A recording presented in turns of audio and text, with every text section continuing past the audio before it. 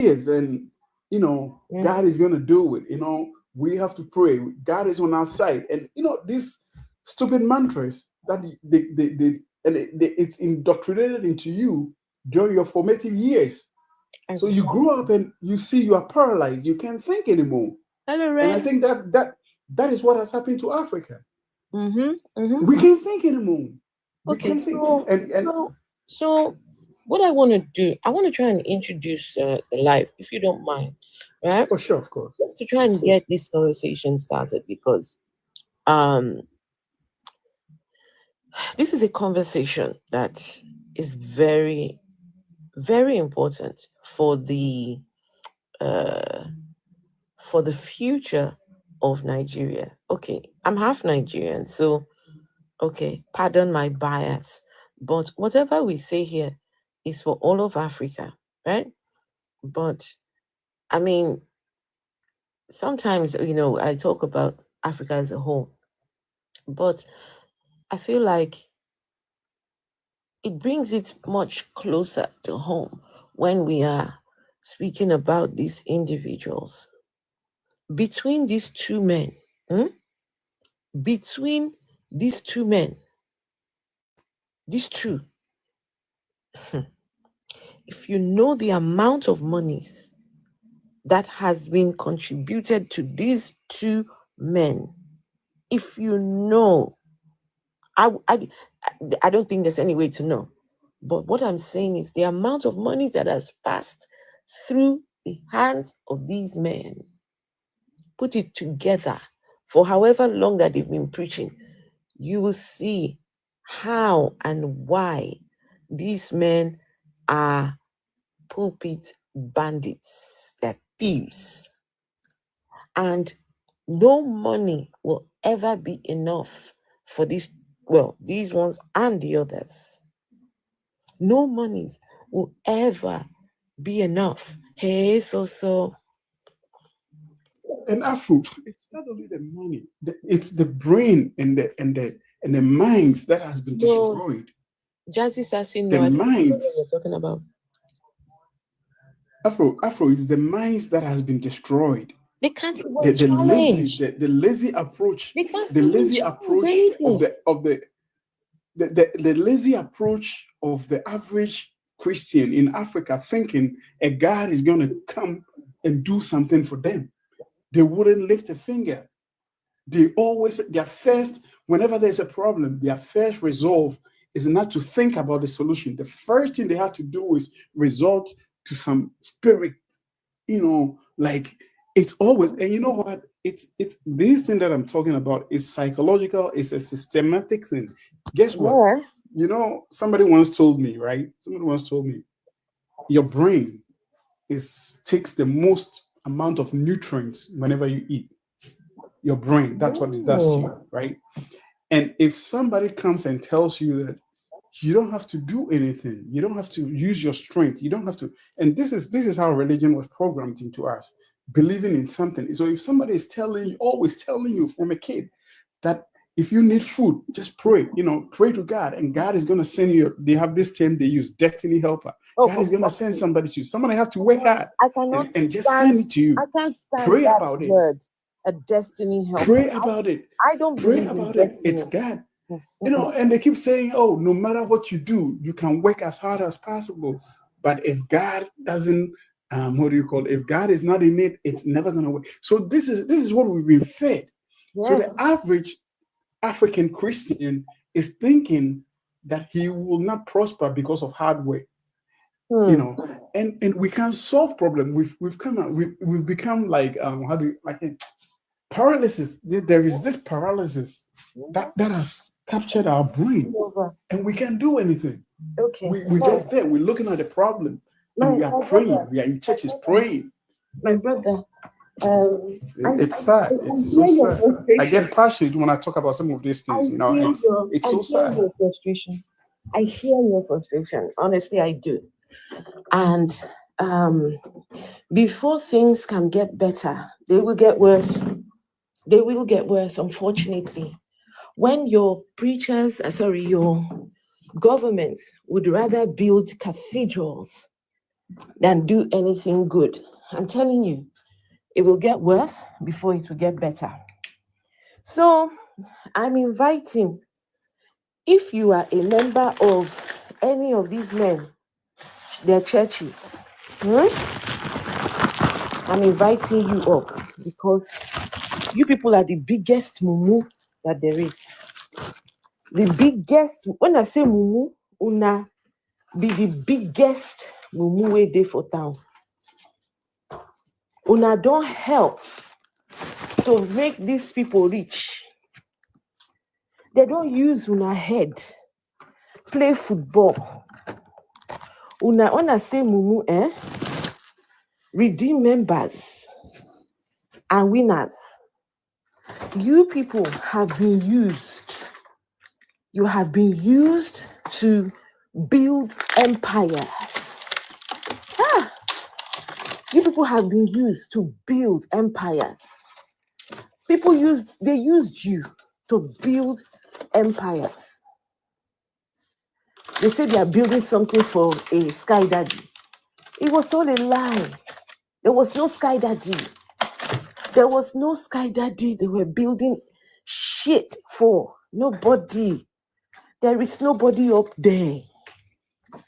There is nobody up there. Redeem members. I was once a redeem member, so my own money self don't enter. I was once a mumu, so don't think when I call you mumu that I don't recognize that I too was once a mumu. I too was doing follow, going to church, contributing money. How old was I then? I was young. I went and did, what do you call it? Baptism. I was baptized in Redeemed Christian Church of God. I still have my baptism certificate till now. I still have my baptism certificate from these places. But the question is, how did we determine that the God that these men are talking about, that God, how did you determine that that God exists? How did you determine that that God exists? What evidence do you have? So I'm inviting, please, opposition only. Opposition only. Prove to us that Adeboye is a man of God. Oh yeah, let's go. Let's go. Somebody come and prove that Adeboye is a man of God. Prove that this other clown, what is his name? Oyedepo, can't stand the two of them. Yes, somebody shout. Foolish people. Look at the two old men. Shouldn't they be retired by now? Shouldn't they pack it in? Look at them, still their old selves. Money is still not enough. This other one, what's his name? Adeboye still sat there the other day talking about, I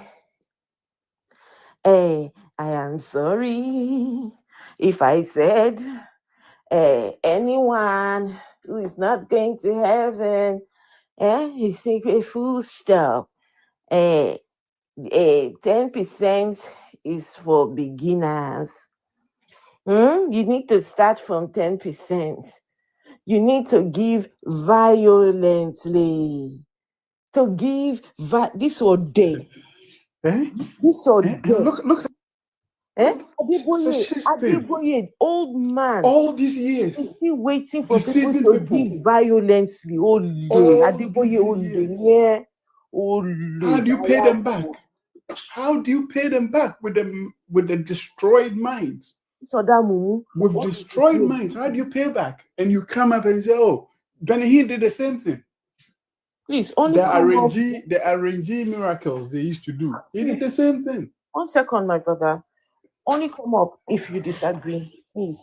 At least for now, we can have conversations later. But please, let me see. I've got somebody requesting. Guys, can we tap on the screens, please? Share the live, and also, can we send some gifts as well? It helps to boost the live stream into the algorithm. And if you appreciate the work that I do, your gifts go a long way. It's not easy to come out and speak against these godfathers. If you know the kind of these men, the kind of the the offices that these people they taking part of, these ones are godfathers. These people are godfathers. Anyway, we've got a notification. Hello, notification. Good evening, ma'am. I wanted to add my mouth in the topic so that we will not say.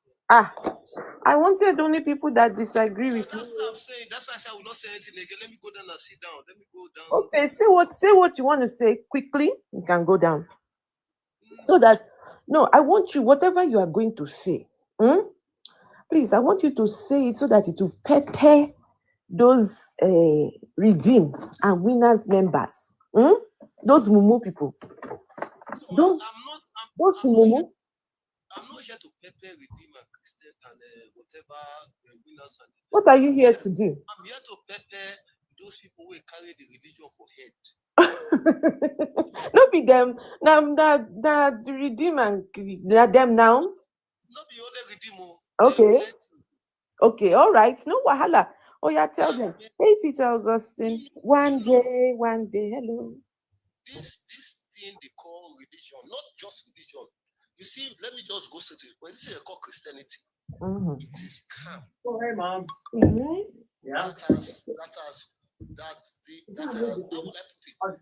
engulfed into our mind right from childhood. That we cannot even talk to any man of God without the. I'm sorry, notification. Your sound is a little muffled. Can you get closer to the We can hear you.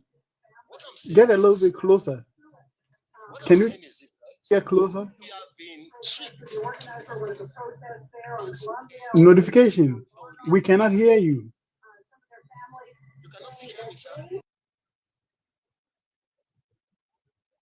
Closer to the mic. We cannot hear you. Your sound is a little muffled. You're all the way back.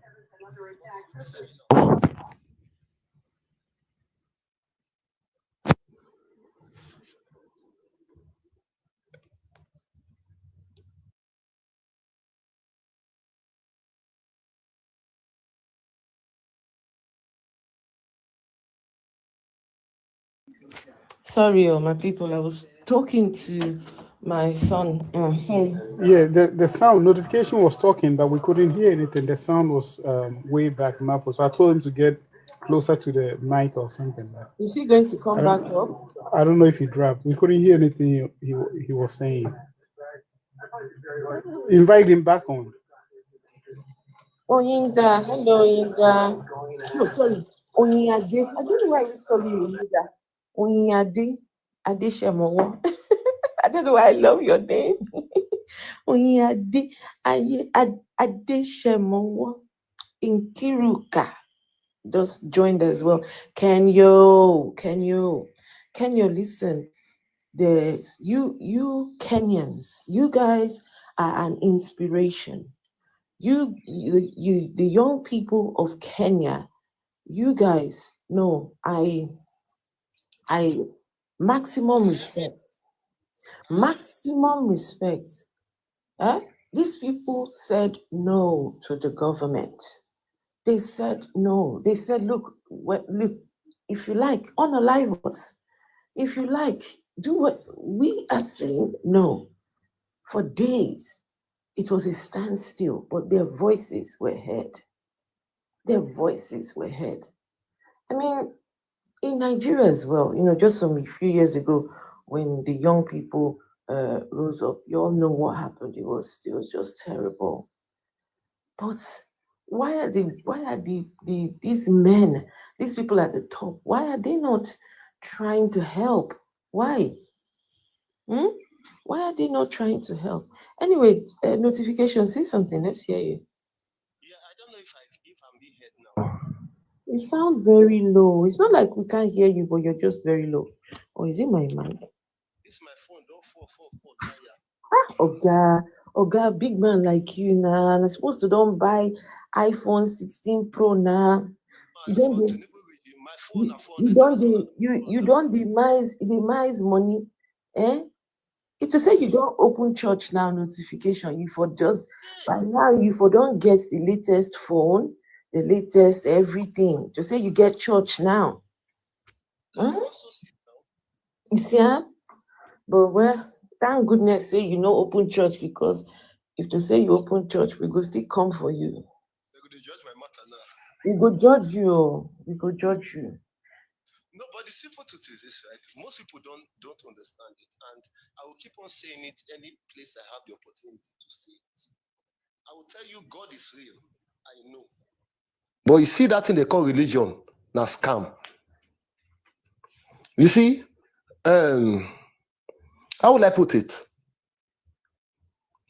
How will I explain this matter now? Make it no be like I insult some people. I feel insult anybody self. I don't have any problem with it. I can insult anybody now, because the problem we are in this country now is nothing that you have to pass yourself. Now, those people that they call pastor, they are all thieves. They're criminals. In fact, if EFCC is working, it should be arresting all of them one by one. I watched your video when I came to your live just now. I watched one of a video when Adeboye Abina Oyedepo, that redeemed person where they talk, the pastor, I know they know their name again. When he was talking, Nigeria was great, Nigeria should be great again, Nigeria can be great again, and the rest. I could remember immediately after Obasanjo, when he said Obasanjo cleared the debt, Yar'Adua came in. Yar'Adua did not spend up to a year. Jonathan came in. The country was still working, even though not perfect the way we were expecting it. What we were thinking, it was working better, but that the same man, he led a protest against that man because of Tinubu. Because Tinubu, I be Obama, no, but I don't support rubbish. Who is that? You mean Oyedepo Adeboye or who? Oyedepo, now that be redeemed now. Oh, you did not know he led protest during Jonathan time? No, it was Adeboye. Redeem now. Now Adeboye, no be Oyedepo. I know their name. I need to know their name. Their name no dey help me. He led a protest during Jonathan time when everybody was living fine. A bag of rice was 8,500 naira. He led a protest. Gary, you can buy Gary a cup of Gary. How did they call them? A bucket of Gary in Warri here. We can buy it about 700. He led a protest. Fuel. During that time, I was buying fuel for 50 naira per liter. If I owe 200 naira, I go buy 4 liter comfortably going home. He led a protest, man. Jesus Christ. But now we are dying. He asked me to come and pray. 100 days fast. So I'm hungry now. You can't give me 100 days fast so that I'll feed Adeboye Nati. Why his son, they shop government money? You know his son came out in EFCC problem where nobody talk about. The federal government could not tackle that matter because he is part of APC. He is part of the government. Wow. These are gullible Christians that will come and say, you don't have to attack man of God like that. Who God had anointed you, don't have to touch you. Who tell you say God anointed anybody? You see, the reason why I can be bold is because I don't believe in God. That thing, I heard you were saying something about there is God. Which God? The God of the colonial masters, or which God are you talking about, sir? No, ma, that's why you're getting it wrong. No. Which God are you talking about now? Mama, what I'm saying, I know there's a supernatural being. Where is they? The supernatural being is watching you go hungry. My guy, if there is a supernatural being, in Sudan, they watch you, they go hungry. In Sudan, they watch Nigeria, they go through the problems where we get. Which supernatural being? No, Mama, I will not. That one is not a matter. It's not, except you want to change your topic now. That is No. Listen, this is what we talk about here, right? And what we talk about is the fundamental, reason, or the fundamentals here is the God subject. That's God, G-O-D. That is the problem. And if people don't start to address that G-O-D, oh goodness, Who tell you? You said the supreme being. Who tell you say supreme being there? Who told you that? Can you prove a supreme being exists? And the answer is no. So Mama, when you know, I don't want to sound like a Christian fanatic. You see, not that. You're trying to avoid that subject. And I understand it. I understand why you're trying to avoid that subject. But, well, unfortunately, my tired. Yeah. I need to mute you. Yeah. The God is the problem, my guy. If you're not prepared to address the God, we will continue going around in circles. Okay, man, let me just give you a simple analogy, right? I believe everybody have we're given brain to think, right? And without your own conclusion, I should be able to have what I feel in my mind. Then when I hear from you, you hear from me, we now draw a conclusion. Okay. That's what we talk about learning every day.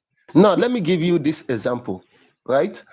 Before the colonial masters come in, there was no connection between we and them, right?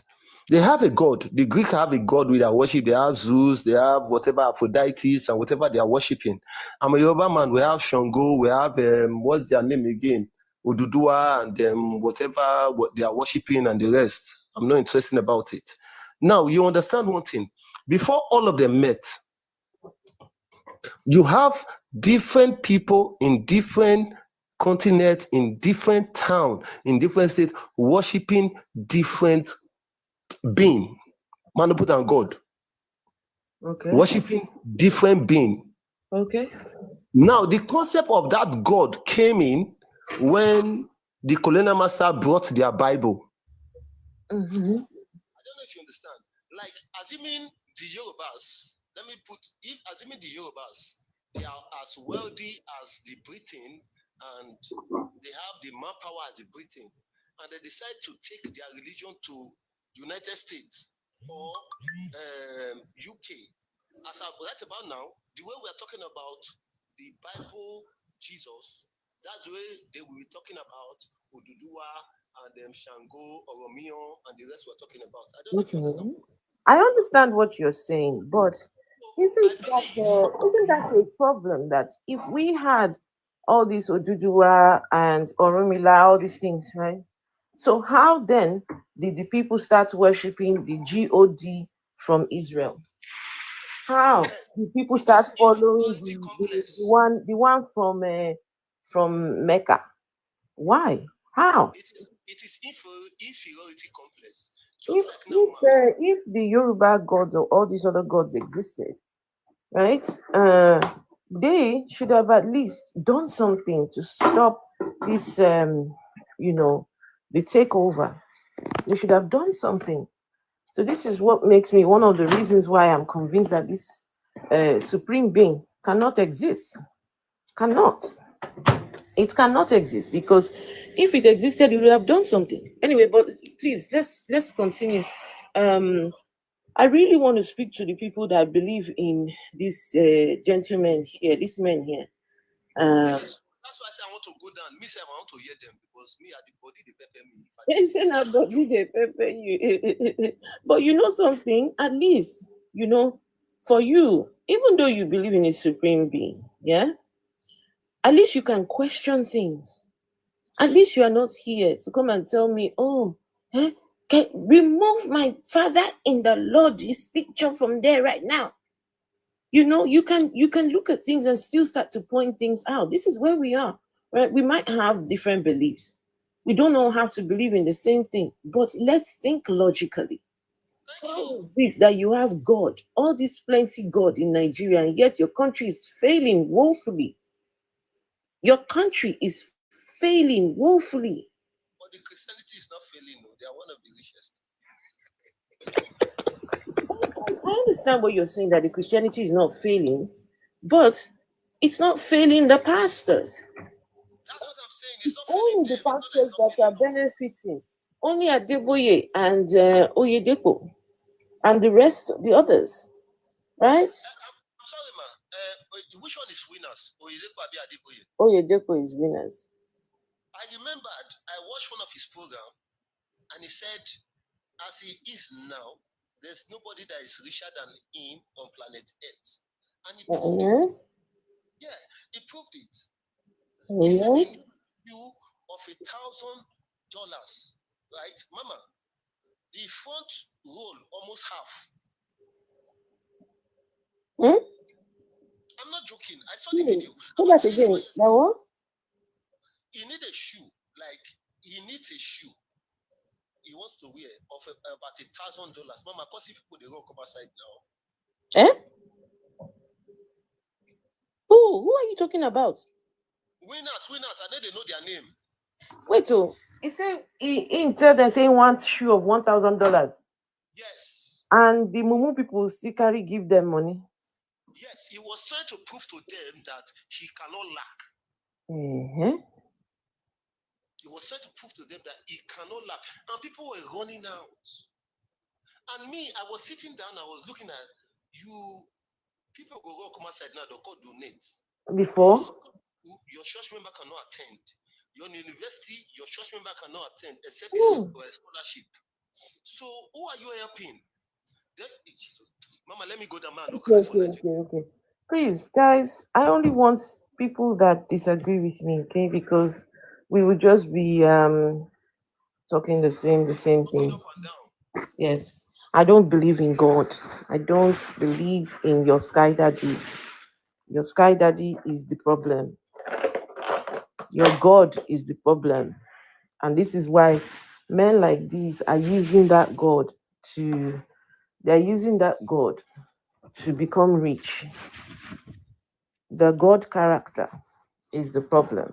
But just give me a minute. I'm just in the kitchen. I'm going to just go to my desk so I can play some videos and you guys can hear the bullshit that we have been subjected to over the years by these two clowns here.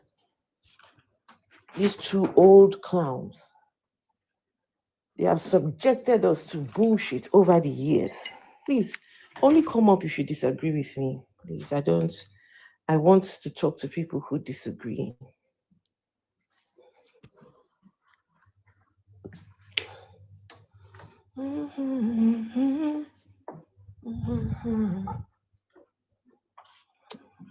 Baby, are you coming on?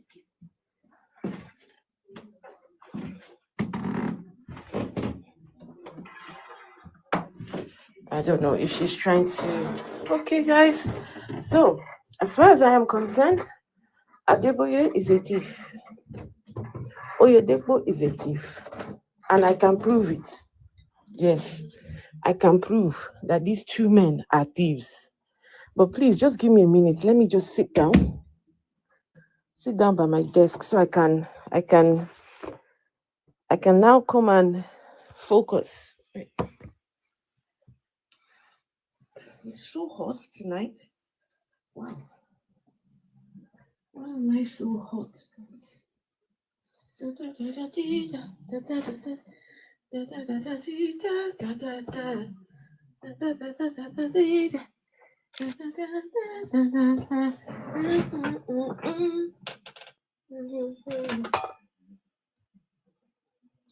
Right. Hey, look out for number one. Good to see you. Sorry, people on YouTube, I'm sorry. I was away from the desk, so I couldn't see my laptop. I see Radical Media Warrior. Good to see you. Thank you for the effort. I appreciate you.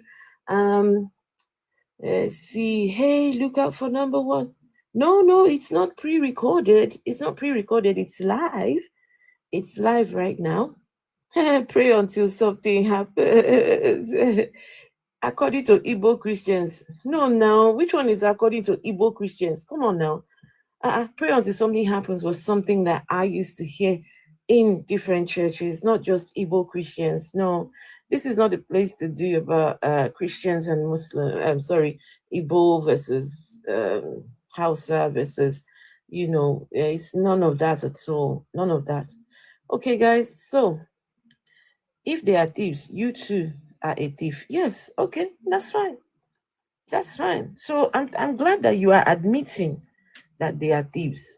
Yes, I'm glad that you are admitting that àwọn bàbá yìí olè báráwò ni wọ́n. Yes. Thank you for admitting. No, God is fake, I beg. Chess Africa, God is fake.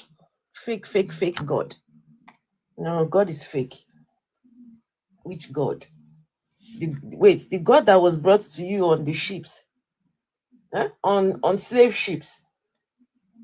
The people that came on slave ships brought you the God.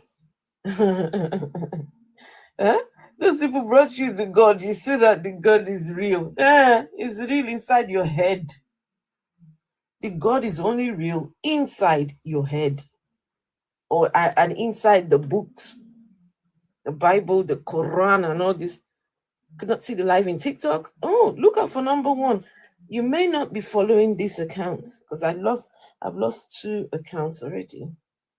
So you may not be following this one, but it's the Afro. Let's look for Afro Atheist or the Afro Atheist. You should find me. When I say God is real, I'm not talking about the one you see in the Bible and the Quran. So which one are you talking about? What's the name of the one you are talking about? Which God are you talking about? I don't know why people love this God so much. This your invincible sky daddy. You all love this guy so much. At least tell your invincible sky daddy to say hi, hello. Come and say hi, Abby. I believe in a God. I believe in a God. Okay, where is it? Where is your God? Come on, tell him to come out. Tell him, go speak to him and say, come. Why is it that we're going through all these problems and you're just watching? I don't respect a God that can just sit there and, watch things happen. Come on, folks. Come on, man. It's time. Let's see. Please only come up if you disagree with me, okay? Only come up if you disagree with me. Nkulu, yes. There is a God called Nkulu. Yes. Yes, Nkulu. That one is the name of another God. Yes, I disagree with you. I've been following your page every time. Okay. What you don't know about men of God is, I'm not saying this men of God you posted. I can't say anything about them because I don't know their private life. I only hear them on TV, on social media. I've never been to their churches before. But at the same time, I've always been listening to you talking about Which men church? of God. Which church do you go to? I'm not a religious person, but I read the Bible and I understand the Bible. Are I you used to, are you a believer? I'm a believer, yeah. So how can you say you're not a religious person? I'm not the fact I'm a believer does not make me a religious person. You are a religious person. What makes me to be a religious? Do you know what religious mean? No, do you know what religious means? Yeah, I'm posting it to you. You don't know. Because a Me, I religious don't know. Okay, person. tell me what makes you say you are not religious. Tell me. Okay, now, why I'm telling you that I'm not a religious person is that I believe in what is right. Oh. Not everything they say I believe. Whatever the Bible tells me, and if it is not in the Bible, but if I can phantom maybe it's right or wrong, I believe it. So that is somebody who is not religious. Can you hear I'm not yourself? religious. Guys, look I'm at not this. religious. Look at this guy. Look, Hey, Oscar. look, but let me tell you something. The church I used to attend when I was younger, they will tell you don't wear wig, don't wear that. What about people that has a bad hair as a woman? What do you expect them to wear? Listen, So that makes, I'm it telling you is that I'm not religious, obvious. but you don't want to believe that. You have no idea what you're talking about. It's You obvious just, you have no idea. you just Wait, want to 1 criticize. second, please. 1 second. 1 second. Okay, Let me go ahead. When I asked you, what do you mean by you are not religious? You said you believe in what is right. No, who doesn't believe in what is right? Some people don't believe in what is right. Who don't wait now? For example, Let me speak. Okay. Okay, go ahead. Who doesn't believe in what is right? We all do. I asked you, what made you say you are not a religious person? You believe in a God. That's already a criteria. Let me see the definition of a religion. Right. So someone who is religious, meaning, meaning, okay. So to be religious, you are trying to check the meaning of religious, right? Excuse me, please. Somebody who is religious is a person, or it says here, the adjective is relating to or believing in a religion. Did you hear what you just said? In religion.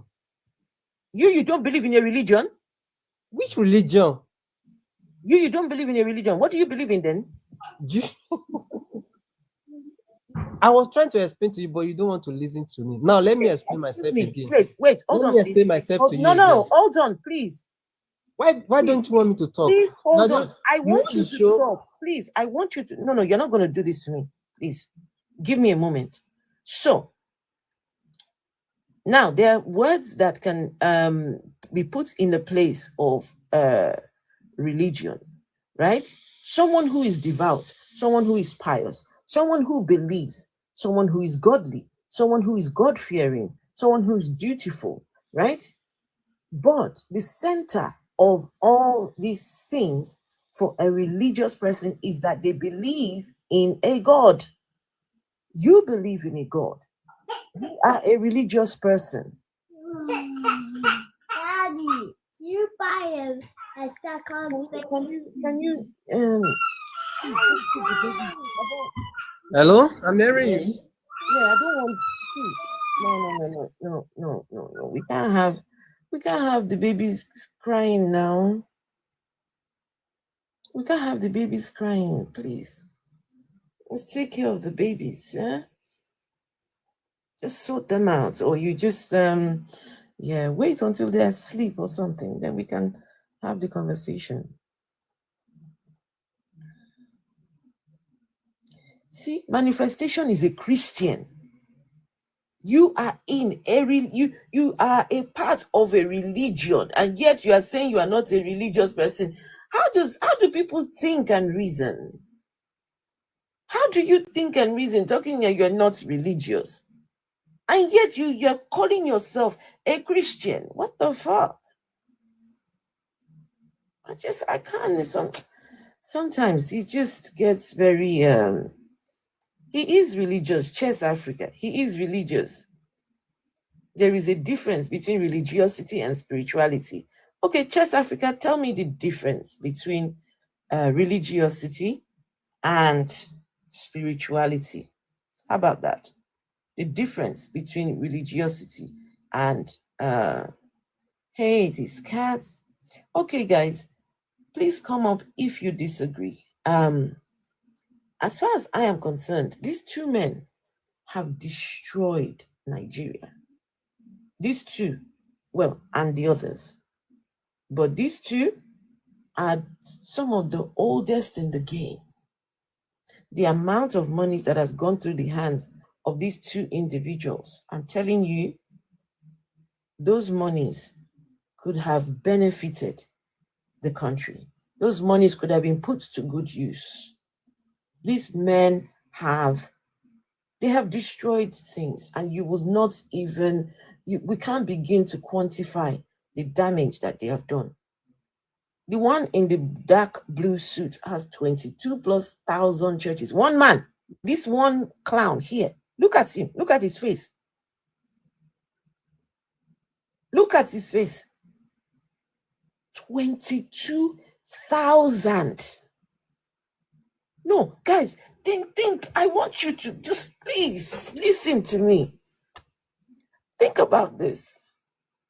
That in this Jesus religion, please think for me. Just please stop and think. This thing they call the Jesus religion, right?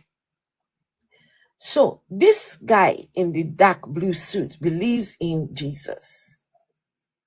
Now, he has gone off to go and start his own church in the name of Jesus. He's not part of a community. No, he has gone off to start his own, right? in the name of Jesus. And in the name of Jesus, he now has 22,000 plus. It's now more than 22,000 churches. That is a travesty. That is a sickness. It needs to stop. Someone has to make it stop. It needs to stop. The other one, Adeboye, the one in the light blue, that guy says he wants to have a church every 5-minute walk and every 5-minute drive. Just between 5-minute drive, 5-minute walk all over the world. And so far, so good. He is getting to it. He's trying to achieve it. In Nigeria alone, as at 2017, the guy in the light blue suit has the numbers of 14 million or 15 million believers in Nigeria alone.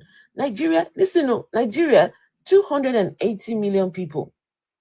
14 million of those people go to Adeboye's church in 2017. No, just look at the numbers. Out of 280, please, I need somebody who can do math because I'm hopeless at math. Please, what is 14 million of 280 million? What is the ratio? Huh? One man who is called by Sky Daddy. And what I don't understand is, how is this Sky Daddy calling this one, then calling this one, then calling that one? You name your own church, Redeemed Christian Church of God. You name your own winners. You name your own this. And people asking questions. If there is one God, why? So I hope you guys know that the version of Christianity that we have in that Nigeria, the version of Christianity is one out of many versions. In one religion, the confusion in there, it just, one religion, Catholics, Presbyterians, the oneness, Trinitarians, just everybody believes in just all sorts. Now we have people that hear from God. God comes to them, and God 1 to 20. Can you imagine? 1 to 20, Chess Africa. One man.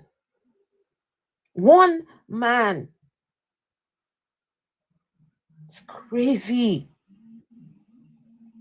It is crazy. Anybody that calls himself a pastor, a preacher, an imam, a prophet, is a scammer.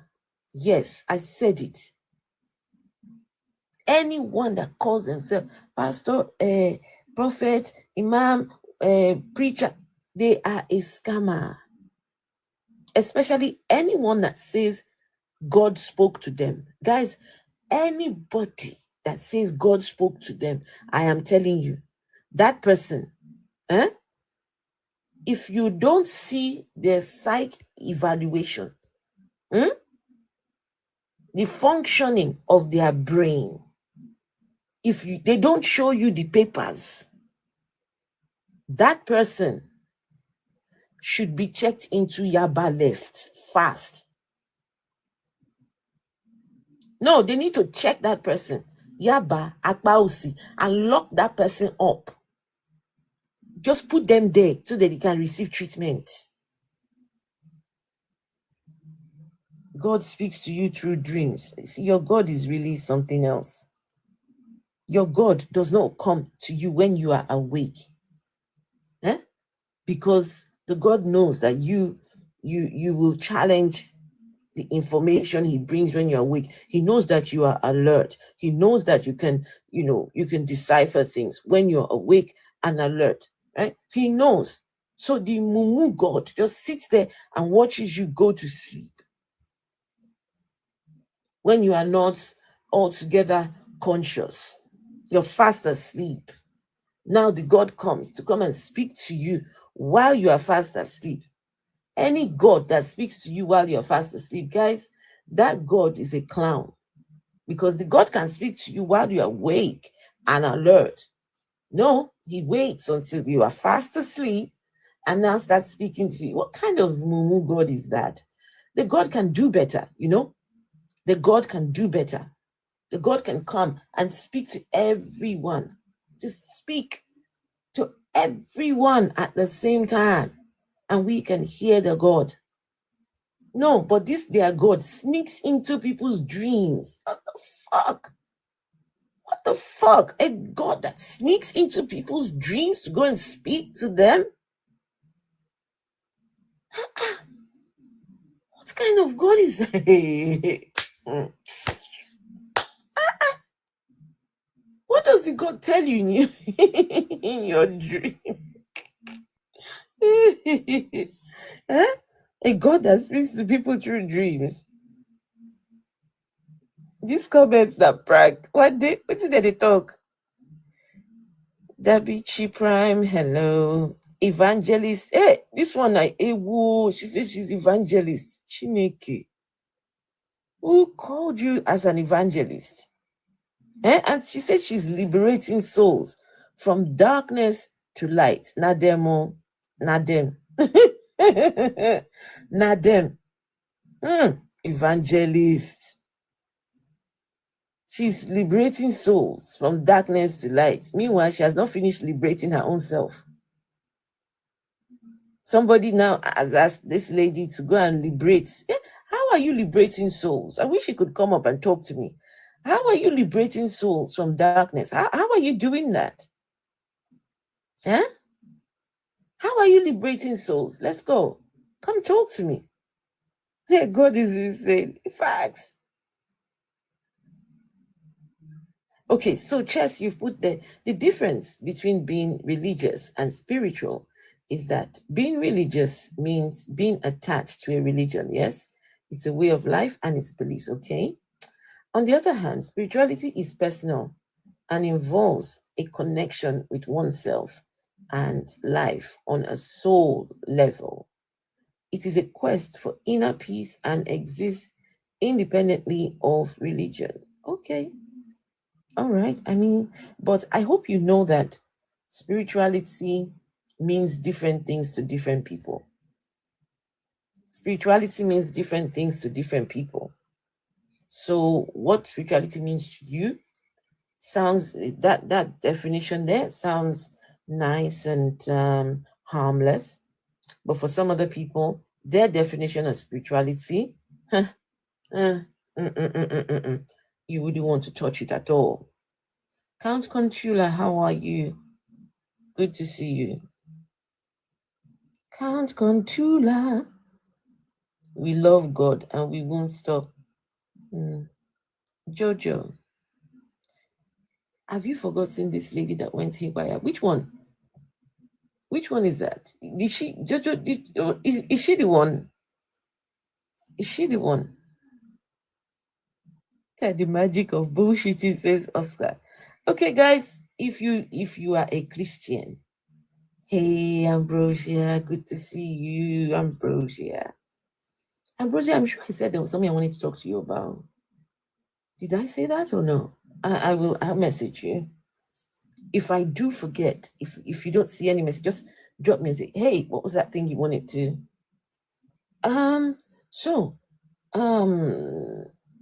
If you're a Christian or you are a member of these two men, I want to know, how is it that you have helped these men become billionaires? How have you done it? How have you done it? How you have been very useful in building these people's empires. You've done very well. You've done very well in building their empires. And today, these people don't even know you, don't give a shit about you. Now their children are taking over from where they have left off, because all this time while you were helping them build their empires, it was a family business. It was and is a family business. So, congratulations. You have helped to build someone's empire. Yes. These people, their children's children will not go hungry. No. But you cannot even attend the schools that these people have built using your own money. Now, come on, man. Come on. Come on. Fresh heart, let's see.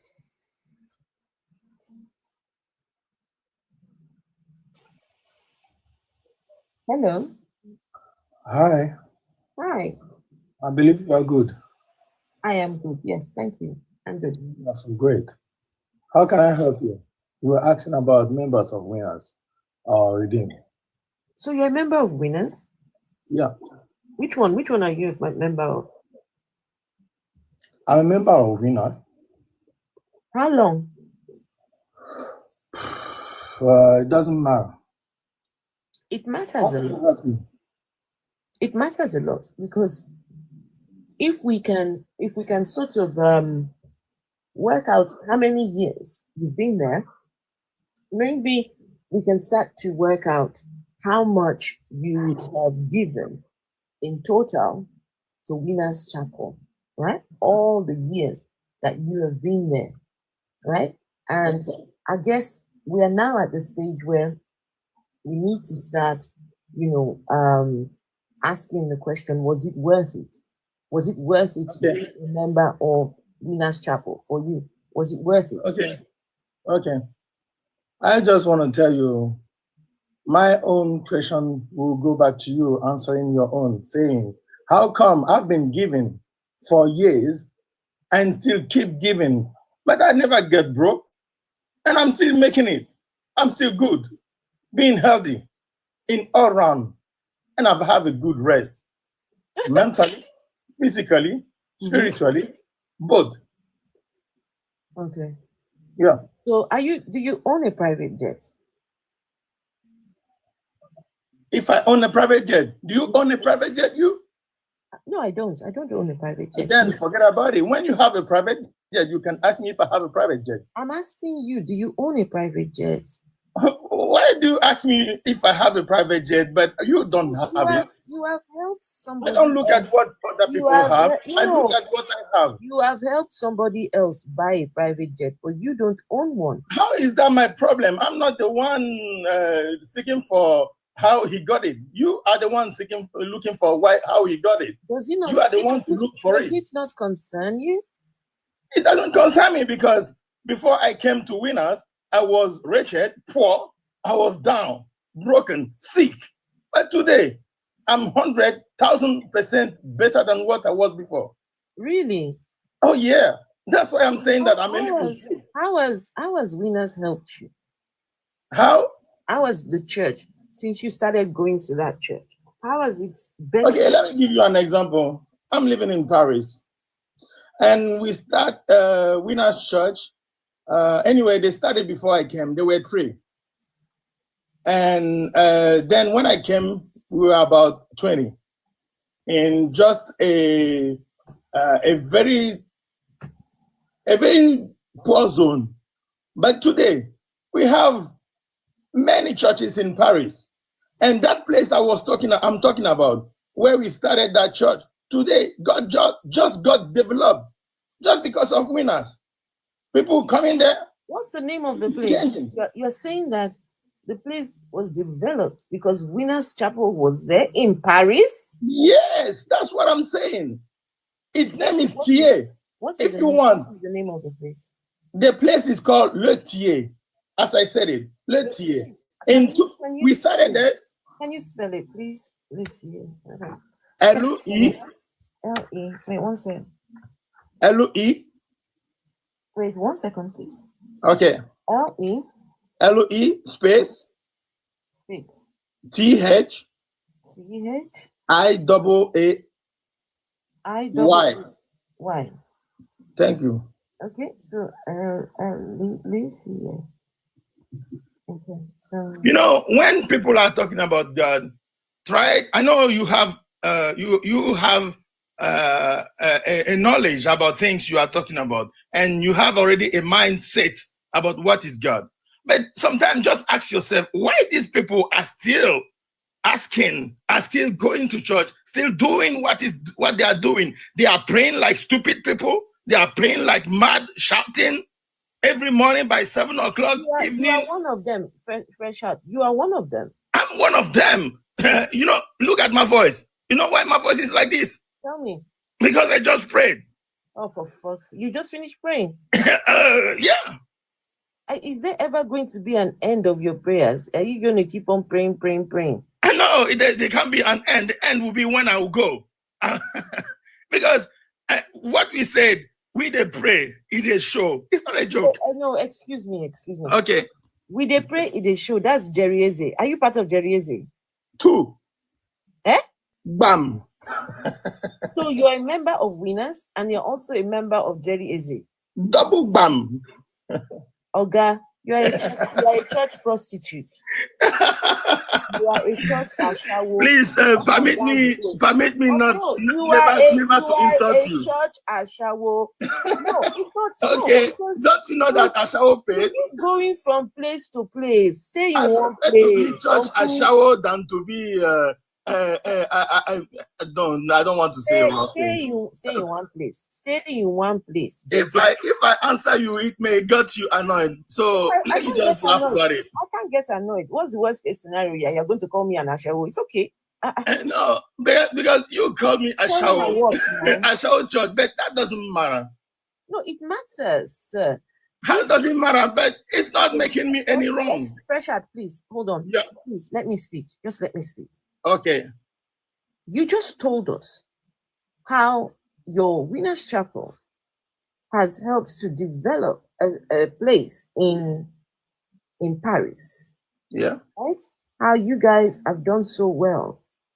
How your going in this church has benefited you and your people over there. Oh, yes. But for whatever reason, you are not content. Now you have to go over to another ministry to go and pray with them over there as well. What kind of problems do you have, Fresh Heart, that you cannot be content in Winners Chapel? Okay, let me explain to you. What is prayer? Prayer is a kind of communication you have with your God. Prayer is also an armor. It's a weapon you have. Okay, hold on. To fight or to collect. Let's talk about the communication with God. So prayer is communication with God, yeah? Thank you. Do you know how communication works? Tell me what you know about it, or if you want me to tell you, I will tell you my own. So communication, if there are two people, just like we are. So, yes. So me and you, right? I'm yes. speaking. While I'm speaking, you are quiet, listening to me. I ask you a question, you respond back to me, right? Yes. Have a back and forth. We agree, we disagree, right? But yes. there is communication between you and me. Right? Yes. So when you communicate with God in this your prayers, how does God respond? Okay. God speaks one way or another one. He has a lot of ways of speaking. I'm giving you the answer. Just calm down and listen to me, please. One second. I want to. Okay. You said you just done praying right now, right? Yeah. So you just gone and communicated with God. Yeah. How did He communicate in return in the prayer you just done praying just now? Yeah. How did God communicate in return? Okay. And when I was speaking, I was telling you we have different forms of prayer, different type of prayers. You pray, it's communication. You meditate. You pray on a battlefield. It's a war. You pray to ask. You pray to collect. You pray to understand. There are many reasons of praying. You understand? You pray to smooth your way. You understand? You pray to level your way. You know, one thing is that can you please answer my question, please? I asked, how did God communicate back to you? all I'm saying, I did not ask you why do you pray. No, that's all I'm saying is the different ways of the different reason of praying. Now, when you come to that was not what I asked. when you come to the communication, I asked, how did God communicate back? You went to communicate with him. if you listen to me, I will come to your answer. What did he say in return? If you listen to me, I will come to your answer. All right, I'm listening. But I think your mentality cannot reach the level of me to come and tell you what my God said to me. It's private. It doesn't regard you. If God asks me to tell you something which I have not received, I will come and tell you that. But for a moment, what God told me is not, I cannot come and expose it neither here or to anyone. So he spoke to you just now? Not only once, often, regularly, every day. You understand? That is why it is very difficult to bring someone that has an encounter with God to the non-believing God. Many people that said, I was a Christian.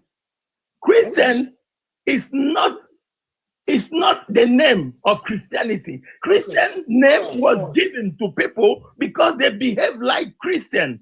Your behavior, your attitude makes someone to call you a Christian. Now, what you are is a child of God. What you are is you have a relationship with God.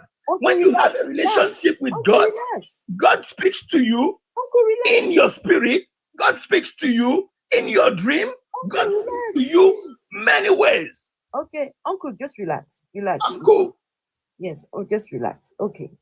So, God spoke to you, right? And God told you things. How do you know it is God that is speaking to you? Because he's the one I asked for. No.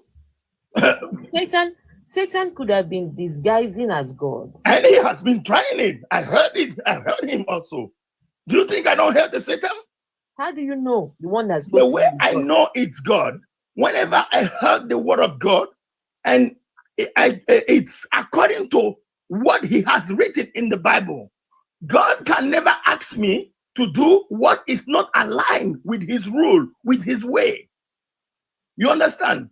Whatever God is telling you today, when you go to his Bible, his word, you will see that yes, he has told you this before. Now he is just confirming it to you. The main revelation we have, and this is why people don't understand the Bible. Bible is just a witness of people that had an encounter with God. And God is the same yesterday, today, and forever. Whatever he is telling you today, he has told someone before. And one second, I need to ask you a question. So come on, please, I'm here for that. You said the people that wrote the Bible are people that had encounters with God? Just like I have it too. So why are you not writing Bibles? I don't need to write Bible. I can write books. So I have a lot of testimonies that I give. Why? Hold on. I have a lot of teachings that I give. Hold on, let me speak, please. Okay. So why then did God inspire those other people to write books for you? Okay. God can inspire you to write it for yourself. Just simply mark this word. God is a God of order. You understand? When someone, if your God is a God of order, yes, for him to tell other people thousands of years ago to write something down for someone who is coming thousands of years later, that is not a God of order. Yes, thank you. And the answer of this, the answer I give to people is just that God is so simple that people find it so light to believe. God is not complicated. What? I mean, yes, God is not complicated. And every rule and regulation God is giving you It's not grievous. It's not hard. It's for your own benefit. And when you go to the Bible, when you go to a right church, when you go to a real man of God, like we are talking about Bishop Oyedepo, many people have been saying, people go to church, but when you listen to Bishop Oyedepo, you see that what he's teaching people is just simple and short, a training, just like you can go to school. He is just telling you, you pray as if everything depends on your prayer. Indeed, it depends on your prayer. And you work, you go to your business, you go to what you have to do. Okay, sir, hold on. How do you know that Oyedepo is a man of God? But you always keep cutting me when I'm explaining things to you. Because you're not even answering the question that I'm asking. Okay. Because when I listen to Oyedepo, I go back to the Bible. Before I believe Oyedepo, I believe first in the Bible. And when Oyedepo talks, I go to the Bible to confirm it. And the word of God tells me that by their fruit, you shall know them. Are you getting me? Do you think that if it's not God backing Oyedepo, he has been down 6 feet for a long time? But people have tried it. Even Jerry Eze and Adeboye, people have tried them, but they are still there. Every day, people are insulting God, people are insulting men of God, but they are still keep moving. How do you know that he's a man of God? How? I just answered you a few minutes ago. I told you that. What is the criteria that we have to determine who is a real man of God and who isn't? How do we determine that? Okay, number one thing, before you listen to a man of God, you must first listen to the Bible. Before we talk about if a man of God is true or not, you must first believe if there is God. Do you believe there is God? No, I don't. Then you don't need to believe whether he is from God or not. That's the point. I'm trying to determine whether this man is fake. I'm trying to determine whether he is fake or he is real. Right? Whether he is fake or he is real. So, can you tell us? He's been muted. No, please don't mute him. I want him to answer my question.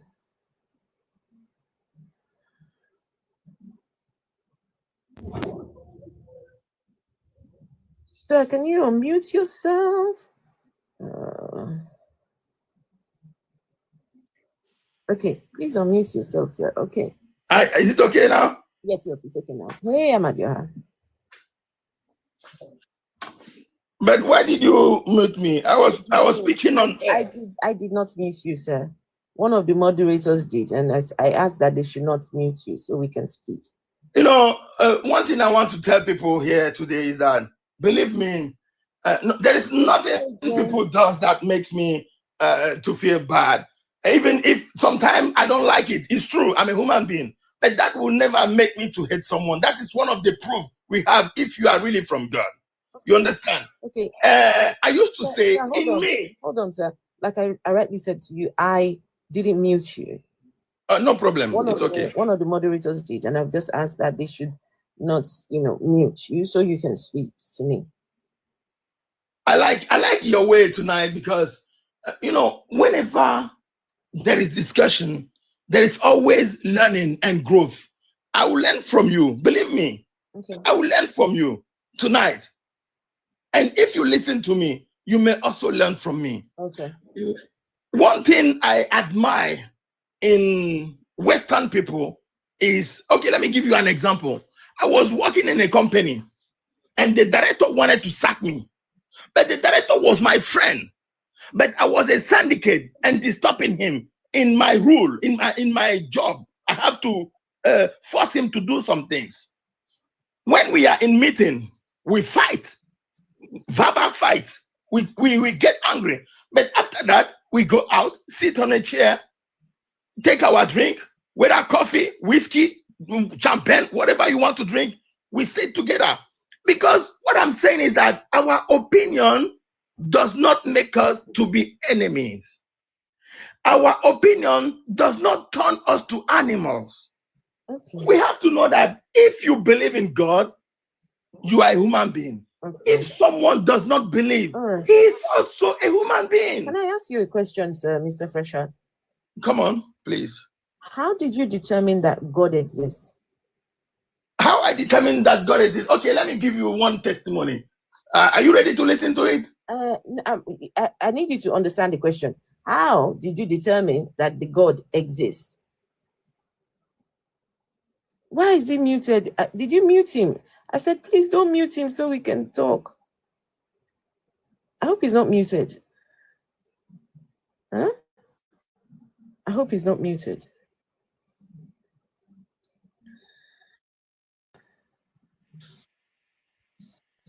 Okay. All right, sir. Yeah, I'm back here. Okay. How did you determine that God exists? Okay. I said something, I call it encounter. You cannot ask me today if you are a human being speaking to me. Why? Because I have an encounter with you. God touched his buttons. Are you getting me? Okay. No, I'm not sure I understand. How did you determine that this God, right? Because we can't see How this do God. you have this We can't see the God. We can't hear the God. encounters? There's nothing. Right?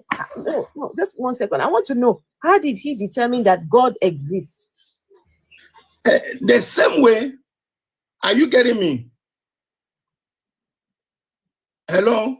I'm hearing. I'm listening. Okay. The same way I can tell you that this bottle of water I'm having in my hand exists. The same way I will tell you also that God exists, because I touch God in the spiritual way, the way I can touch it, and I touch this bottle of water the same way. And the answer, the results it gives in my life, sorry, sir, makes me. Sorry, sir. Did you say you have touched God? Oh, yes. How? And that's a very good question. When we bring down the discussion, when we bring down this discussion in my job way. Why you lying? Why you lying? Why you lying? Please listen to me. Shut the fuck up. I'm not like everybody. Okay, no, all those pastors. You Uncle, think? No, Uncle, please don't start swearing. I used to swearing. Please don't start swearing. Please. Don't start swearing now. Guys, now don't mute the guy. Let the guy talk. Please let the guy talk. I beg. I want to hear him. You know, I'm very different from all those pastors. You think you can just talk about, the same way. Sorry, sir. Are you a pastor? I'm a minister of God. I'm not a pastor, but I'm a minister of God. Oh, okay. Yeah. And what I want to say is that many people see Christian pastors in olden days like we have to be wearing the same cloth every day, being poor. No, it's not true. A man of God, a Christian, is somebody that has feeling, has money, has mind, has family, and living good. Are you getting me? It is in the olden days that we see Christianity as, how do we call it? As a hindrance. Christianity does not stop me from living good. So pastors are rich men, eh? Of course, we got to be. Why do you doubt pastors are rich men? And when you go to ritualists, you don't doubt that they are rich men. Fresh heart. If pastors are rich men, then pastors are not going to heaven. Why do you say so? The Bible says it will be easier for a camel to go through. Do you have a Bible? I'm speaking, hold on. It would be easier for a camel to go through the eye of a needle than for a rich man to enter into heaven.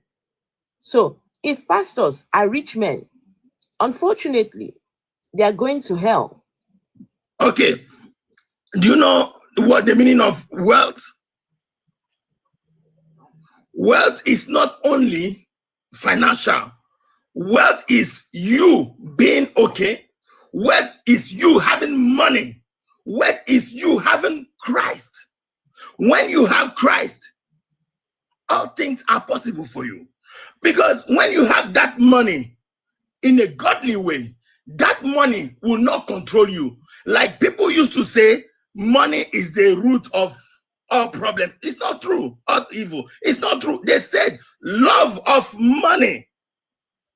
No, you say you are a rich man. So as a rich man, you can't go to heaven, sir. My money does not control me. No, It is from no, the time the money is controlling me. The Bible doesn't say only the rich men who are controlled by money shall not enter into the kingdom. The Bible doesn't say so. The Bible says it will be easier for a camel to go through the eye of a needle than for a rich man, not the one that is controlled. So you now, fresh heart, you cannot go to heaven. Adeboye cannot go to heaven. Oyedepo, all those pastors, because they are now rich, that's it. They are all going to hellfire, including you. Hello. One second. Tata Lupin, do you want to speak to him? Sorry, I'm just doing some. I'm eating. Yeah, Okay. give me like 10 minutes. I want to go and pray. I'm prepared. I'm also going to... Oh, are you busy? If you're busy, that's okay. Yeah, give me 2 minutes. All right, all right. Hello, madam. Yeah, hello, Charles. Yeah, I thank you for this program. I just bumped into it just now. Okay. And I have my own say. You know, I think Nigeria is what it is because of this fake people like the one just talking just now. You had to cut him short for not swearing. That's a man of God. He claims to be a man of God. He couldn't take a simple abuse. Even when Jesus Christ was being crucified, he said, Father, That's what forgive. you expect. Father, listen. He said, Father, forgive them, for they do not know what they are doing. You Yes. call yourself a man of God and you are swearing. You are a fake. I You swear are to a who? thief. To You who are a do I thief. swear?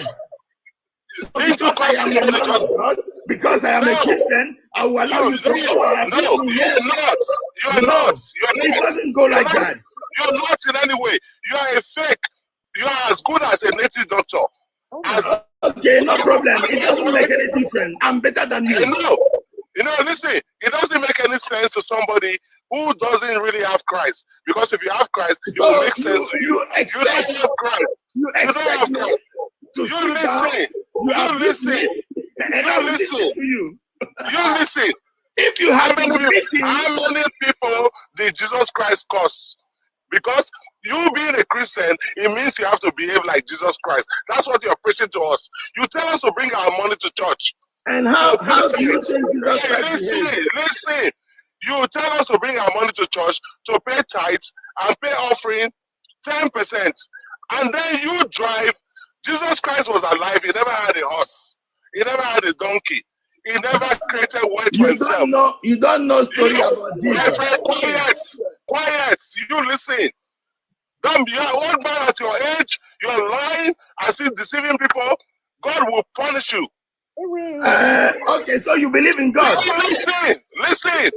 If you believe God will punish me, I'm happy. Listen. Because you believe in God. Listen. I'm telling you what you don't know. Jesus Christ came with love. Even when he was Jesus cursed. Christ came. Yes, with love. And he left Okay, that love thank with you. us. That is, I'm satisfied. Listen. Let me be a liar, and Jesus Christ be the truth. Don't pretend. Listen, ma'am, I want to tell a story today. My elder brother, I was in Warri, in Delta States. My elder brother's son died. Thank you, Wayne. In the hospital. And then his wife was in reading camp. And then we called her that morning. She went to the altar, bought an handkerchief that it should come back to Warri. We had to keep the body in the house. I'm telling a true life story. He came, we had a night vigil. The handkerchief was rubbed all over the boy. Till morning, he did not wake up. So Listen,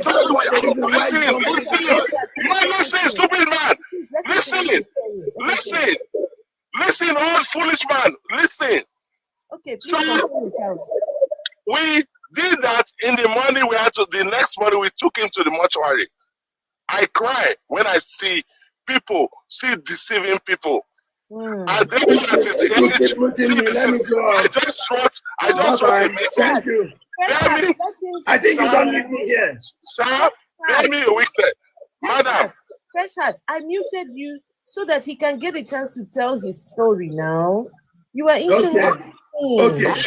madam, believe me. Precious, don't run, no. Precious, Madam, don't run. believe, Better stay here. madam, believe me, at the end of the day, when Adeboye dies and goes to hell, his wife and his son will start going to courts over the ownership of the church. Of course. I bet you that. It's going I to be, bet you that. We'll see it happen over and over again. These people, Adeboye came out to protest during Jonathan's government. Why is he not protesting now? Why is he not saying anything that's happening in the country?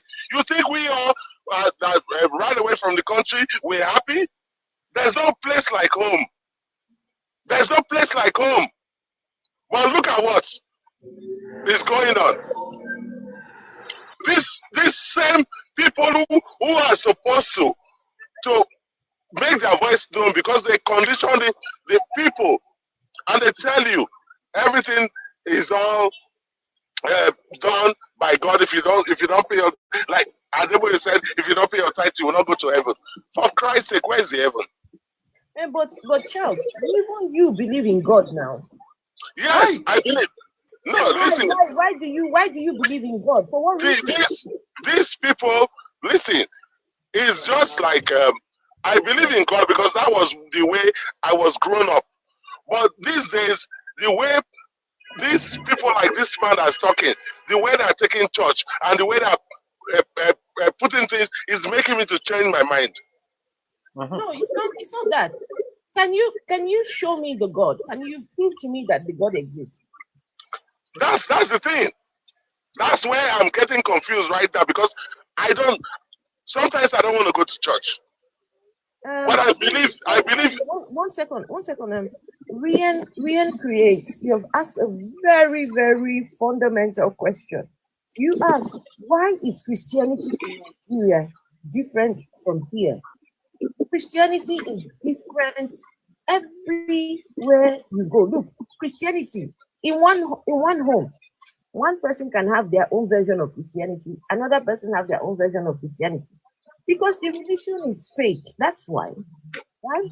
Let me tell you, the reason why we have all these many pastors opening up their own version of Christianity, their own denominations, right? Is because only a fake religion can have that sort of leeway where people can open the Bible and interpret whatever the fuck they want. Adeboye can read the Bible and say, anyone who is not paying his tithe is not going to heaven, full stop. Oyedepo can look at the same book and tell you, if you don't pay your tithes, things are going to be tight for you. It is a mess. It is a mess. It is a mess. Because you asked a very important question, and this is the question that I am hoping that these people who believe, sorry, Charles, let me read you for a second. The people who believe will start to ask, why? Why do we have a different Christianity everywhere we go? Even within in Nigeria, why do you need all these different pastors? All of them believe different things. Oyedepo's beliefs are different from Adeboye's beliefs. Kumuyi's beliefs are different from these two. So how then can you all tell us that they are speaking for one God or one Jesus? That's a lie. So this religion is a mess. Madam, let me say this before I leave. If you understand religion in Nigeria, before, like, you see why we have so many different churches, because people break up. And why do they break up? Because they do not agree with the leaders who founded the church. Money. And they think, yes, I'm going to make my own. I don't have to serve under somebody. Otherwise, we wouldn't have all these many churches and all these problems in Nigeria. With all Nigeria is so religious that and we have the most problems because people are not saying the truth. Because people cannot tell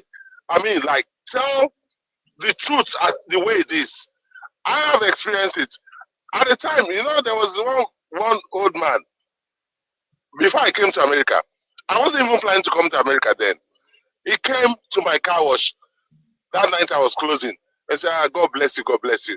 God just showed me a vision and I should tell you that you'll be going to America.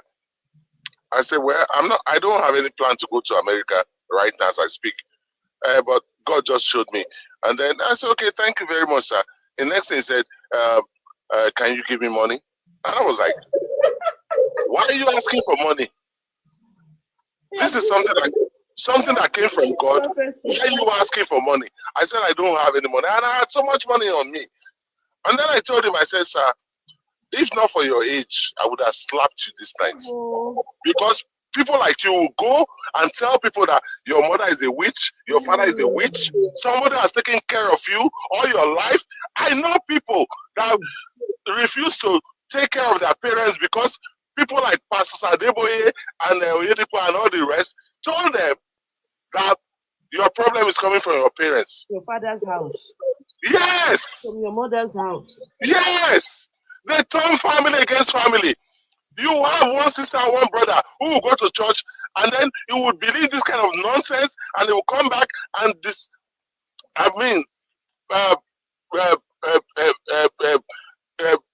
forget his family because somebody has told him some stupid thing. Because let us think of it. China does not have Christianity. No. They are doing well. Japan does not have Christianity. They have religions. I just believe like in this world, don't do unto others what you don't want them to do to you. This old fucking stupid man just that I was talking, calling himself a pastor, is a thief. I'm saying it with all authority. Look at the comments by Molatisi. No, he wasn't talking to you just now. He wasn't talking to you. So there's a comment here. Molatisi says, my prophet told can me. you just make your point very clear than using abusive language? My father was a It is better for you to make your point than using you can hear me abusive language. speaking now. Uncle, you can hear me speaking, please. Okay. So, is Kata Lupin there now? Kata Lupin, are you there now? Or Yeah, after I think I'm ready for this fake pastor thing. all right, go on. Yeah, you told me to shut the fuck up, you piece of shit. I'm ready for you. Don't tell me to shut the fuck up, man. What do you mean by shut the fuck up? You told an obvious lie. I wanted to correct you on the lie, and you're telling me to shut the fuck up. I asked you a question. I told you, you said you had a personal encounter with God. I want to experience this encounter. How did you have this personal encounter with your God? And you're telling me to shut the fuck up. If you don't know how to answer questions here, just get down, man. Don't come here and be insulting people recklessly. So, are you ready to have a conversation with me? I'm just listening to you. Okay, good. So you're ready to have a conversation without insults. You want me to answer you how many times? I asked you a question. Is it yes or no? If that shut the fuck up I said was to you, that means you said something that deserves it. Okay, answer my question. Don't talk like a ram. Can we just go on to the questions so we can? Yeah, please just go on to the questions, please. So you said Young that you're seeing God. This civil. You cannot hammer your points by using abusive language. This is I don't remember talking to you. Why is this guy? I was having a conversation. Uncle, please keep quiet. Other people. Yeah, I don't remember talking to you. I was having a conversation with Fresh Heart. Mr. Fresh Heart, you said vehemently that you are seeing God. How did you get to that level where you saw God? Okay. And how was the experience like? And how was the encounter like? And what made you to be sure? How sure are you that the person you saw was God? Okay. There is something we call, it's a prayer, but it can also be called meditation. You meditate on the word of God and you receive words from God. You understand? Now, the fact is that when you are a human being.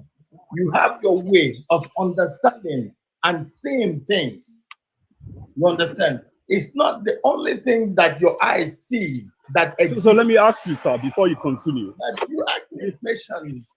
Yeah, you're going to tell me whatever you want to tell me. Okay. Before that particular experience, what drug did you take? Did you take any drug that makes you to hallucinate, or were you in your clear mind before going into that experience? Okay.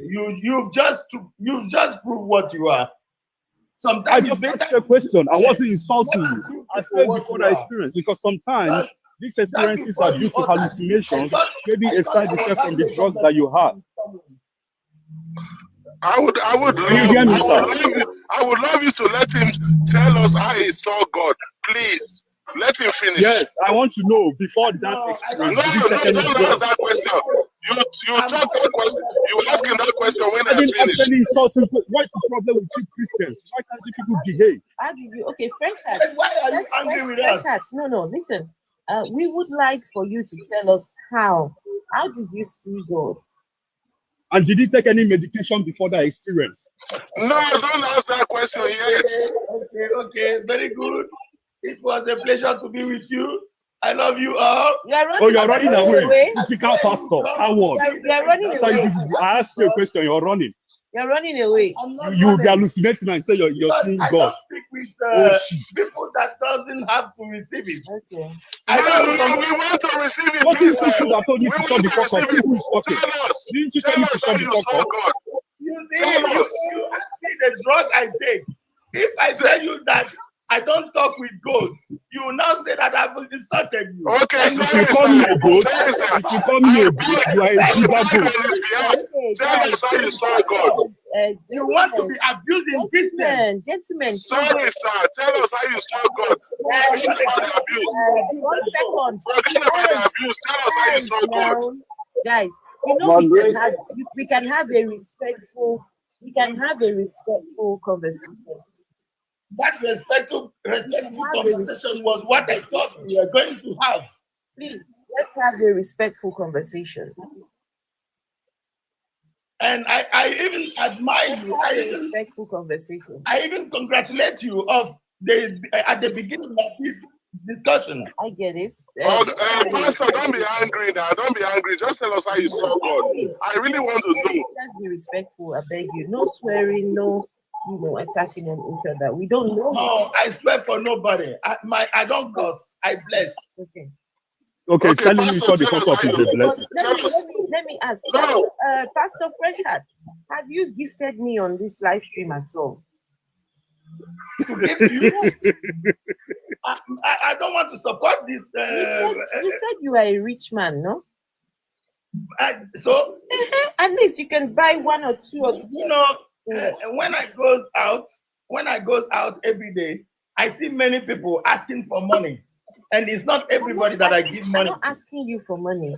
Madam, you're deviating now. Let him tell us how he saw God. I want to see God too. Sorry, I will gift you too. But I want to know how he saw God. Let him finish that one. I want him to tell us as well. But the fact is that I'm not angry with all people here. I know most of them are people with bitterness in them because they were frustrated. But the only thing I want what they are telling you and stop all this. Ask you a question. You're saying bitterness. Please just answer the question. The same way we have and go straight to the point. The same way we have the truth one, because someone just told me that God punished me. So because you believe there is God, that is why you say God will punish me. Which means I may be a fake pastor, but there is a true God. So forget about my fake pastor that I do. Just go and find that correct pastor, find that true God, and worship him. That's all I'm telling you. Sir, can you tell us how you saw God? Hello. And the only answer I have for you is that it's not only what you see that exists. You have feeling. But so you didn't see him, now you felt him. No, I said that I thought I was having conversation. Fresh Heart, you said you touched God. That's what you said. You said you You touched said him. you touched God. How did you touch God? So you think be serious? No. Come You down, said come words from your down, mouth. You come said down to my that you little touched lower level. God. Come down to my little lower level, please. If you want us to talk, bend down a little bit. I know you are very high, but bend down a little bit. What do you Come mean? to my level. No, you were the one that said that you touched God. Yes, what I mean is touch. What I mean is touch. There are many, I don't know, there are many words, if I believe it is so in English, that may, like, what can I say? You can't say anything. You say bend down. Okay, I don't bend down. Okay, they said I should bend down. Come down. I'm down. I'm down here. I'm down here. You know, Yes. when someone says, I touch God, that does not mean that does not mean that you went and touched God. How can you touch God? You're the one that said you touched That means you were God. lying now. You were lying. Yes, what I said is You were lying now. I said the way I touched. But you said you touched I him touched now. the You said bottle you saw him and you the touched same him. way I had an encounter with my God. No, Now, you the said fact is that Your God, which God? Which God? hold on. Mommy, which God? You You're said just an old lying man. You're a wicked human being. You are a deceitful person. You just want, these are people like you are the ones creating Nigeria. I am insulting you because you said shut the fuck up earlier on. You should shut the fuck up. You shouldn't be saying that one there. You shouldn't be here. You are a thief, a hooligan, a rapist, whatever you are. Charles, Joe. Your Charles, frustration is too heavy. easy. Fresh Heart. You said That was extreme. yeah, that was too much. Fresh Heart. Yeah, that was too much. You said if you hold a bottle, right? You touch God like the way you touch a bottle, right? Yeah. You got a bottle in your hand, and then you use the bottle analogy to talk about your touching God. Yeah. You touch God like the bottle, or you didn't touch God like the bottle? Afro, don't forget. There are many ways. He said, Fresh Heart. You said, Fresh Heart. Can you hear me? You said, Fresh Heart. You said two things. Yeah, you're going to answer the question. I just want to remind you the two things you said. No, you are talking too much, bro. Me, I'm talking too much. If not, I will keep telling you to shut the fuck up again, and you'll be angry. I told you before, I'm not that kind of pastor that tries to prove righteousness. Christian, don't trigger. So please, let me. If you come to my level, I will give it to you, woto woto. What goes? So sorry. You see what I said? Let me ask you a question. Let me ask you This a one is not question. where to get caught. Because you don't know. Can you imagine? Fresh Heart. Go to many. Let me ask Mr. Fresh Heart a question, please. You hear about me. They fight woto. Woto. I don't joke. Mr. Fresh Heart. Those pastors that has been allowing you people to insult them, they shut up. You insult, maltreat a pastor, he will say in the name of Jesus, I beg, go and sit down. Is that man a pastor? Is he a pastor? Pastor, your Holy Spirit will be angry with you. He's a minister. Okay, Sorry, okay, is he a pastor? you see why I understand that you asked the question if he was under any medication. And that's what I Really, say, because this man is smoking in the hand. he behaves like a schizophrenic. He's not right in the head. Look at the way I'm he's telling you. Okay, guys. So, Moderator, can you exit that man? Well, Vic say he has a question for you. Well, Vic sounds like a Yes, sir. But before Wealthy, Afro, please. gentleman. Afro, please. I just wanted to say something Sorry. to Fresh Hearts, if you don't mind. So, Fresh Hearts, No, now, you know, looping. You and him now, we turn it into fight. Just calm down, Mr. he's my friend. He's my friend. Your question, I'm calm. He's my friend. your question, I won't trigger him. Don't worry. I won't trigger him. He's my friend. My very good friend. Pastor Fresh Hearts. Let's have conversations, please. The Bunibe one of Africa. My dear pastor. Please allow me to ask him the question now. Just allow me. Wait. I'll ask him a question. So, my pastor, my dear Papa in the Lord. Hey. So, you said that you saw God. Major one. Major one, my pastor. How did you see God and how did you touch him? When you touched him, what did it feel like when you touched him? You touched him like a bottle. That's all I want to ask. I'm not asking for too much. He said he touched him like a bottle. Yeah, Charles, hold on. Let him. Okay. I want to confirm Lupin. Yes, my pastor. Indeed, I am what we call Ago Anabarebe Yana Tokuneje. Shandaraba. You don't understand that one. I'm Igbo like you, Oga. I'm Igbo like you. If you are Igbo, you don't have to speak in tongues. You have to say, he said. Yes, speak something. Because Ago Anabarebe Yana Tokuneje. No problem. Can you answer the question? So, that Ago that I am is not by my friend, it's by God. That is the encounter I have with him. Amen. So when you are from somewhere like me, when you are from Eden and you receive it, people fighting you, receiving bullets from left and right, and you still stagger, you know that you need God in your life. That's the encounter I can give you tonight. Go and think about it. So let me ask a question. You said anything. Exactly. This is the classical way they reply. So my dear pastor, I know from your anointing is from the mountain of David. So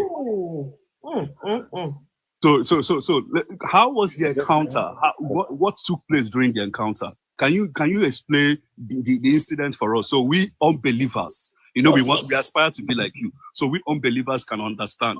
You understand? Where I would like you to come is first, forget about fresh heart, but try to know if there is God or not. By the time you believe that there is God, whether you believe you're doing it again. You're doing it again. You're evading the question. I'm not diverting anything. I cannot answer you on the level you don't want to believe. I'm wasting my time. Come down to my level. Come down to my level and answer me. I am the one asking you to come down to my level. I'm at the lowest of you right now. Before you believe what we call encounter, you have to know that there is a possibility of encounter. Afro, can you hear me? This the argument is an unending one. I don't think they can come to a good. This thing is not going. It is high time we are mature on this. He's not going to answer my question. I know these people very well. You believe there is no God. Please, and you want to know the encounter I had with God. Fresh hearts now. Just one second. You see, Mr. Welvick at the bottom here is a very gentleman. Okay, let's try Welvick. Maybe Welvick will answer Welvick. Guys, we're not tapping. All right. We're not. Wait, hold on, Welvick. Thank you. People are not tapping on the screen. All right. On YouTube, how many likes do we have? Come on now. Give the screen a like from me, I beg. And so close to the gift ball. All right, this is how this thing works. You can send a super chat on YouTube. Here we go. Unfortunately, I cannot stay more with you. Okay, Welvick has a quick question. If you look at the time, we are going to another realm. No, but Welvick has a quick question for you. Guys, you must understand, Mr. Freshheart here, he said the reason why his voice is sounding like this, he just finished praying, communicating to God. Me too. I finished praying this evening, though. He said that's the reason why his voice is like that. I pray to the beautiful black women. I pray to all the beautiful black women in this world. Madam, sorry, I have to speak my mind because I have to leave. People like this fresh heart. No, Charles. These people are the ones causing problem in our country. They should be beaten to death. Okay. Charles. I'm telling you, yes, it's enough. Oh, sorry, I have to remove you because TikTok do not like those kind of things. They won't like you saying. They owe Nigeria a lot of apology. They owe Nigeria a lot of apology. Vic, ask your question. I'm coming, guys. I'm coming. All right, Mr. Freshat, Pastor Freshat, are you there? Hello, Pastor Freshat. Hello. Pastor Freshat, are you there? She's running away. I think I'm not hearing anything from him. I just because He's gone already. we want to learn. I think he's muted. I think he's muted. Okay, it's muted. They should unmute him, please, so that he can say something. I really want to. I was listening to you. I was just muted. That's all. I was All just right. muted, but Can I you was hear me listening now? to you. But unfortunately, Yeah. as I was saying, it's time for me to go. And I will be. It will be a pleasure Can you for answer me this question before to you have go? you next time again here. But let me answer your question. Come on, please. All right. Is it? Do you say you saw God physically or spiritually, sir? Please don't ask me 2 years question. Have you ever seen God? Have you ever seen God? No, let's be serious for a moment. Oh, Jesus Christ. What are you talking about? Have you seen God? But you said Be you saw honest. God. But you said you saw God, my pastor. You said you saw God. Fresh out. I'm telling you the truth. I don't have time. You know, I'm spending my time. I'm spending here. It's very important for me. They were asking you because of the questions. love I have for you. I have to stay here. Thank you so much. I love you too, my pastor. I love you so much. But I can't be here talking about having 2 years old conversation. No problem. One day I'll become an adult like you. Don't worry. The only thing I want to tell you at last is that no matter, this is what I am, and this is my platform. And I'm not a pastor that will sit down, you abuse, and you shut up. But I did not insult you. The only thing I will tell you is that I may not be perfect, but go and seek for that perfect pastor and seek for that true God. If you believe God exists indeed. I believe you're the perfect pastor. I believe you're the perfect pastor. I want to seek God through you. That's why I'm asking you questions.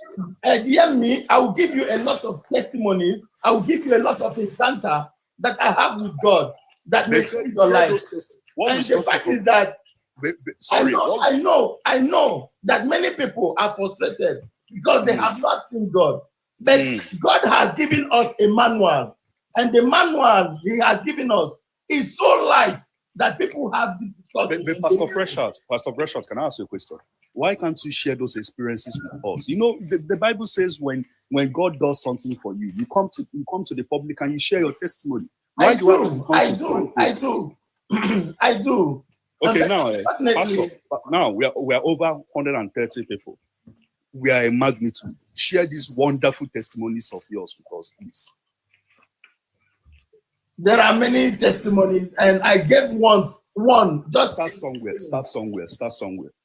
I gave one just in the beginning, 2 moments ago. Okay, we are not much. When I started, I told you a lot of things that you don't understand as a testimony. This is taking our time, honestly.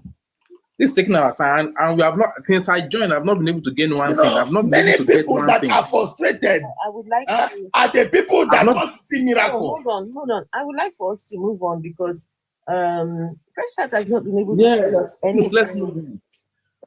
Because where we just are taking now, time. to be honest with you guys, where we are now, right? In case people don't know, you see these 2 men here. These 2 men. Yes. If God does not exist, if the God is fake, then these men are thieves, scammers. Yeah, it's true. Oyedepo has 22,000 churches. Only one man. And Fresh Heart is one of the people that has helped the man establish a church in France. In Paris, I think. Did you say Paris? So, Mr. Fresh Heart has helped Oyedepo to collect his billions and millions. Huh? Fresh Heart has helped Oyedepo to become rich. But Mr. Fresh Heart, I don't know if he said he's a rich man. Okay, let me play something. I want to play something for you guys to hear. Here, this Oyedepo clown Huh? Hear this clown they call Oyedepo. Please listen to him. Listen a minute. You will hear him. You will hear him now. Please listen now. Listen to him. All out of the blessing of God, out of his mouth. Blessing of God. Love this voice. No noise, no nothing. You just find the building right. The whole campus of 1,400 acres of property. All road networks, water, power, everything in place. Staff housing, everybody together. It's humbling. And that's when God speaks. You can be sure what happens next. When God speaks, you can be sure of what happens next. My prayer tonight is this. If it's working in Nigeria, if it's working in Africa, it will work anywhere else. It will work anywhere else. It will work anywhere. If it's working out there, it will work anywhere else. If I were you, therefore, Lord, show me what you have shown that man. If you want to get the kind of result he's getting, just God, show me what you have shown that man. And then he shows it to you. He speaks to you, and then you're up on the same frequency. I knew that wherever Brother Copeland was going, I was going there. I knew that. 1982, I encountered him, and I knew that. I knew I was going to wherever I was going. Today in Lagos, we have our own hangar at the airport. Free, struggle-free, strategically located. Strategically located. As at how many years ago, he said they have. He didn't. Oyedepo said, Winners Chapel have their own hangar at the airport. Today, he has been given the go-ahead to build his own runway. I don't know. The people said they put a stop to it. I don't know. But as at this time, this guy had a whole hangar at the airport. I don't know where he is going with this so-called word of God, this God thing that he has used to make himself rich. All by the blessing of God. Yes, Today we have close to about 30 secondary schools across the nation. Most of them are boarding schools, and about 90 primary schools spread across the nation. All by the blessings of God. I can tell you this, just one word from God will bring this time you out. Now the Bible said the Lord sent a word into Jacob, and it lighted upon Israel. We are not asking you to give so the church can be blessed. We're asking you to give so you can be blessed. The church is a blessed body. We are not asking you to give so that the church can be blessed. We are asking you to give so that you can be blessed. Yes. This guy is a very deep word. This guy is a thief. Ole. Thief. They're all thief. Ole. But it's working for us. It's not working. Why do you say so? I'm the one giving. Do you know how many people are in poverty in Nigeria? Do you know? Because you live in France. Do you know how many people are living in poverty in France? Do you think France is all rich? Uncle, please. There are very poor people in France. Please, let me finish playing this. Please. No. He said, the glory of the house shall be greater than the former. The silver is mine, and the gold is mine, said the Lord. You are not given as a sponsor. You are given as a privileged covenant child. Hey. You are too small to sponsor the kingdom. Listen, the guy said, you are not giving. What did he say? Wait. That you are too small to sponsor God's kingdom. At Oyedepo, the fact that anybody has to even sponsor your God, your God is a broke ass. Your God could easily sponsor his own shit himself, but no, he wants people, and then you insult them and tell them that they are too small to sponsor your sky daddy. What is wrong with this man? Man, listen to this guy. The insults. Jacob, and it lighted upon Israel. We are not asking you to give so the church can be blessed. We're asking you to give so you can be blessed. The church is a blessed body. He said, the glory of this house shall be greater than the former. The silver is mine, and the gold is mine, said the Lord. You are not given as a sponsor. You are given as a privileged covenant child. You are too small to sponsor the kingdom. You are too small to sponsor the kingdom. Because God's project is according to God's size. You can't measure up. You are too small to be a kingdom sponsor. No. Don't ever mistake yourself as a sponsor. Our mission has no sponsor. The silver is mine and the gold is mine, said the Lord. But we get blessed along as he carries out his project on the earth by committing ourselves to it. I knew giving was the way up, and I committed myself to it by covenant. And bless God, I'm not done. I'm up. Some fellow said, okay, I was worth $150 million. I said, that's an insult. $150 million, that's an insult. I'm worth. Philippians 4:19. My God shall supply all my needs. So someone did the math and came up with figures and said that he is worth $150 million. This clown said it was an insult. For the people that are in his church, you guys, you have all made him wealthy. Those monies that he's boasting of is your monies.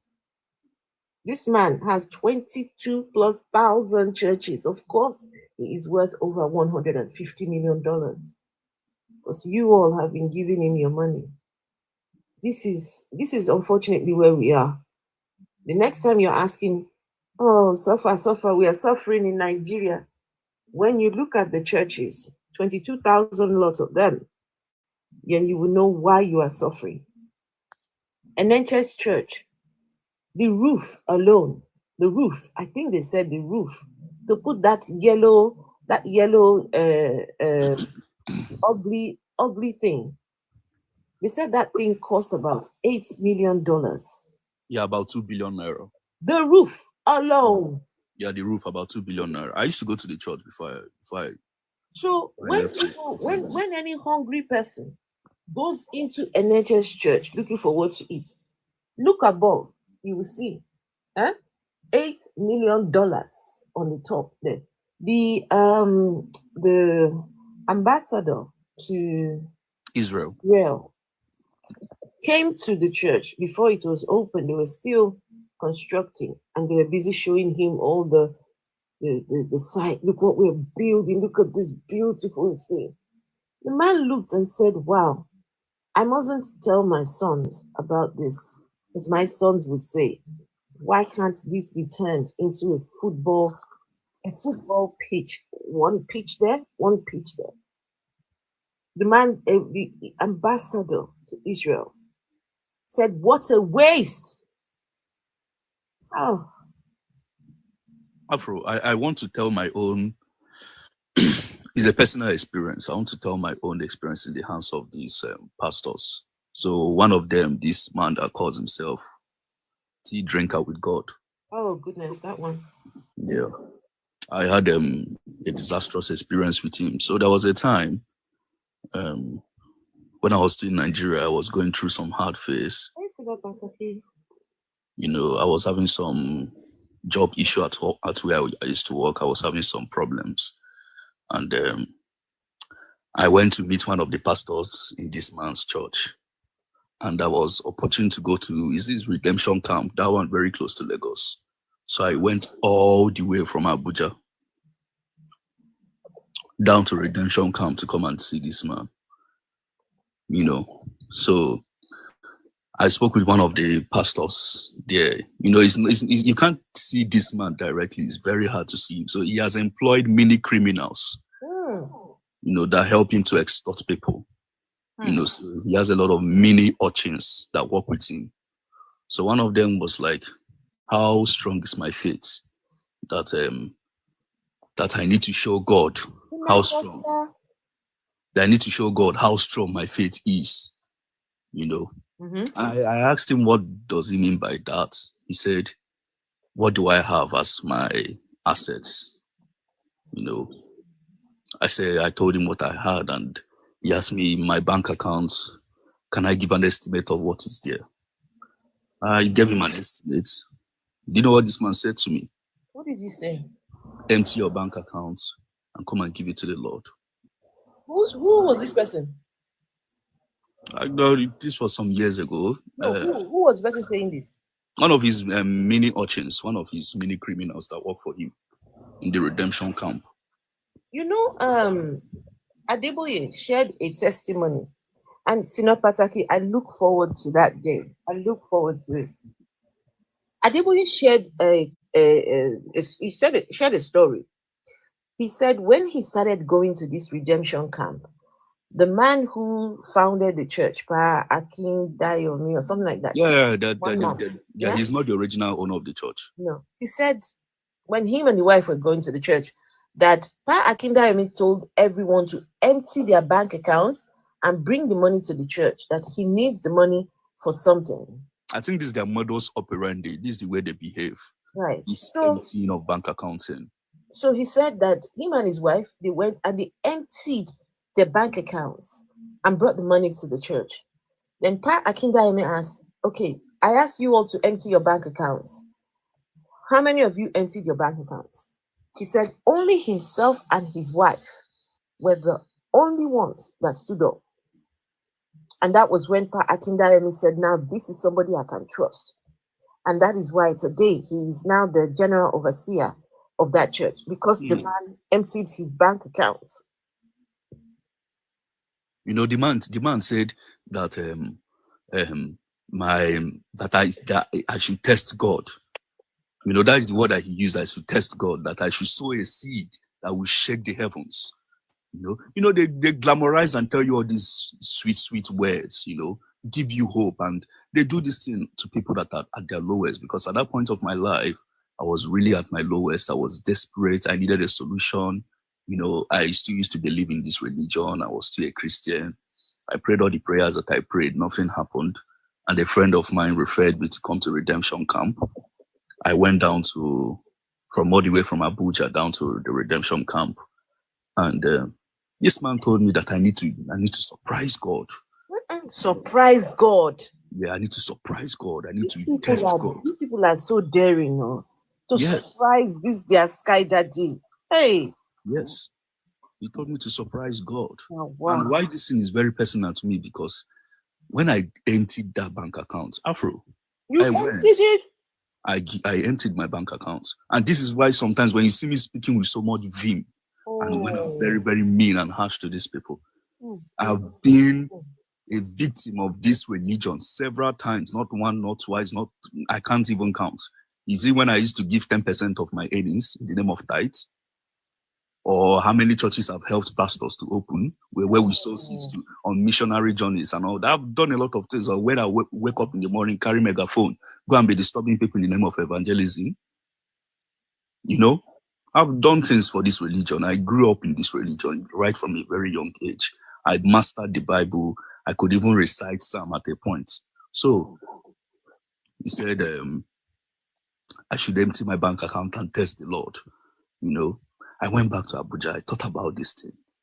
I said, if I empty this bank account, how will I eat? You know? Thank you. I thought about it. I said, if I empty this bank account and give it to the Lord, what will I eat? You know, how will I survive? But you know, they backed up verses in the Bible. These guys have verses in the Bible to back it up. Remember the story of Cain and Abel? Yes. Exactly. They used that story of Cain and Abel. They used the story of when the master gave 3 servants talents. I don't know if you remember that Yes, passage. I know that, yes. Yeah, they quoted a lot of stories for me to make me, even Job, they used the story of Job. They quoted a lot of passages in the Bible because they have passages to back up their scam, you know, of which I did.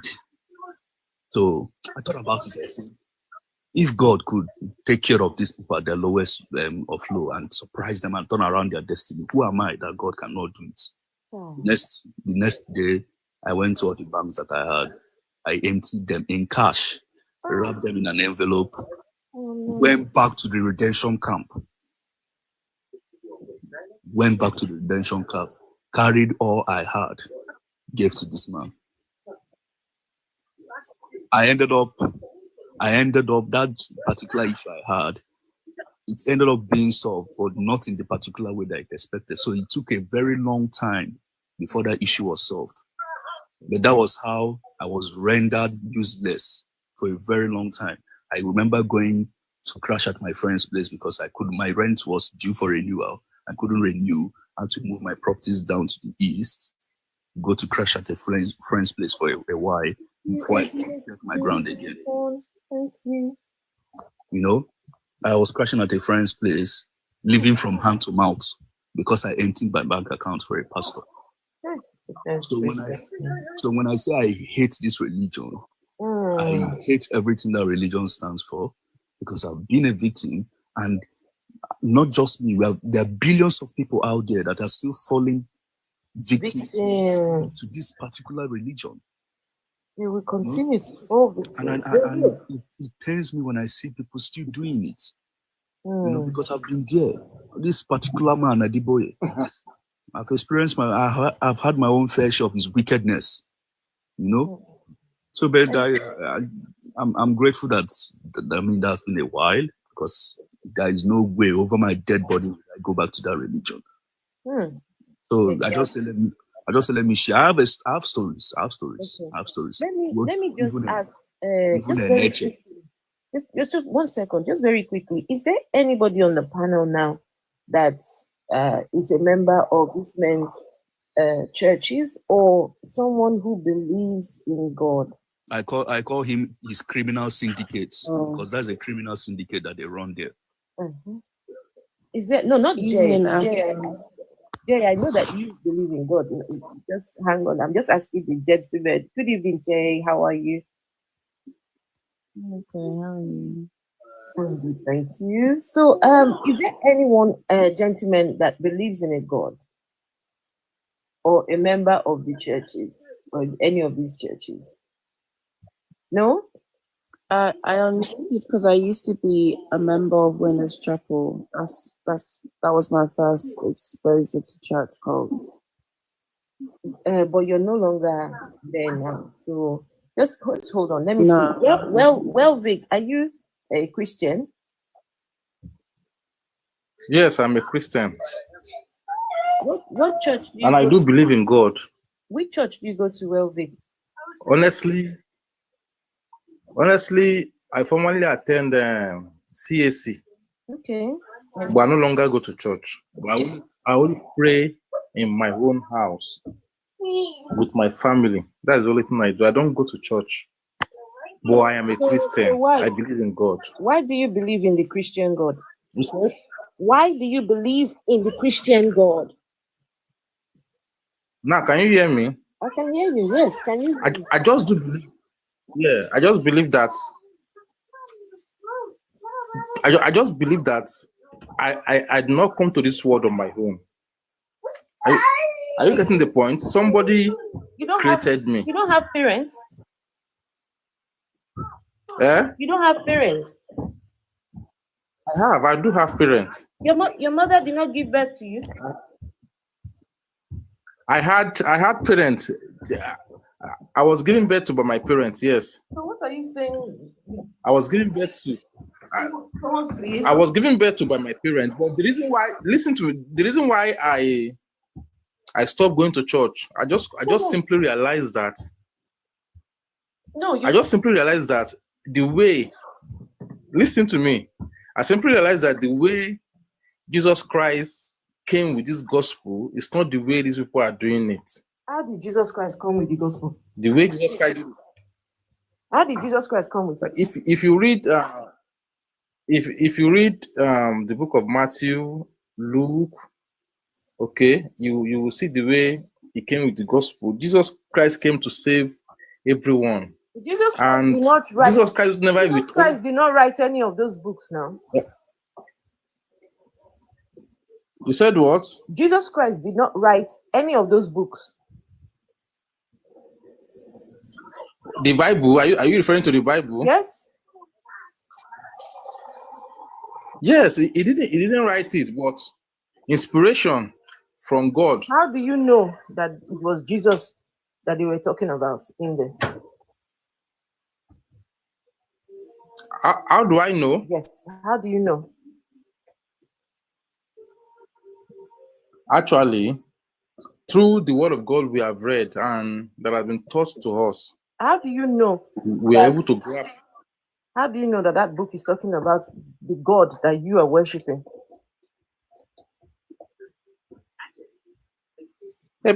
Is Bible that inspiration were given to the men of God.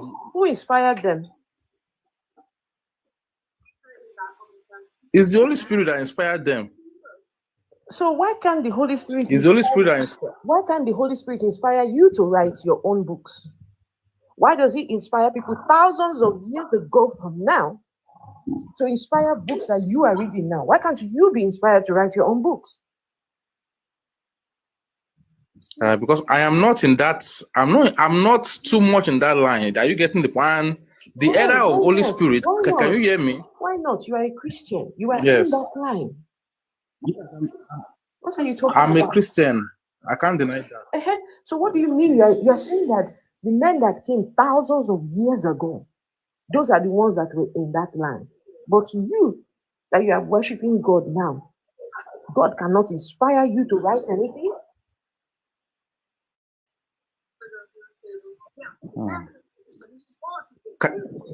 Can you hear me? I'm hearing you, yeah. You know, can I be sincere with you? Those days, the sins we had, we commit now, the sins of people now, you know, the corruption, everything, you know, virtually everybody are involved in it. And like of those days, Are you saying back in things were not like that. You're saying back in those days they weren't as corrupt as we are now? It wasn't. People were more close. People were more closer to God than what we have now. How do you know that? You said? How do you know that? What give you that information that we are sinning better now? We are better at sinning Yes. now than they were. We sin the sin that is perpetrated these days has gone wide, has gone uncontrollably. You know, even the God we say we serve, no fear of anything, like of the old. Do you get it? So I just believe that I'm coming. I just believe in that, and I hold on to that. But let me tell you one reason why I don't go to church. I don't listen to most of these men of God. No, before you tell us about why you don't go to church or why you don't listen to the men of God, guys, here we talk about the God. The God is the issue, right? The God that these men claim to be speaking on behalf of. Why is it that a God will speak to Adeboye? You will hear the man, my daddy said everything is going to be all right. He's lying. There is no daddy saying shit. No daddy. And we have believed the lie for a long time, right? So it's not about who goes to church or who doesn't go to church. You are still praying to the sky daddy at home. You are still praying to that God at home. You're indoctrinating your children to believe in that God. So what will you have me pray to? You don't need to pray to anything. You don't need to pray to anything. Why are you praying? Why? Why are you? So you mean we just live in a vacuum, in a vacuum? Without anything control. I've not said a word of a prayer for nearly 7 years. Not one word of a prayer for nearly 7 years. Well, Vic, you sound like a very calm, reasonable guy. You know, your manner of approach is very pleasant to me. So I'll try to be nice to you. So, my brother, do you know you can live this life, grow old, depart this earth without having to abide by the tenets of any religion? Do you know you can live a well-fulfilled life, be a very happy man, a good father to your children if you have any, a good husband to your wife, a good brother, son, uncle to any of your relations, have a well-established businesses, live a well-fulfilled, purposeful life without having to rely on religion? Do you know you can do that? You don't need any religion to dictate how you live your life. You don't need any religion to tell you how to help someone. You don't need any man in the sky to tell you that if you don't abide by the tenets and rules or regulations written down in a book, you'll be condemned to eternal damnation. You don't need all that, my brother. You can live your life uprightly, be a good person. Humanity can exist in your life. You can be morally upstanding without having to abide by any religion. You can do that, my brother. You don't need this religion in your life. You don't need to abide by any laws. How are You you, don't need to brother? wake up. Assalamu alaikum. We are from Syria. Need your help, please. That help. Yes, get out of here, Jare. You're from Syria. Please, let me add also, Mr. Welvid. Sorry, ma. Before you had, ma. Yes. As I said, I don't need any book to read. Okay, Yes, that you would don't need to dictate. pray. You don't need to pray. You don't need to wake up in the middle of the night, kabashing, going to any church. You don't need all that. It's a total waste of time. I want to add this.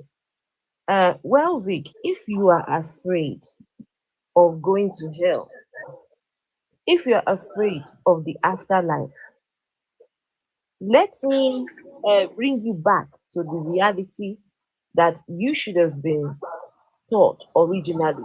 There is no such thing as heaven or hell. Exactly. Those places do not exist. Anyone who is teaching about heaven and hell,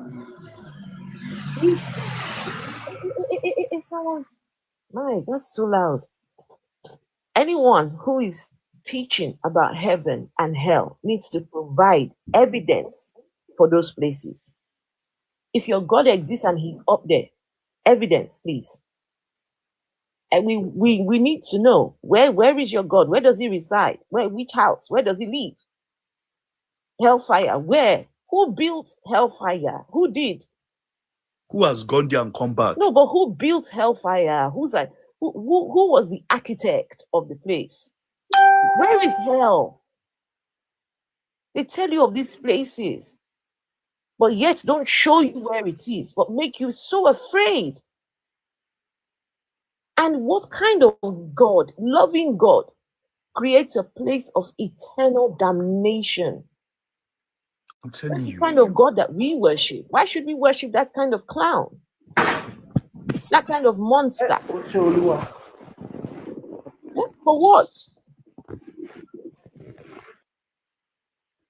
Now, Vic, ask yourself, this same God that claims to love me, he created the world, he set Adam and Eve up to fail.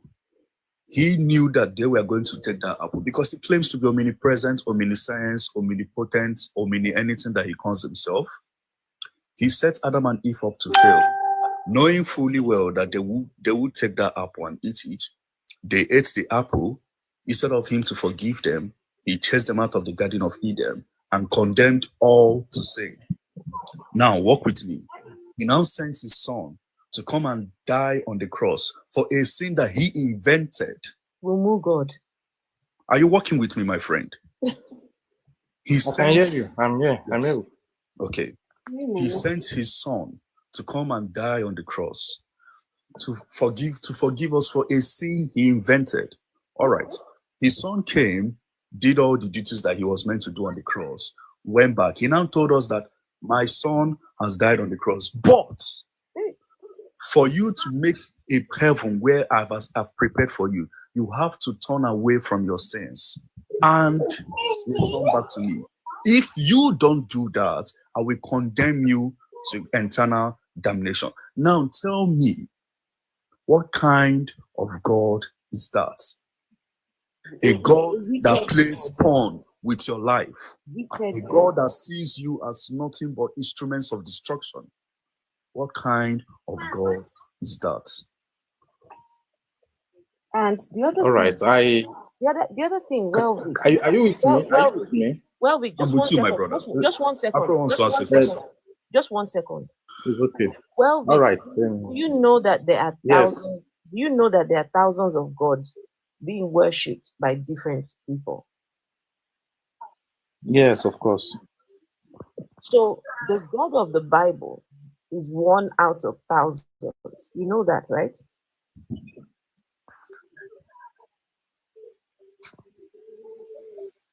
The God of the Bible is one out of thousands. There's loads of these thing called God that people worship. There are people that don't believe in the God of the Bible. Some people have never heard of the God of the Bible, but they believe in their own different deities. So how did they convince us that the God of the Bible is the real God out of the thousands of gods? Now, how did we get to the point of saying, okay, the one in the Bible is the God? And even if it is the God of the Bible, it's nothing to do with us. That was the God that came from the Middle East. We were Nigerians, Africans. That God has nothing to do with us at all. Absolutely. We have no business with him. All right. Now I see. Sorry for my question. I see you practice atheism, right? We don't practice It's not a practice. atheism. It's not a practice. Okay. An atheist is someone who does not believe in God. Someone who doesn't believe in a God or gods. That's what an atheist is. So the basis is that there's no God, isn't that? Exactly. No. As for there is no God, well, until a God shows himself, we will say there is a God. Yes. God. We don't have a belief in a God. And any God that requires you to have a belief is toying with you, is messing with you. Because that God knows that there are many of the things called God. But he wants you to choose one out of the thousands.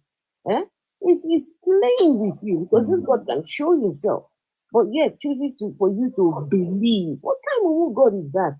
On the day of this so-called judgment, he will gather everybody. Did you believe in me? That's a petty, all right. insecure, tiny. Have a belief in me. Believe in my son that I sent down to come and die for you. Only if you believe. Right, ma. You come and sit with me in heaven. What kind of nonsense is that? Ma, I'm sorry. I can see you are giving in some evidence that there's no God. Isn't that? Please. Okay, let me ask you a question, Welfik. No, let him ask his question. All right. I'm saying something too.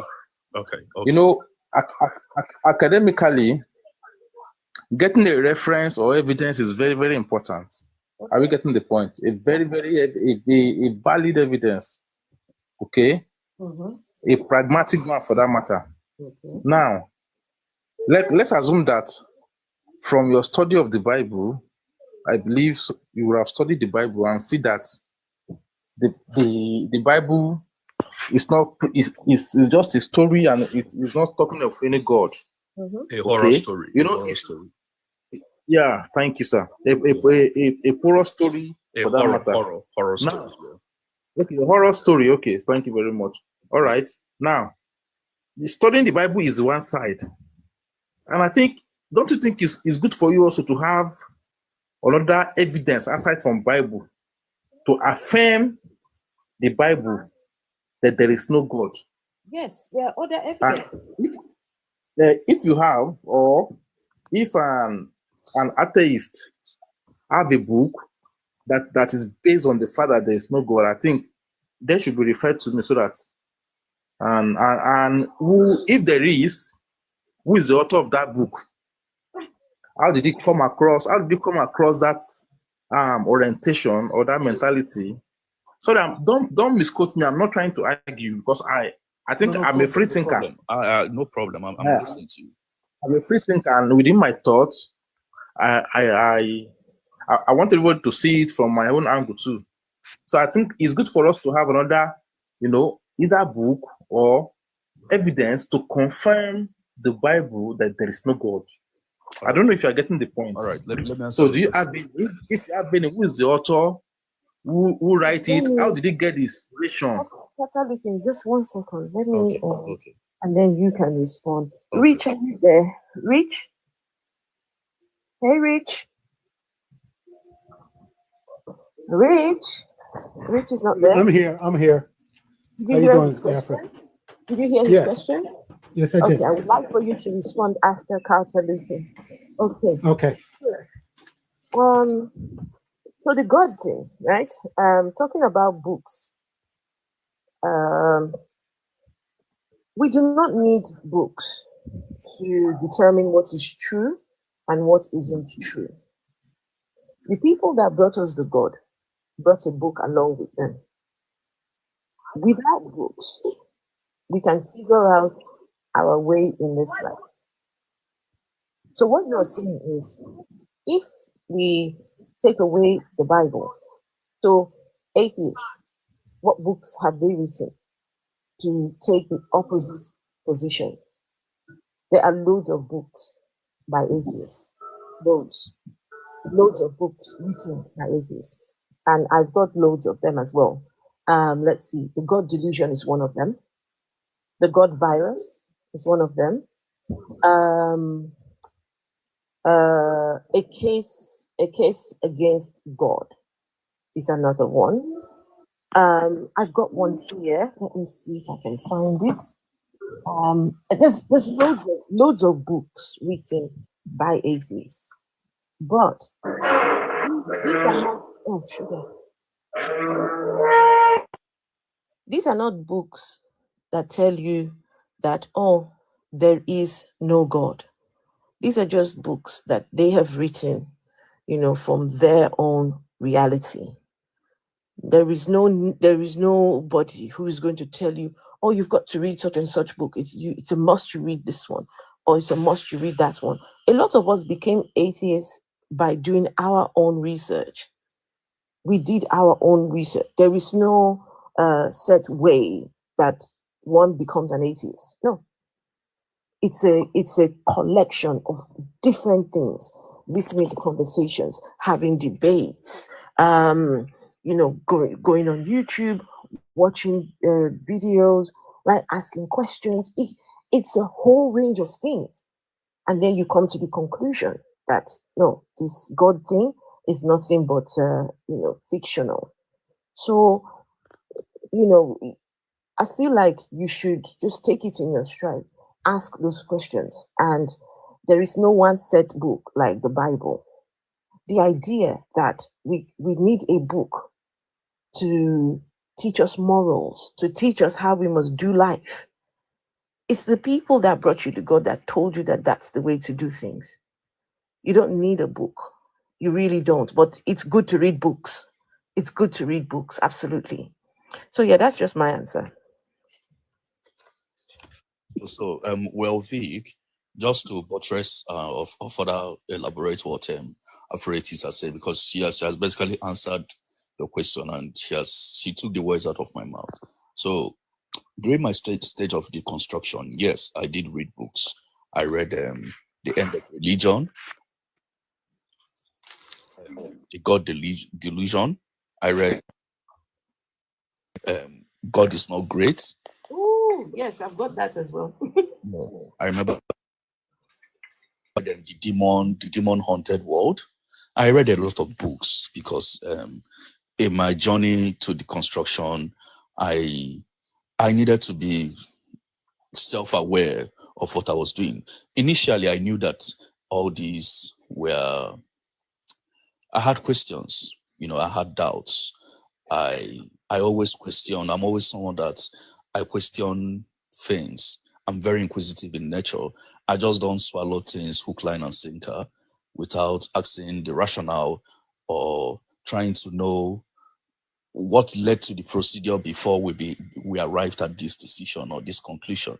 So I did read, but just like Afra said, you don't really need a book to confirm that there is no God. I mean, it's all about common sense and telling yourself the truth, because you look around us and you see what is happening today. And within yourself, you know that this is not real.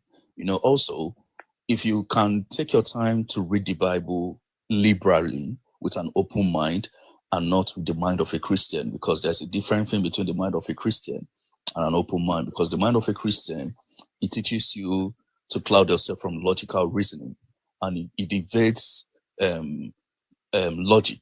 That's the whole thing about Christianity. Christianity evades logic. It clouds your sense of judgment. And if you can sit down and read the Bible logically, you would see there are a lot of loopholes and lacunas in the Bible. And you will start to question the whole essence of the Bible and this religion. Also, let's come down to another thing that played a factor in my state of deconstruction, whereby I went from deconstructing to agnostic before I became a full-time atheist, was my ancestry and where I come from. I'm always someone to say that I'm proud to be an Igbo man. I'm proud to be a black man, an African. I cannot change it for anything. And I had to start going down to my ancestry, and I had to start questioning myself logically. We all know that colonization and Western imperialism played a key part in where we are today as a continent. And I started to ask myself, if the white man really felt that God was real, if the white man truly believed that there was a God, do you think as a black man, knowing our history with colonialism and where we have been and how we have come, how far we have come as Africans today, do you think that the white man would have told us about this God? Don't you think, knowing fully well how our history with these people were, they would have hid this God from us and not made this God known to us? That was the first step. Now, I started to research and look into what colonialism and Western imperialism has done to us as a country, as a continent, and it started to make sense to me that the Bible, or rather Christianity, was used as a tool of exploitation, tool of slavery, trade, and it helped the colonial masters to further exploit and savage our land. You understand? And it was a means of plundering and so many exploitation. You know, I started to understand and I started to question myself of what importance or what is my business as an African with someone that was thousands of miles away from me, as far into the Middle East. And in nowhere have I read the Bible, because I read the Bible several times. You know, I didn't just wake up and say, okay, I'm not going to believe in all this anymore. It took me years of process, reading, research. Then I read the Bible. I didn't remember seeing the God of Okafo, the God of Nwachukwu, the God of Ikechukwu. I never saw anything that tied my lineage to this Israeli God, this God from the Middle East, this Jewish God. All the names that were in the Bible were all Hebrew names. And it made sense to me that this religion was a foreign religion that had no business with me as an African man, as an Igbo man. I had no business practicing religion. It said the God of Abraham, Isaac, and Jacob. It never made mention of my forefathers. And I started to see the damage that this religion has done to me, to my people, whereby someone is able to convince you that your parents, your siblings, your uncles and aunties in the village are the problem, whereby this religion was used to create division amongst us as a people, amongst us as a continent. So I don't want to go on a very long tangent, my brother, but I love the fact that you're very open to learn, and you seem like someone you really want to learn. You're inquisitive in nature, and I'm not going to be I'm not going to be the one that will force you, but I'm going to plead with you that if you can be open-minded and start to do research on your own, like I said, be liberal. Don't use the Christian mindset, because that is one of the things that will help you if you truly want to find the truth. You know, be very liberal, be open-minded, do researches on your own. I can recommend books to you to read. That you read those books does not make you an antichrist or does not make you an evil person. It is just you seeking the truth. So thank you so much, and Wow, that was a lot. I'll leave it here for now. Thanks, Catholic. Jeff, Rick. Good night. Good night. With me, the journey was a journey of reading of realizing all the things that I were doing were going to naught. This God I was praying to, this God I was asking to give me the Spirit, this God I was asking to remove the urges, especially as a teenage boy, the urges of sin. It wasn't doing anything. All he was doing was making it worse, the guilt and all that. And then I started seeing where in the church I was in, some of the things they were saying about other religions. And it just stopped making sense. I don't need a God. I don't need his morals. They talk about being subjectively moral. You're supposed to be subjectively moral. You're supposed to wake up every day to be a better person. And if you find a moral that you have, it's no good. You're supposed to discard it. I'm not supposed to hold on to it. Also in my life, as I get rid of the word belief, I don't believe there's a God, but I also try to get rid of the word belief and just live my life to experience it. If I have, like I had surgery last week, I don't have, oh Lord, just, help me to get through this surgery. And I know you have a plan. I don't go through that lamenting. I'm so I sorry. had surgery. I didn't know you had surgery, Rich. Yeah, it was minor. I'm doing pretty good. In fact, I'm going, I had it Thursday and was home Friday. But no wonder you're very chilled. Yeah. Yeah, the surgery has Yep. But yeah, so yeah, I even several months ago and a couple of years ago, as I stopped asking the question why in life, are the reasons why things happen, my life became simpler, it became more joyous. Because, when the accident happened and someone I loved got hurt, I don't have to go through a pain of re-examining everything I did or they did, or where, was the universe against them. It happens. My life is simpler. My life is fuller. And I go hiking. I go around. I visit people. I immerse myself in life. I don't need this God who's mean, vindictive, small-minded. This God is not a nice God. And people always say, well, it's the Old Testament, but it's not the Old Testament. It's him. I don't want to go on a long diatribe, but the bottom line is, I've been doing this for longer than most people in this period. Rich, the question he's asking is about books. So books. I have tons of books. The ones that they talked about. Rich, just one sec. Do we need books as people who don't believe in God? Do we need a book? No, I like books to give me knowledge. I don't need a book to tell me. I'll read a book like I read the God Delusion, books like that, to give me a sense of what others thought. I read books by black authors as they went through their journey. It gives me a sense of someone who's gone through a common experience.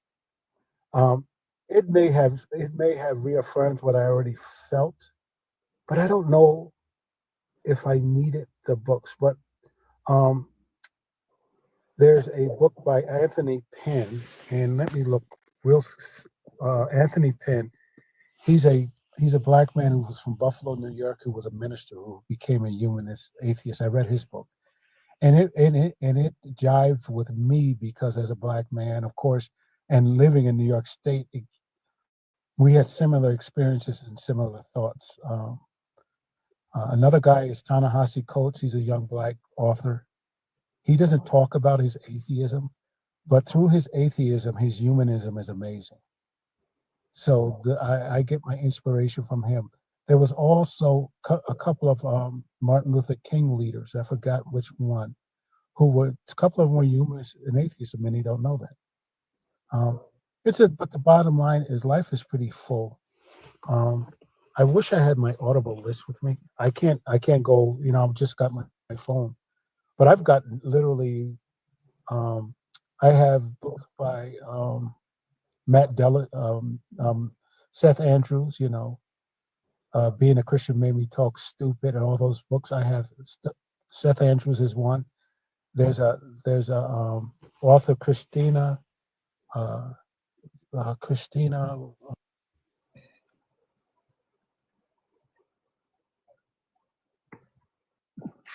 I think he's muted or something. I'm busy. I'm actually writing my own book. Okay, Afro, I can name books for you too. I'm writing my own book. Oh, you're writing your own book. Fantastic. I would love to read it. Okay. When it's done. Yeah, I would love to I'll buy it and read it. Thank you. Mm-hmm. But just like Richie said, Vic, just like Richie said, yes, you don't necessarily need a book to see the truth. Now look at it. Sorry, sir. Look at it. Oh, he's back. He's back. Yeah, well, Vic, right. say what you want to say, well, Vic. Say what you want to say. Go ahead, right. say it. I'll say it after you finish. Yeah, go on, say what you need to say. And let's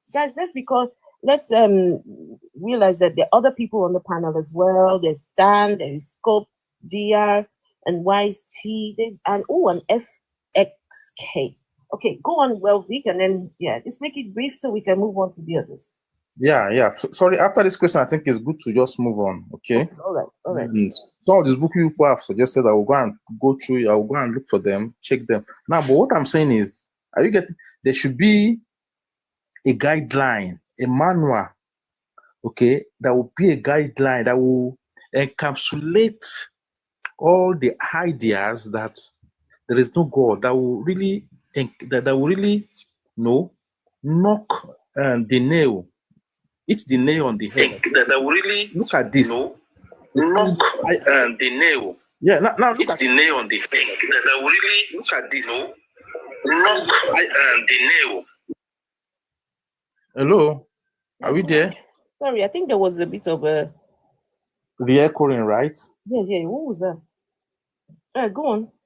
All right. So what I'm saying is, I just need something that will serve as a basis, okay, that will really cover up everything and say, okay, now look at this. Due to this reason, this is why, like the Bible was just complete on its own, okay, telling its own story. No, it wasn't complete on its own. The Bible was written, the writers, over thousands of years, right? And a bunch of people who had a narrative, who had an agenda. They put together the books of the Bible to create that narrative. The Bible did not just write its own story. No, don't think that. The people who collected the books of the Bible had an agenda, right? They had a religion, of course, to sell to people. So, of course, they put books together that, made their agenda come true. So, no, the Bible was a collection of books, was deliberately put together by people who were trying to deceive, to manipulate, and to brainwash people. It's okay, no problem. Let's really move on. I think I will search some of those books you people have mentioned and just what I would tell you, just take it in your stride. Just start asking questions. Does this God exist? This God? For long I've been asking questions. I'll just keep doing that so we can get the real thing about life. Are you getting the point? All right. No worries. We will continue. Thank you. Appreciate it. Okay. Let's see. Wise T, you've been here for a while, though. Wise T,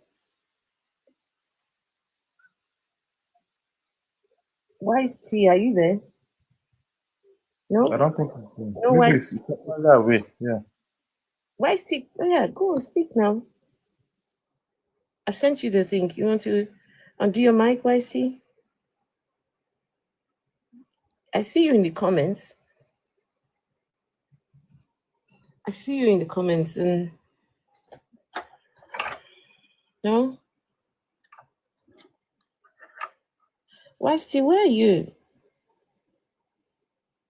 Wise T, can you undo your mic? Let's see. No?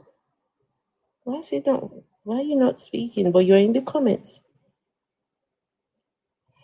Yeah, no, I will bring on FXK, but Scope was here before FXK. Scope, are you there? Scope DR, are you there? Scope? What's happened? Everybody gone to bed? Anyway, if Scope's not there, FXK, let's have you speak.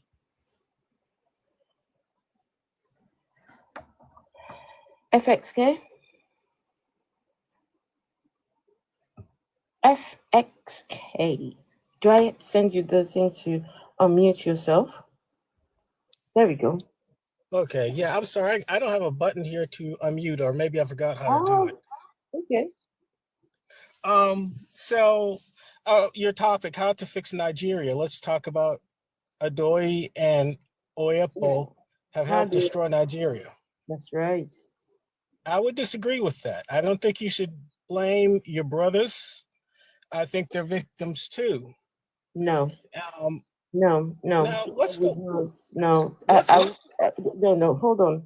Before you continue, now these two men, between the two of them, they control a huge number of the population of Christianity or Christians. Sorry, Christians.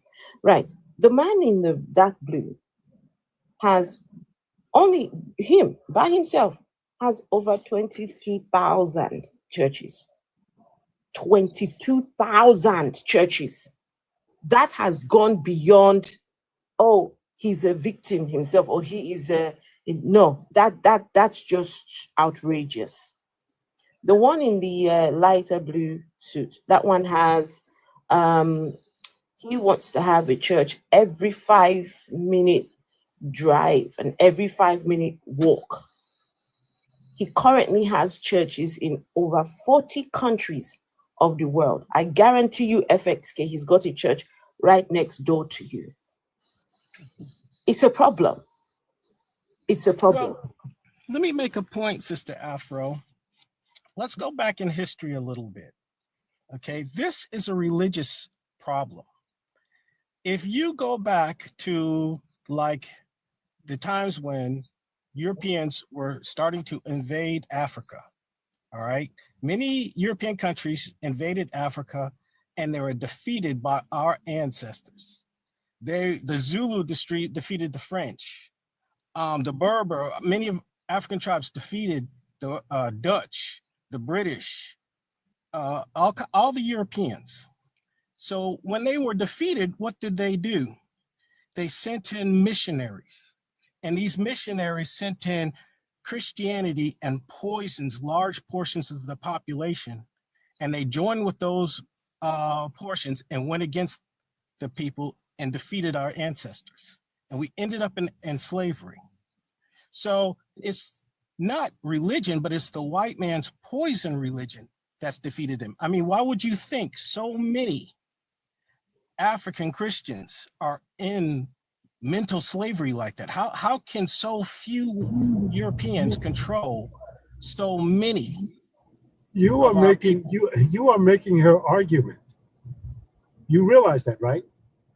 Well, I'm not making her argument because yes, you it's are. Christianity that they use you to are conquer making her argument. The tools that the Roman Empire built, they made it a political tool. They took religion, inculcated it into governance, inculcated it into conquest. Okay, but it did exactly what it was designed to do. You are making the argument. Okay, don't you realize that? Okay. I'm not making the same argument. You are. Your argument goes to the very root of what we're talking about. Okay, let me finish my point. Wow. We're not saying the same thing because I said Christianity was used to feed our people. Our people were Muslim. Islam is our solution. No. That's another fallacy too. Uncle, please. That's another fallacy. FXK, please. Our origins is not Islam. Islam is from the from 800s. No, that's horrible religion. Is not for us. My goodness. That's right. And it came 500 years after Christianity. The pedo's religion? No thanks. No, thank you. We don't want a pedo religion. My goodness. You didn't just say that, did you, FXK? That our origins was Islam? Says who? Says, have you read the Quran? Yes. The Kaaba is the first place of worship on the planet. Where? Islam's the oldest religion. Kidding me? Islam was man, formed. which was the black No, man. Islam was formed 800 as a religion. So it's Islam was not formed till 800 AD. What the hell are you talking about? Against it. You are a fool. Islam was formed 500 years after I would expect you to say it. You're a white devil. Actually, you're trying to keep our people in bondage. You're the I am a black You've man. been stealing oil. I am a black man, asshole. I'm a black He is man. a black man. Correct yourself. You asshole. Okay, well, quit acting like a cracker. No, you're the cracker because Islam came 500 years after Christianity, you stupid fool. Okay, well, if it came what the hell are 500 you years talking after about? Christianity, then how do you explain the Kaaba? How do you explain Timbuktu? How do you explain Babylon? How could Babylon... XK, can I ask you a question? Can I ask you a question? Yes, he's a Hebrew Israelite. Right. Hebrew Israelite. I just told you I'm a Muslim. Okay. Boy, he doesn't even listen. Right. 1 second, please. Let me ask you a question. So you believe in Allah? Yes. Okay. And you believe in the Prophet? Prophet Muhammad and all the prophets. All the prophets were Muslims. Yeah, Prophet Muhammad. Prophet Muhammad, Prophet Jesus, Prophet Ibrahim, Moses was Noah was a Muslim. Job, Isaac. How many wives? Wait. Just hold on. How many wives did your prophet have? To my recollection, I think it was 6 or 8. I forget. Okay. So his youngest wife, how old was she when your prophet married her? Aisha, right? Aisha. Yes. Oh, Aisha. Yeah. Well, they were all grown. How old was she? See, the Holy Quran doesn't state their ages. Aisha tells you her age in the Hadith. Okay, but once again, why would you? Are you Muslim? You're atheist, right? Her own narration, right? She narrated her own from Aisha's own words. Okay, but sister atheist, before you waste time with that, you would have to know that the scholars of. Let me finish. She narrates in the Hadith how old she was. She narrates when she was married, and I'm trying to explain to you that Hadith, Sahih Bukhari, lived in 817, 200 years after the time of the Prophet. The scholars do not consider those hadiths authentic. So Sahih Bukhari is not authentic. He is not authentic. Some of his writings are authentic, but they've tampered. White people have tampered with those hadiths. So what you would find, you'd have to go to an Islamic scholar to find the truth. The word Sahih means authentic. So you're saying Sahih Bukhari is authentic? Is that what you're saying? It's an authentic hadith, yes. Okay, so prove it's authentic. You don't even know anything about the hadith. How can you say what's authentic or not? You'd have to go to a scholar to know what's authentic or not. What does Sahih mean? What does it mean? It's Arabic. Sahih, what does it mean? I'm not good at Arabic, so you'd have to ask an imam that. Listen, guy, you as a Muslim, you haven't got a clue what you're talking about. You're saying that, nor do you. You're saying that Sahih Bukhari is not an authentic hadith? Yeah, he lived in 817. That's 217 years after the time of the Prophet. Sahih Bukhari is one of the most authentic.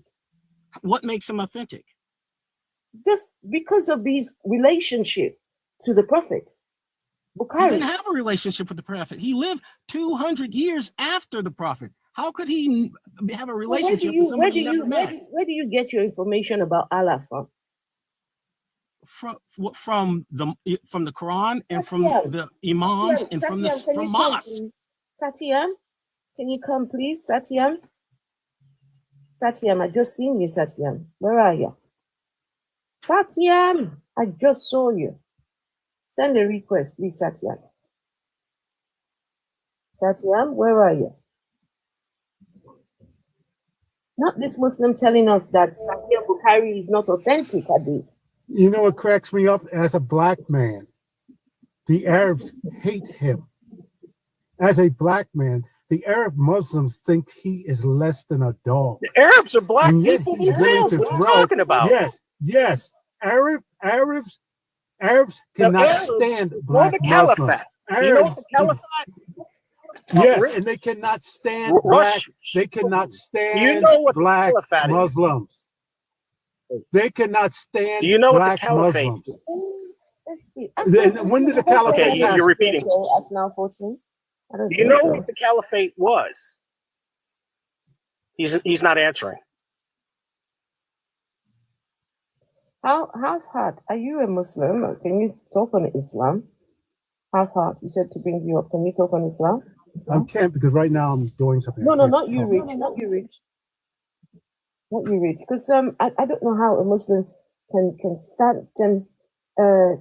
with his full chest say that Sahih Bukhari is not one of the authentic ones. Well, but wait a minute now. Atheist. Afro, you said that you're an atheist, right? Okay. Okay, so you're not talking. No, I'm listening. Yes, You didn't say anything. I didn't hear anything. I'm asking. I'm an atheist. Okay, so if you're an atheist, what is your knowledge of Islam? Well, I'm not one who is entirely versed in Islam, but I've got the Quran here. Have you? From time to time, I read. Have you ever? From time to time, I read the Quran. Yes. Have you ever attended a mosque? Never. I will never attend a mosque. Never. You've never attended a mosque, yet you claim you're scholarly. I will never attend a mosque. I have never, and I will never attend a mosque. Okay, so how can you profess to have knowledge you do not possess? Who said I've got knowledge? When did I say that? You're sitting up here trying to tell me that the Sahih Bukhari hadiths are authentic, and you ain't never been to a mosque before. Also, that's like me saying up to.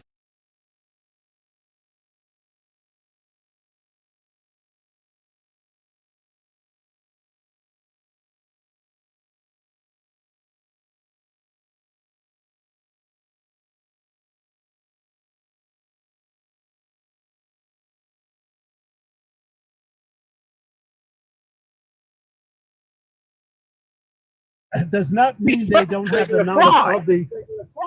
You're a fraud as far as the Arabs are concerned. You're a black Muslim and they can't stand you. They don't think you're less than a dog, a black Muslim. Okay. Arab Muslims can't stand you. Just 1 second. Let's read this. So, you're a fool. Sahih Bukhari collection of hadith. Well, I said the same thing. Is considered to be the most authentic, Mumu. The most authentic. You don't even know your own religion. It's so daft. So it is considered to be the most authentic collection of the teachings and sayings of the prophets. These prophetic traditions or hadiths were collected by Uzbek Muslim scholar Muhammad al-Bukhari after being translated. You can go and read it, but it is the most authentic. I don't know all these people that go and join a religion, they don't even know nothing at all about the religion. What a disgrace. And he doesn't realize that the Arabs see themselves as true Muslims. They see black people from Africa as imposters. All right, black he's repeating. people. And this damn fool thinks that they really love him. I don't see Sheikh Yusuf Bey of Turkey's name on there. I don't see the other Sheikh Saudi Arabia's validation on there. Give me some credit. Let's calm down. FSK. I want you. No, hold on, Welvick. I want you to prove me wrong. that Bukhari is not the most authentic. Go on. No, Okay. what you should say is that you should also, display. Please hold on. No. I want All right. Okay, go ahead. Show something that Bukhari is not authentic. It's okay. Go ahead, FSK, please. Okay, I don't see Yusuf Bey, the Imam, the Sheikh in Turkey, his name validating that. I don't see the Imam of Mecca validating that. I don't see Sheikh, the Abona Sheikh's name on there. I don't see any scholarly names authenticating, saying that's authentic hadith. Where's your citations? Can you prove that Sahih Bukhari is not authentic? I just told you, I don't see any scholars or sheikhs or imams validation of that quote you have there from the internet, which anyone can put something on the internet. That doesn't make it authentic. Are you aware that there's Qurans that are not considered authentic? What gives you what gives where do you have to be very careful where do you get your knowledge outside of the Quran? There's books that's considered acceptable outside the Quran, and there's a lot of knowledge considered authentic outside the Quran. So where do you get your knowledge of Islam from? FXK, where do you get your knowledge of Islam from?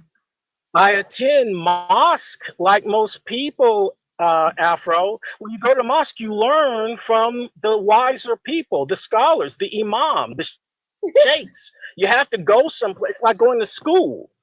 You can't just learn. You can't just go anywhere to learn something. You got to go to the proper places. Okay, so what made you decide? I'm a Muslim. What made you decide to be a Muslim? Okay, well, Islam is the best way of life for anyone. You're taught the proper diet. Look at the alcoholism in America. We don't drink. We don't smoke. We don't eat swine. We don't do drugs. We teach our people how to be respectful. We enforce marriage. We do all types of. And you do honor unalivements too. You do honor unalivements. You can't. You do honor unalivements. Look at this. You are interrupting disgusting. me. Look, man. Right in my city, a brother honorably unalived his sister. Right in the city I live in, a Muslim brother unalived his sister. An honor unalivement. A Muslim brother unalived his sister in the city I live in. You are disgusting. Hey, let's go back to your original point about Nigeria, right? Are you aware that there's 30 billionaires in Nigeria? Please come again. What does that have to do with the topic? I can tell you about Islam in Nigeria and the horror that it has brought to Nigeria. I can tell you about that. I can tell you about the people that were unalived by your religion in Nigeria. 12 states in Nigeria have they're governed by the Sharia law. 12 states in Nigeria. Yes. Hands have been chopped off. Heads have been taken off. Right? People have suffered at the hands of this religion, the Sharia law. If you're Nigerian, you know exactly what I'm talking about. Right? Yeah, that's true. This That's religion true. is problematic in Nigeria. Yes, we got Boko Haram. Boko Haram. It's interesting that you can find fault with the Muslims, yet you've got Exxon and BP are the ones that are stealing the most oil out of Nigeria. I'm not talking about that you could drive I'm not talking about Muslims. I'm talking about Islam, not Muslims. Islam. Okay, well, how can you say that Islam is bad when it tells you to get those white devils out of Nigeria and fight for your land and fight for the FXK, wealth of your land? FXK, are they unaliving people? Are the Islam is the yeah, white people have been unaliving Africans for thousands of years now. Christians have been Not thousands, plague of idiot. Africa. Not thousands. This guy is just too much. They haven't been in Nigeria Wait, for hold on, thousands of Rich. years, FXK. Just one His second. ignorance is amazing. Rich, FXK, can you prove to us that Islam is telling us to get rid of white people? Give us a source. Give us something. You just made a claim that Islam tells the black people to get rid of the white people from our lands. Where do you get that from? And the Holy Bible states, war with those who war with you, but never be the aggressor. So if someone walks in your land and they're stealing the platinum, stealing the what number of the Quran? they're stealing What number? silver and the What number of the oil. Quran? What number? You don't What let them do number? that. What number? What number are you reading? Oh, you want the quote? Yes, I want the number. Well, I'll have to. Chapter and verse. From the Quran. Chapter and verse. So FXK, while you're looking, is Boko Haram an Islamic group unaliving Nigerians? Are they? Well, Are no. they? Yes or that's no? propaganda. Oh, actually, the people No. from Nigeria, Afro-atheists being a descendant of people from Nigeria, know this to be true. Absolutely. You are sitting over here in Okay. America And what's- playing your Islamic game while these people are over there getting unalived by your brothers. They're stealing their women. Okay, but you have no they're idea. stealing their women, their little girls. No. Terrible. They're grabbing them. They're unaliving the family so that they can have their young brides. Your loving God is telling them to do this. So unless you are willing to stop that, don't talk about oil. Okay, well, let's see. They kidnapped 100 million. I ask you, are you saying that your God, slavery are for you saying your 400 God is supporting this? I don't care the numbers. Chapter and verse, please. I don't care the numbers. Please, I want the chapter and verse. I don't want him to chapter and verse. Is FSK there? Yeah, he's there. Yeah, I'm still there. I want All right, let's before you. I want the chapter and verse. Let's not. I don't want to move on until I get. I want to be able to read it. Are you going to display it? No, I want to be able to read it. I've got the Quran here. Yes.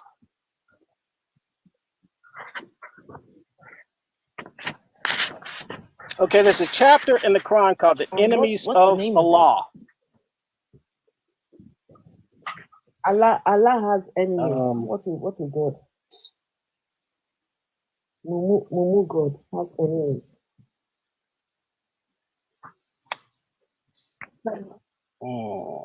It might be Surah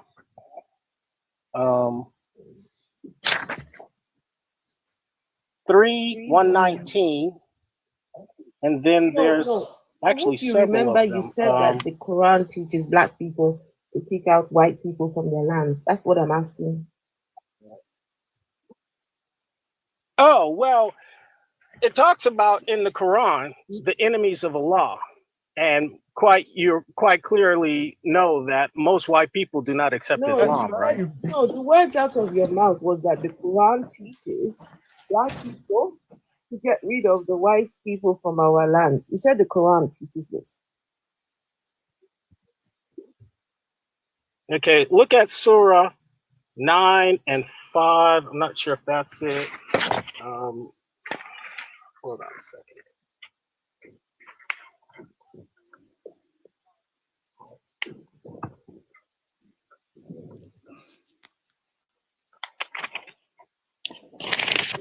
So let me read 9:5, right? While it's looking for the other ones. Right, listen to what a God sends down. Right? It says 9:5. And when the inviolable months have passed, then unalive the polytheists wherever you find them, and capture them, and besiege them, and sit in wait for them at every place of ambush. But if they should repent, establish prayer, and give zakah, let them go on their way. Indeed, Allah is forgiving and merciful. And if any one of the polytheists seeks grant him protection so that he may hear the words of Allah, which is the Quran, then deliver him to his place of safety. That is because they are a people who do not know. How can there be for the polytheists a treaty in the sight of Allah and with his messenger, except for those with whom you made a treaty at Al-Masjid Al-Haram? So as long as they are upright with you, be upright with them. Indeed, Allah loves the righteous who fear him. So he's saying that you should wait. He said, when the viable months have passed, unalive the polytheists wherever you find them, capture them and besiege them, and sit in wait for them at every place of ambush. What kind of God? What kind of God is this? Well, when you say what kind of God is this, are you okay? So what you're saying is, do you side with your enemies? Yeah, but the people that's against you, your enemies are also evil.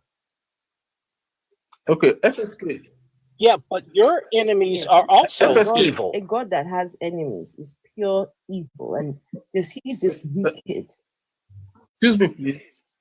Okay, but your enemies are also pure evil. I wouldn't lie. So which one is worse? A God that's on your side or enemies that's against you? All powerful and all powerful evil is greater than any man could be. Can you kill me because I do not believe in Islam? Afro, can you ask him to explain the meaning of infidel? What do you understand by infidel, FXK?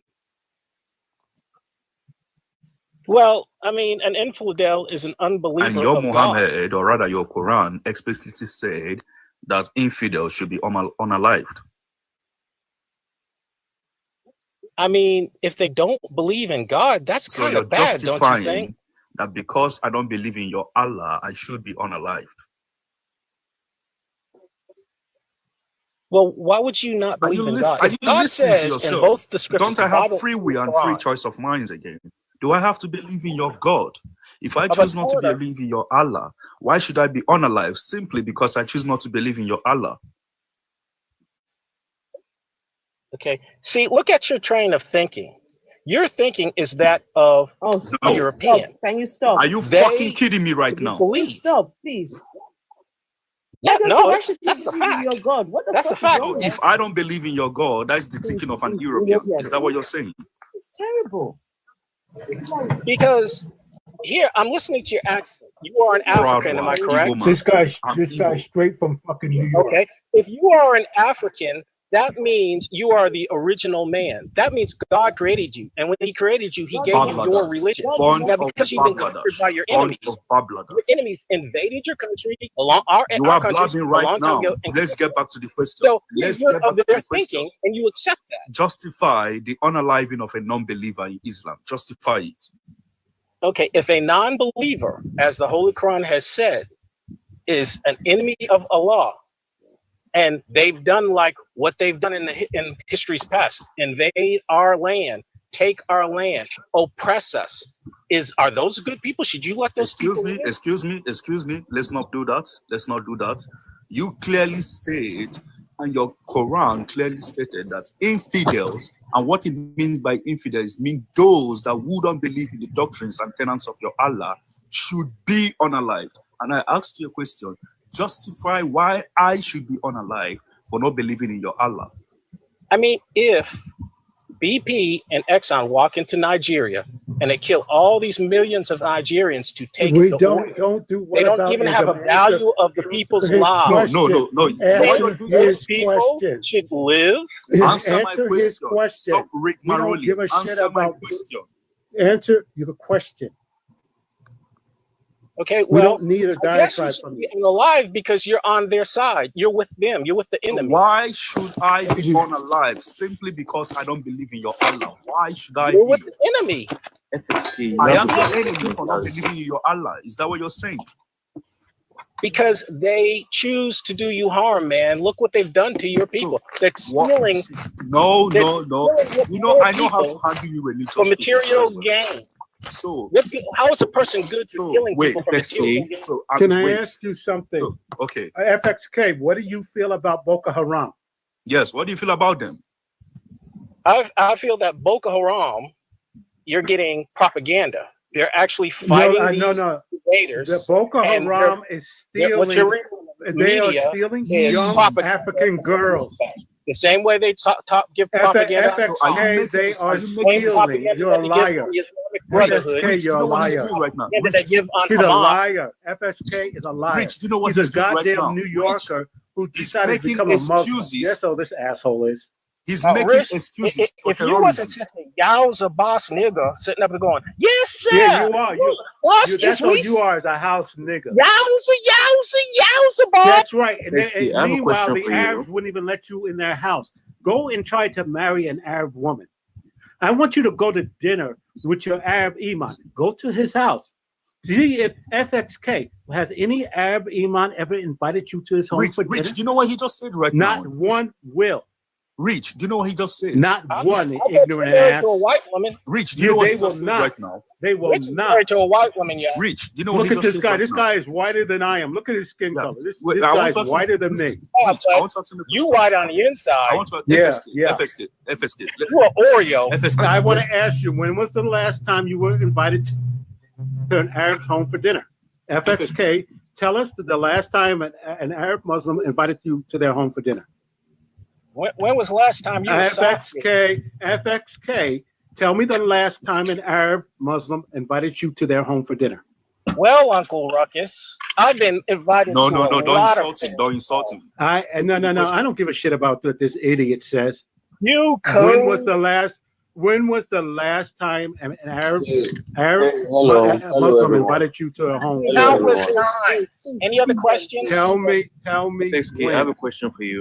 You made up a lie because it took you too long to answer. You're a liar.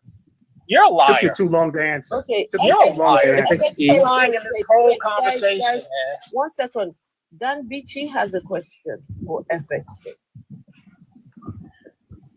Is Islam a religion of peace? Absolutely. Absolutely. Or you are justifying people getting unalived, the infidels. Is that not a contradiction?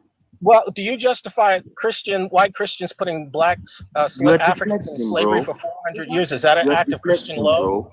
Answer the question straightforward. Stop deflecting. They're putting drugs in our community. Stop about whataboutism and answer the fucking question, idiot. Can you not answer the question? Okay.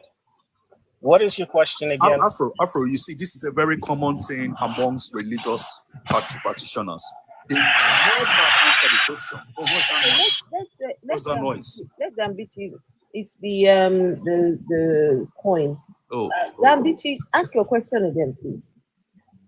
I asked that, is Islam a religion of peace? It is. So justify why your Allah said unbelievers should be unalive. Justify it. And why should I believe a religion that claims to be a religion of peace? Why, meanwhile, it unalives anyone that does not believe in that religion? Justify it. Okay, because if enemies threaten you or cause you harm, you are not to just sit there and let it happen.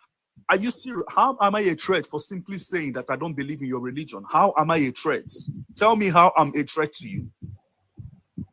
Well, nowhere did the Quran say to attack people who are not attacking you. We're not the aggressors. I am not attacking you. I'm simply saying I don't believe in what you practice. I don't believe in your Allah. I have not posed of any threat to you. I'm harmless. How and why should I be unalived? Well, you shouldn't. But your Allah said I should. No, it didn't. Yes, it did. No, Qatar. I think you're mixing it up. I'm not mixing it up. I know what I'm saying. I think what it says. No, it doesn't. Sorry, hold on. I think what it says. Try to make something up. Please. Qatar, hold on. Infidels should be unalive. Let me tell you what I know about it, please. So what I understand about this is very simple. the Quran was written during the jihad period. And I think the Prophet himself said that when you're being attacked by your adversaries, right, most of the time, they are not people who believe in the religion or the things they believe in. That is when it's okay to attack, because these people are actually after your life. You're not And guess what you're saying right now contradicts Yes. what is in the Quran. The Quran categorically states, and this is the belief that a lot of these Can we open the hadith where it says, because of I this think it makes particular sense to make, statement, are you make listening? reference to Because the of this hadith. particular statement, a lot of terrorist groups, a lot of Islamic I terrorist agree. groups Yes, has you are gone right. on to unalive a lot of people. They Exactly. base their You are very, arguments on very this right. particular section of the Quran. Hold on, Afro wants to speak. Oh, Afro. Okay, Afro.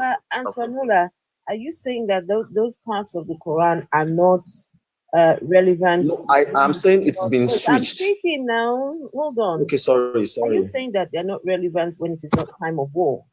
No, what I'm saying is just No, like not you, had not you, these- FXK, not you. I'm asking Antoinola. Thank you. Thank you. So I am not Muslim, right? I'm Christian. However, I know for fact that that side is not for a particular period or time or for anyone. It is actually for you facing adversary. And it was written by a prophet who believes that you need to defend yourself during the time of war. Do you understand what I'm trying to say? So it is not. I don't That's not understand. true. That's not I don't true. understand. Because last week, this is what happened to me last week in America. This is what happened to me last week in America, right? I was listening to a debate at work, right? I was doing installation in this person's house, and I was listening to a debate. I had no idea they were Muslim. He came downstairs, aggressively told me to turn off the stuff I was listening to.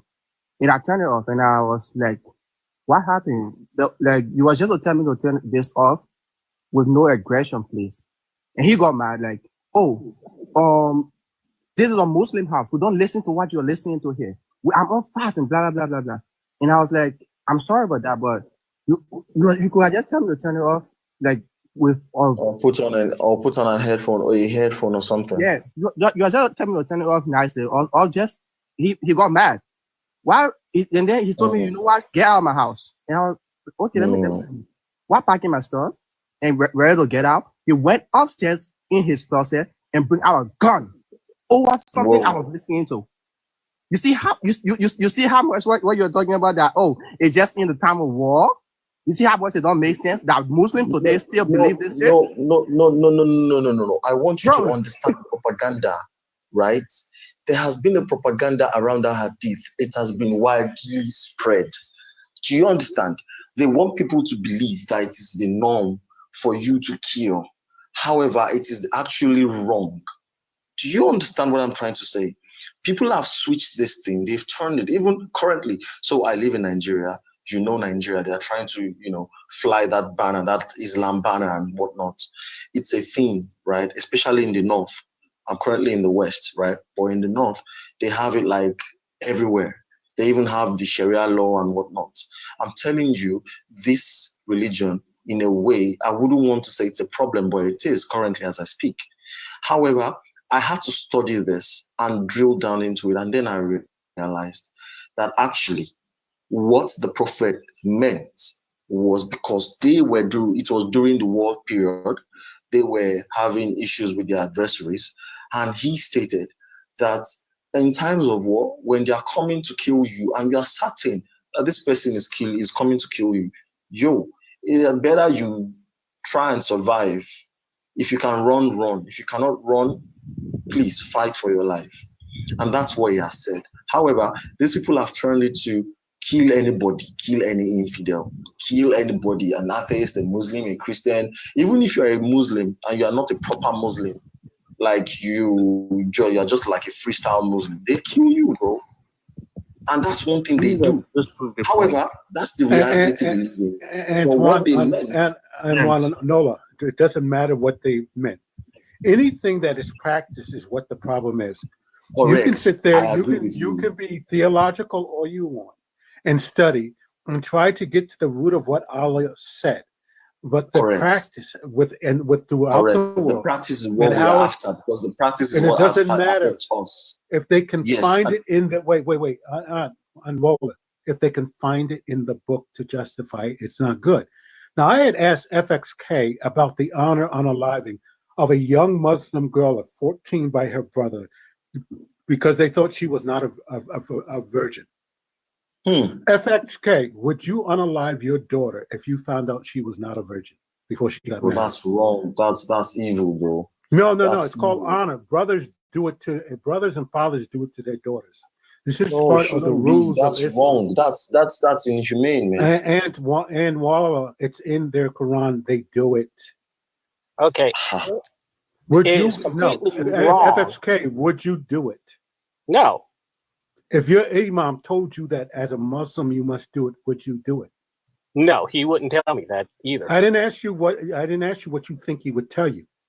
I asked you if he would tell you this, would you do it? Okay. That's the question. Answer that question. No, if an imam told me to do it, I would not do it. Would you, and any imam that you went to told you to do it, would you leave the religion, or you would stay with the religion even though you know this religion wants your daughter unalive because she's not a virgin before marriage? Okay. I would not do it if Would the you imam stay told in the me to religion? stay in the religion. Why would you stay in a religion that you know that the rule is this? Well, because in Islam, the Quran states you don't, first of all, you have to have 4 witnesses to that. 4 witnesses. Oh, now, to wait. your Now daughter I'm being a changing it virgin. because now you know. So now if there was 4 4 witnesses for your daughter not being a virgin, and then if you have that 4 witnesses, you then unalive your daughter, your own daughter. Well, is that what you're saying? Again, you're getting into the Sharia, and in order to make a decision. So based on the Sharia law, you will unalive your own daughter because she's not a virgin. I mean, I don't think the Sharia allows that. So what you're saying is untrue. You'd have to show me the surah where you say you don't even know what the Sharia is, and you're Muslim. I will tell you to go look. You don't know anything about Islam, bro. Honor unaliving. He's a Muslim. He doesn't even know what Sharia that's why I is. said, give me the surah and the verse that says that. You haven't read it. Then why are you on this live? You're defending Islam. You haven't read anything. No, he hasn't read it. He's making this up. Roy, then why are you asking for him to reference it? Because he just said he's making this up. He didn't read that in the Quran. Did you read it? Reggie is a lying ass nigga. Don't listen to him. FFK, you just said if you had 4 witnesses, they do it. You just said it yourself. Well, I said you have to have 4 witnesses to find them guilty. Okay, but will you kill her though? Will you unalive her though? That's a Sharia decision, and I don't think the Sharia condones killing someone. It was done in New York State. FXK, it was done in New York State. You said it's in the Quran. It was done by you said Sharia it's in the law Quran. in New Show York me the State. surah and the verse that says you unalive someone for adultery or fornication. It was done in New York State. Even if your wife sleeps with another man, the last thing you can do is to let her go. No matter the law. But do you understand? It does not warrant you unaliving a soul you cannot create. There's no way you man. I think he just said that it's in the Quran, but he hasn't given a surah and a verse that says you unalive someone for that. However, you know that the Sharia law can tell you that, right? Oh, okay. So we're assuming we've seen weird things. No, I agree with him. I won't lie to you. I've seen weird things in the north where they practice Islam at the core of it. Trust me, Nigeria is a very biased. You have a lot of things that go on in other countries that are cultural, but that doesn't mean that it is not based on culture. That's what I'm trying to tell you. It is based on Islam. Well, how can it be based on Islam and it's not in the Quran? They've swapped their own culture with Islam. So Islam is the current culture they live in. And there are countries, there are states in the country that practice this Sharia law at the very core of it. If you're going to make an example, hold on. Let me give you an example. So there's this fine lady who went on TikTok and was dancing. Now, her mistake, because normally their dress code was to wear, I don't know what they call it, but they have to cover all their faces down to the feet. She did that. The only thing she did that got her in trouble was that her behind was very, very endowed. She was very endowed, right? And then she was shaking all her ass, and that video went viral. Guess what? The government of that state had to call her in. The government called her in, and then they tried her based on the Sharia law, and then she was punished. Guess the punishment? She was flogged, properly flogged, kept in isolation, treated like she was treated badly. It was not good at all. And there was no way she could escape it. The other lady who did something similar had to travel out of the country so that she just can escape this Sharia law. I'm telling you that the Sharia law exists, and I'm very sure that it might get to a point, although we don't get to hear because we don't live there, but I know it gets to a point where people start unaliving other people just because they find them guilty of some Sharia law. Do you get what I'm trying to say? I'm saying, I do not think people should go by the Sharia law. This guy lives in New York State, talking about Sharia law. It is wrong. You have no idea what it is. You have no idea. Rich just made the claim that it's about Sharia law go against that you unalive a woman if she's committed fornication. All right, and he hasn't given a surah. He hasn't given an ayat. Now in Surah 4, it talks about the woman, and it does give you grounds for divorce if a woman's been unfaithful. So correct, which is good. I don't think what he's saying is correct. I mean, a woman has grounds for divorce if a man is unfaithful. Actually, so, and I have found a surah that says if a woman commits adultery or does anything, like he stated, she gets flogged 100 stripes. Do you know how many 100 stripes from a whip? Okay, but give the surah and the verse before you say that that's in the Quran. The Quran is a disgusting thing. And also, yeah, just right. a knockoff. You don't know what you're making stuff up. This guy's a liar, man. He's just making stuff up. You know what? He hates me because I'm a black American. I'm a black American calling him. You're a coon American. He's a black American. I think So I think when we make claims, we need to be able to show facts. I think it is healthy to show facts, just like FXK said. So I think the way we should even approach this, right, is whoever makes a claim should lay down facts, and that fact should be verifiable across board. I think that's the way it makes sense, because in a civilized economy, it makes sense everybody sees the facts. So we know what we are doing, and we don't just point fingers, right? So I don't know, but I think Islam is a great religion, but people are trying to turn it the other way around. Just like some other guys here in Nigeria are trying to turn Christianity the other way around. There is no great religion. Well, to respond to Carter's correct question, when he said that, should I just be killed because I don't believe in your God? All right. If you lived in your parents' house and you didn't want to go by their rules, do they have the right to throw you out of their house? We're talking about unaliving people. We're not talking about getting kicked out of your parents' house. We're talking about it's kind of the same thing. No, it's not. I mean, if you don't believe in your parents, you know what you do when you get on this planet. When you have the right to kick you off of it. When you get kicked out of your mother's house, you go and you get a job and you get your own apartment, and you don't go back to your mother's house. That's what happens. Exactly. What the hell are you talking about? Okay, and with Allah, did you want to say something, Rizzi? And with if you don't want to be a Muslim, Allah is merciful. I mean, I don't think He's just going to kill you, but how are you going to have proper guidance? How can you ask for being blessed? How can you improve your life if you don't believe in the God that created you? It doesn't matter. Should I be unalive because I don't want to do it? Gentlemen, can we have well, once again, Resistance wants to say something, please. Can you guys hear me? Yes. Okay. Yes. Hi, Afro. I just want to let you know I have a backup account. Sorry. This is Mother of Prep, if people follow me. Hey, Mother, how you doing? Hey, Rich. Yeah, I don't have much to add. I thought I don't have much with Islam, and he's unstable. So anyway, I'll drop that to you. Hey, Mother, before you Yeah. leave, I'm a coon because I'm not a Yeah, Muslim. that He called me a I coon. can't even. I don't even know what to do with that, and I don't really want to do anything with that.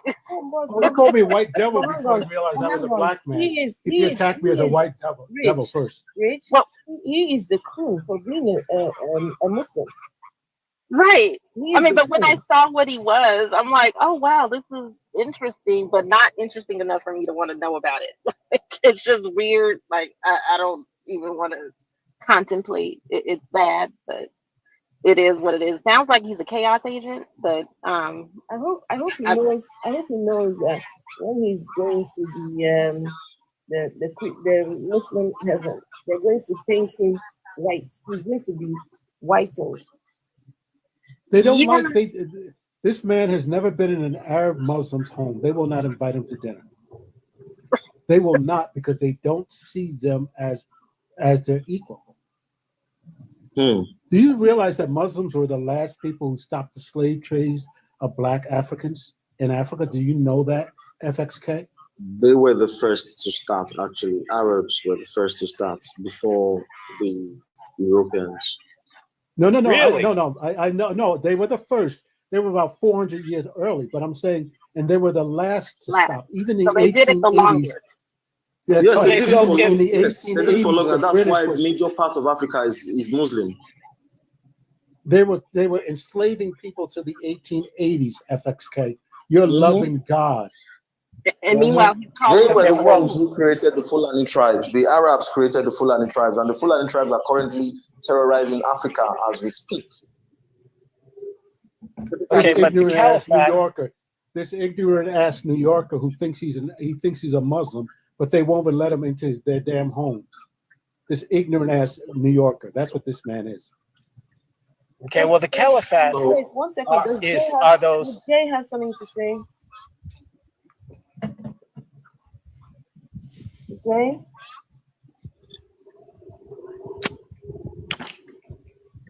I want you to go to the mosque this week, and go to one of your imams, your Arab imams, and says, "Can I come over for dinner?" Ask them. At FXK, see how much they love you. I've been many times. You're lying because it took you forever to answer me. I asked you 10 times before you finally answered me. You're lying. FX, I have a question for you. Stupid question, you coon. You're a liar. FX, I have a question for you. FX, can you hear me? Yes. Have you read the Quran? Yes. Okay, according to Islamic science, where does semen come from? Where does sinning come from? Semen. S-E-M-A-N. Semen. Your testicles. No, that's not what you haven't read the your Quran. book doesn't say. I thought your Quran knew everything. Okay, go look it up. Go look it up. You must know more than me. What does it say? Mr. New Yorker. Let's Go look it up. Guys, let's let Dambichi respond. According to Islamic science, semen comes from the ribs. Okay, do you have a source? Give me the surah and the ayat that for that. Aren't you supposed to know your book like thoroughly and very well? And I do. That's why I know what he's saying is. But you can't if you don't know that. Like I don't have to know the Islam, writings, but I know that. So it's weird that I'm someone who knows that, but you don't. The surah and the verse. So also FXK. So listen to me carefully. I think you are doing a bad job. Surah 86 verses 5 through 7. Surah 86 verses 5 through 7. Let's see if he's telling the truth. It says, then let man but think from what he has created. He is created from a drop emitted proceeding from between the backbone and the ribs. It's hard to imagine that you can know your book and not know that, because if I read something that was so grossly ridiculous, I would remember it, even if I didn't know the verse. That's why I remember it. Okay, Surah 86. Verses 5 and 7.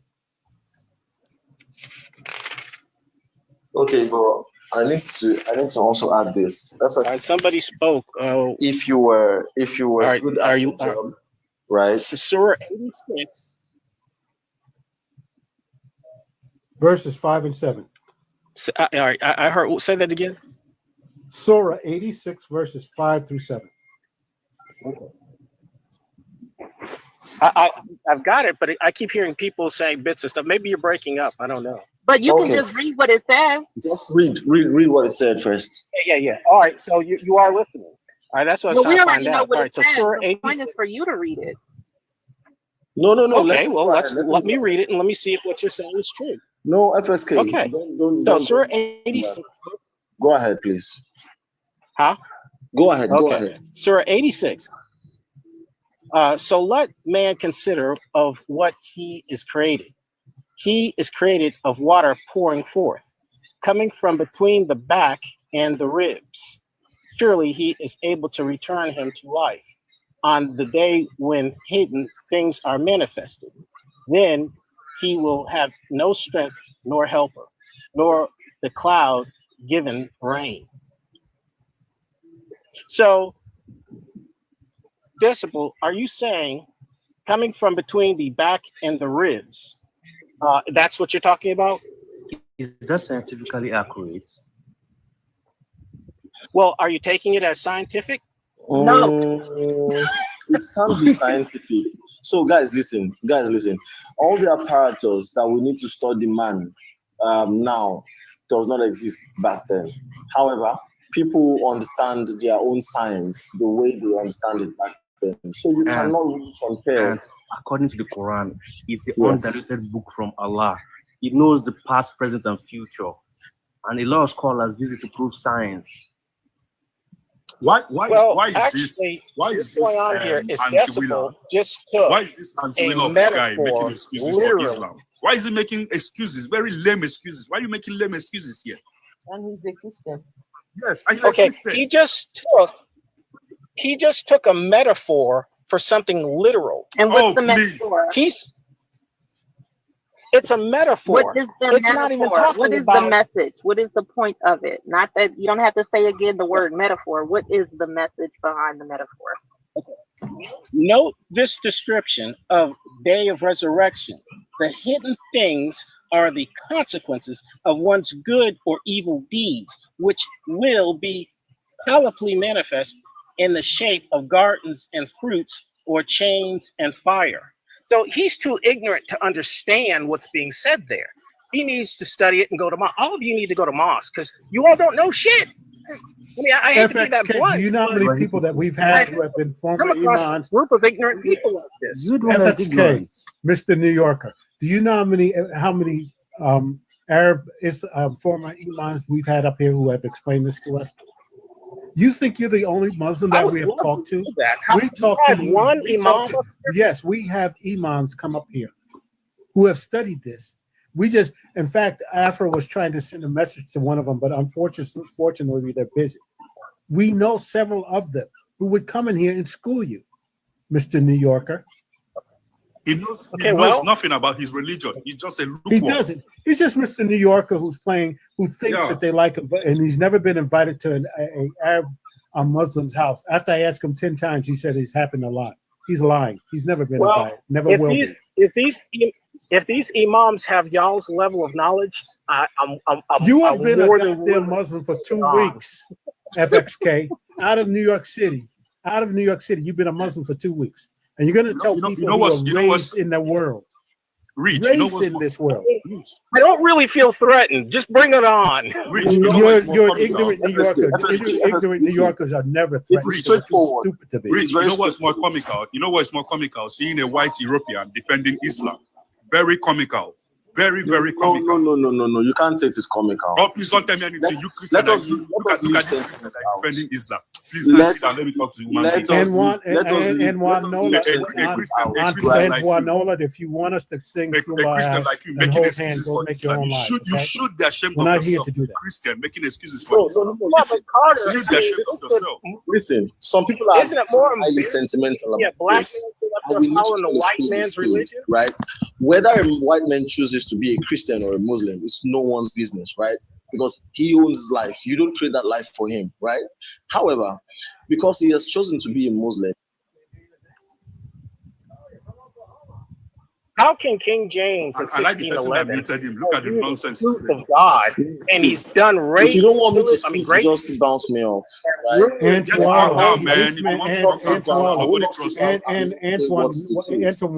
Wanola, whatever your name is. This man came up into this live calling names and throwing insults. Don't come in here and try to defend him. You weren't here, so don't come. Antwala was justifying. Antwala was justifying why people should be unalive, making excuses for them, and you claim to be a Christian. Why would I justify why people should be unalive? You did. You should be ashamed of yourself. You are pathetic. I never said that. You did. I never said that. What I was saying, the first thing this man, Antoine Nola, the first thing because a white man, you know why then back then they were fighting war, so things were different. Oh, maybe that's why he said that Muhammad should tell them exactly. Yada. Bunch of bullshit. Yes, I said that, and I said that. Antoine Nola, this man came in here. The first thing he called me was a white devil, even though he's lighter than I am. He's a lighter black man than I am. He called me a white devil. But yet he's in a religion that I totally disagree. He's in a religion that the Arab Muslims cannot stand, and they hate black Muslims. In fact, it took me over 10 times to ask him, was he ever invited to dinner by an Arab? And it took over 10 times for him to answer the question. Because he's never been invited. They won't invite him. He will never step foot into their house unless he's coming in to clean their clothes, to clean their floors. You can never be like them. They're not like us. They're not like us. They're not like us. You can never be like them. Let me tell you something. They're not like us. See, something happened with the Arab and Nigeria, right? These Christians, shut up, please. You look at you Christian making it Can you stop defending Islam, please? Instead of defending Islam, shut up your mouth. I don't want to hear from you. A lot of money to the American economy, yeah. Now, Mods, please mute this guy. This guy is a lukewarm Christian. In Nigeria, they will. Thank you to the mod that muted him. We don't want to listen to your guy. Don't mute me. I would rather listen to FSK than listen. Stop defending. They sent just close your mouth, Mr. Man. We don't want to hear you. To know how much they hate black Muslims. Mods, please, can you mute this guy? This guy is irritating me right now. Whoever this person is that is just yelling on the group, I don't know. Yell, idiots. It's your mother and father that are yelling. Why you saying? What country are you from? I'm from Nigeria, Mr. Man. I'm from Nigeria. What's your problem? Do you have any problem with it? It's an Igbo man. That's how they do their own tribe. They are very, very good. Now you are being tribalistic. Yes, the biggest Christian in diamond. Your Bible says you should not be tribalistic, so you're being tribalistic. Well, thank you to the person that moved him down. We don't tolerate such here.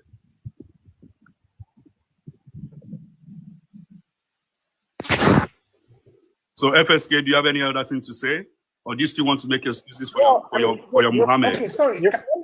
Okay, let me ask FSK. You're from Nigeria. Can you read? Are you aware that Zimmerman and De Beers have some of the biggest diamond mines and gold mines in Nigeria, Kenya, Uganda, and they take gold out of there, billions of it daily, and they don't pay the Africans anything for the raw materials? Are you content with that? Here, the Africans should be the richest people in the world, but because of your Christian love, you just let them take it. You know, this is just ironic. It's just like a pot calling kettle black. What's the difference between you and Christianity? I know what's funny. Well, it's a fact. Whenever you're trying to throw shades at Christianity, what's the difference between you and Christianity? Both of you are sides of the same pot. who've been Christianized fight Both against of the you are Africans two sides who of the don't want same coin. The Christians most stealing problematic their religions we have on Islam earth, is worse. the both religions, Islam is worse. Islam and Islam Christianity. is worse. Rubbish. Look at you coming here to dance on Christianity like you're Islam better is than them. actually primitive. You're worse than Islam them. is a You're disease to primitive. the You world. still live Islam like is a disease barbaric to people. humanity. So you're saying that the Muslims are stealing more than the Europeans? Islam is killing humans every day. Okay, but let's deal with the Europeans for a minute. Don't do If that. they're Don't taking do that, bro. cobalt, I know what copper, you're doing. uranium, I know what you're doing. We're not talking about tantalum, that. all these Every time a minerals Muslim wants out to of argue, Africa. they always attack Christians. FSK, can you read Quran 2:191? Quran 2:191. Yeah, sure. Can you read it? 2:191? 2:191, yes. And please explain it.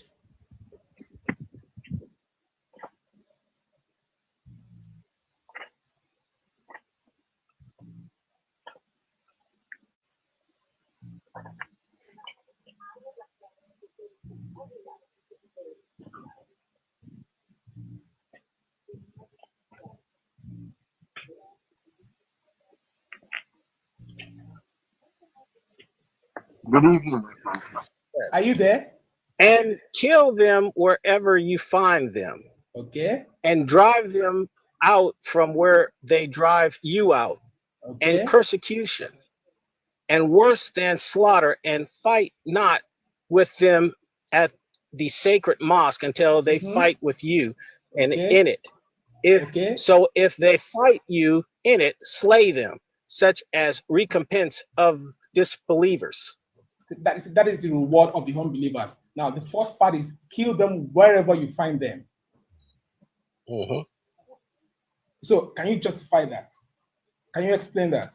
Well, in 190, it says, and fight in the way of Allah against those who fight against you, but not aggressive. Surely Allah loves not the aggressors.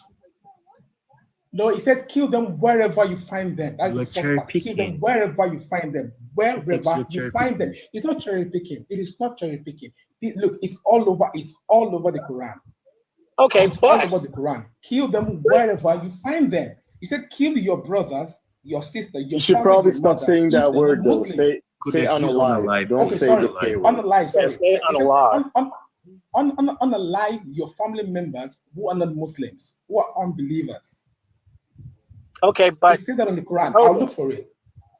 Codex. That's not what it's. I already know what that is. As an ex-Muslim, I can enlighten you guys if you would like. Go ahead. In Sahih Bukhari, in Sahih Muslim, it says, "Man badalu dinu faqtulu," which means literally, whoever changes his Islamic religion or faith, unalive them. And that is Sahih is the most authentic of the sayings of the Prophet of Islam.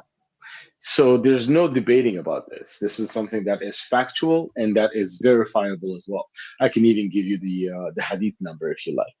So what you have to understand is that also Muhammad was a slave trader.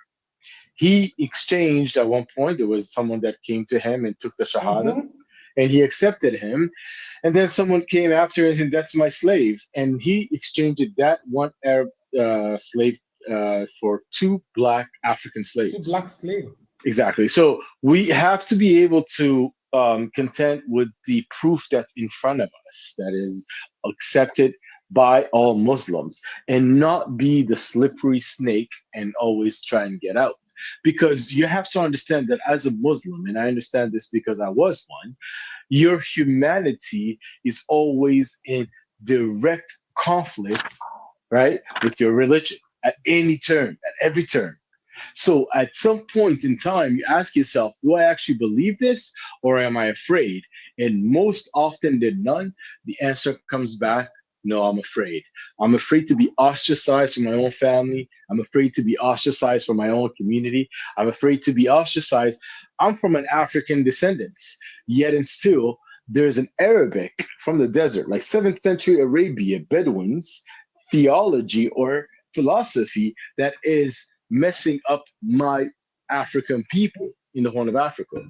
You understand what I'm saying? So once you've lost who you are, and which is what's happening to my people, honestly, you have lost all grips on anything. And that's why there's atrocities happening there, and they're not able to build up anything. You have to understand, like, that my people are in such a stranglehold of this, what I like to call, ancient Arabic fairy tales. I love Arab people. I have no hate towards them, but that theology was for a specific time and a specific place for a specific man named Muhammad. Essentially, if you really read the scriptures, that's what you see. You'll read the Quran, it's not from a higher divinity. When a man has taken on his adopted son's ex-wife, that's when you understand that this is just man-made BS, and this has nothing to do with any type of godliness. It's far from it. So as Africans, and I can understand, like, Afro-atheists, there's a lot of people that don't believe in anything, but as Africans, I believe that we had that initial connection with the Most High and the source and all of that, right? We wrote these things, and they came back repackaged and making us forget who actually are. So essentially, bro, to be a Muslim is to be a lawyer for someone is guilty. You have no choice but to be slipping and sliding, always being sleek with it, always trying to tell a lie. And that is actually codified in Islam, and it's called taqiyya. Taqiyya literally means lie to the non-believer. Literally means that. Lie to the non-believer to your own, to your own profit, to your own ends. So what you have advantage, exactly. So what you have to understand is that Islam is not and is devoid of any type of spirituality. There's no divinity in Islam. All it is a political force. It wants to take over wherever it goes. It wants to be the thing wherever it goes. It is nothing more than Arab supremacy. If you really read the Quran and understand the hadiths, you understand that this is nothing more than Arab supremacy. And that is, I'm afraid to report, that's the kind of hold it has on my people in the Horn of Africa. Thank you for listening, everyone. Thank you very much, man. So the correct interpretation of this surah would be that, first of all, this is Surah 2. It's called the cow. And the cow in Arabic is the kafir, the people who became idol worshippers and unbelievers of Allah. And Allah came to, remove the idol worshippers. So the surah that you're talking about, 191 and 190, is talking about fighting in defense. So when you're fighting in defense and you're fighting the unbelievers, the idol worshippers, this is how you would be fighting them aggressively. Yeah, you would never be the aggressor, but you would slay them where you find them. But in Islam, my brother, in Islam, the people who Islam is fighting is your people, so you are the dumb one. You are the dumb one. They're talking about your people. They're talking about. That's true. That's just funny, man. I never heard that. That's funny as hell. That's so true, though. That's so fucking true. Christians would do the same thing, wouldn't they? If you have course, people they did the same thing fighting against you, are you going to let them attack you and defeat you, or are you going to fight them back? So listen. These two entities was brought to control you, and you are being so dumb sitting here asking why this man have mine in Kenya, and because you accepted them, you are the traitor. You're dumb. Stop saying that. But you say the traitor. What Muslims? First of all, if you go before the Caliphate was the time of the successors of the Prophet Sallallahu Alaihi Wasallam. Man, right? So the Caliphate. Stop. You've been here all night talking pure crap out your mouth. Go read some book, man, and open your mind. And be logical about what you see. Be logical about what is actually true. Most of this religion is just made to control before people. They invaded FXK. Do you understand that this religion is made to control everyone? They are all Abrahamic religions. It's our Do you understand? It's our religion. So what our if religion should Abraham be was like?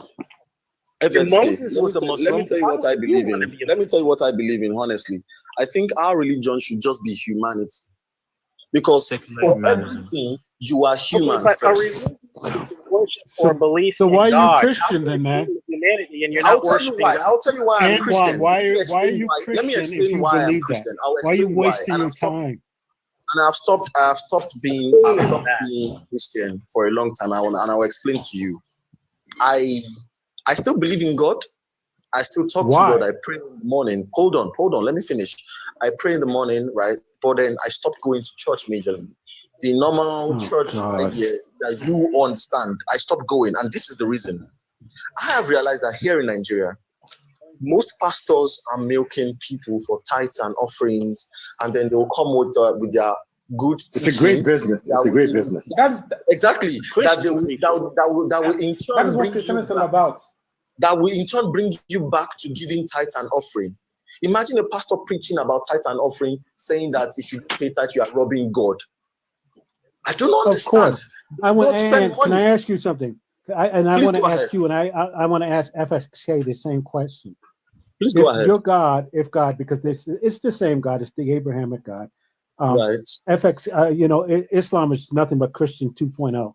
They just rebranded it. That's all they did. Yes, just like an update.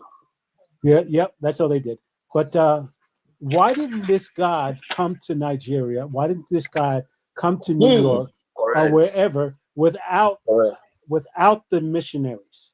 If this God is so real and so powerful, why did his stories have to be told by missionaries? Yes, let me answer that. Let me answer that very quickly. Answer that. Thank you. Well, missionaries were the enemy. They just didn't see it. When the armies came, the imams did the same thing.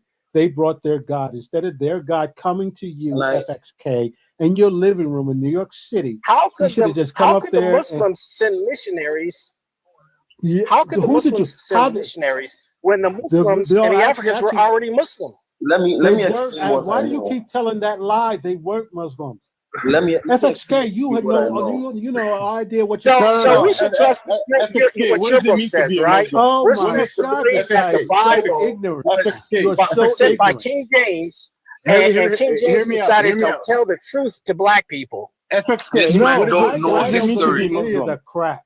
Oh my God, guys! Yeah, just read the Bible and the Quran. They know nothing. Let's talk one second. Can I please answer that question? Who's going to talk first? I wanted to ask him, what does it mean to be Muslim? Muslim means one who submits their will to Allah. Okay. How could you trust King James what's the Shahada? What's the Shahada? What's the didn't Shahada? know nothing about FXK, the prophets? Can you say the Shahada? I'm not even sure. They didn't know the history. FXK, can you say the Shahada? Yeah. Say There's the no Shahada. God but Allah, and Muhammad is his messenger. Okay, now do you believe Abraham said there's no God but Allah and Muhammad is his prophet? Do you believe Abraham said that? Absolutely. He did so not.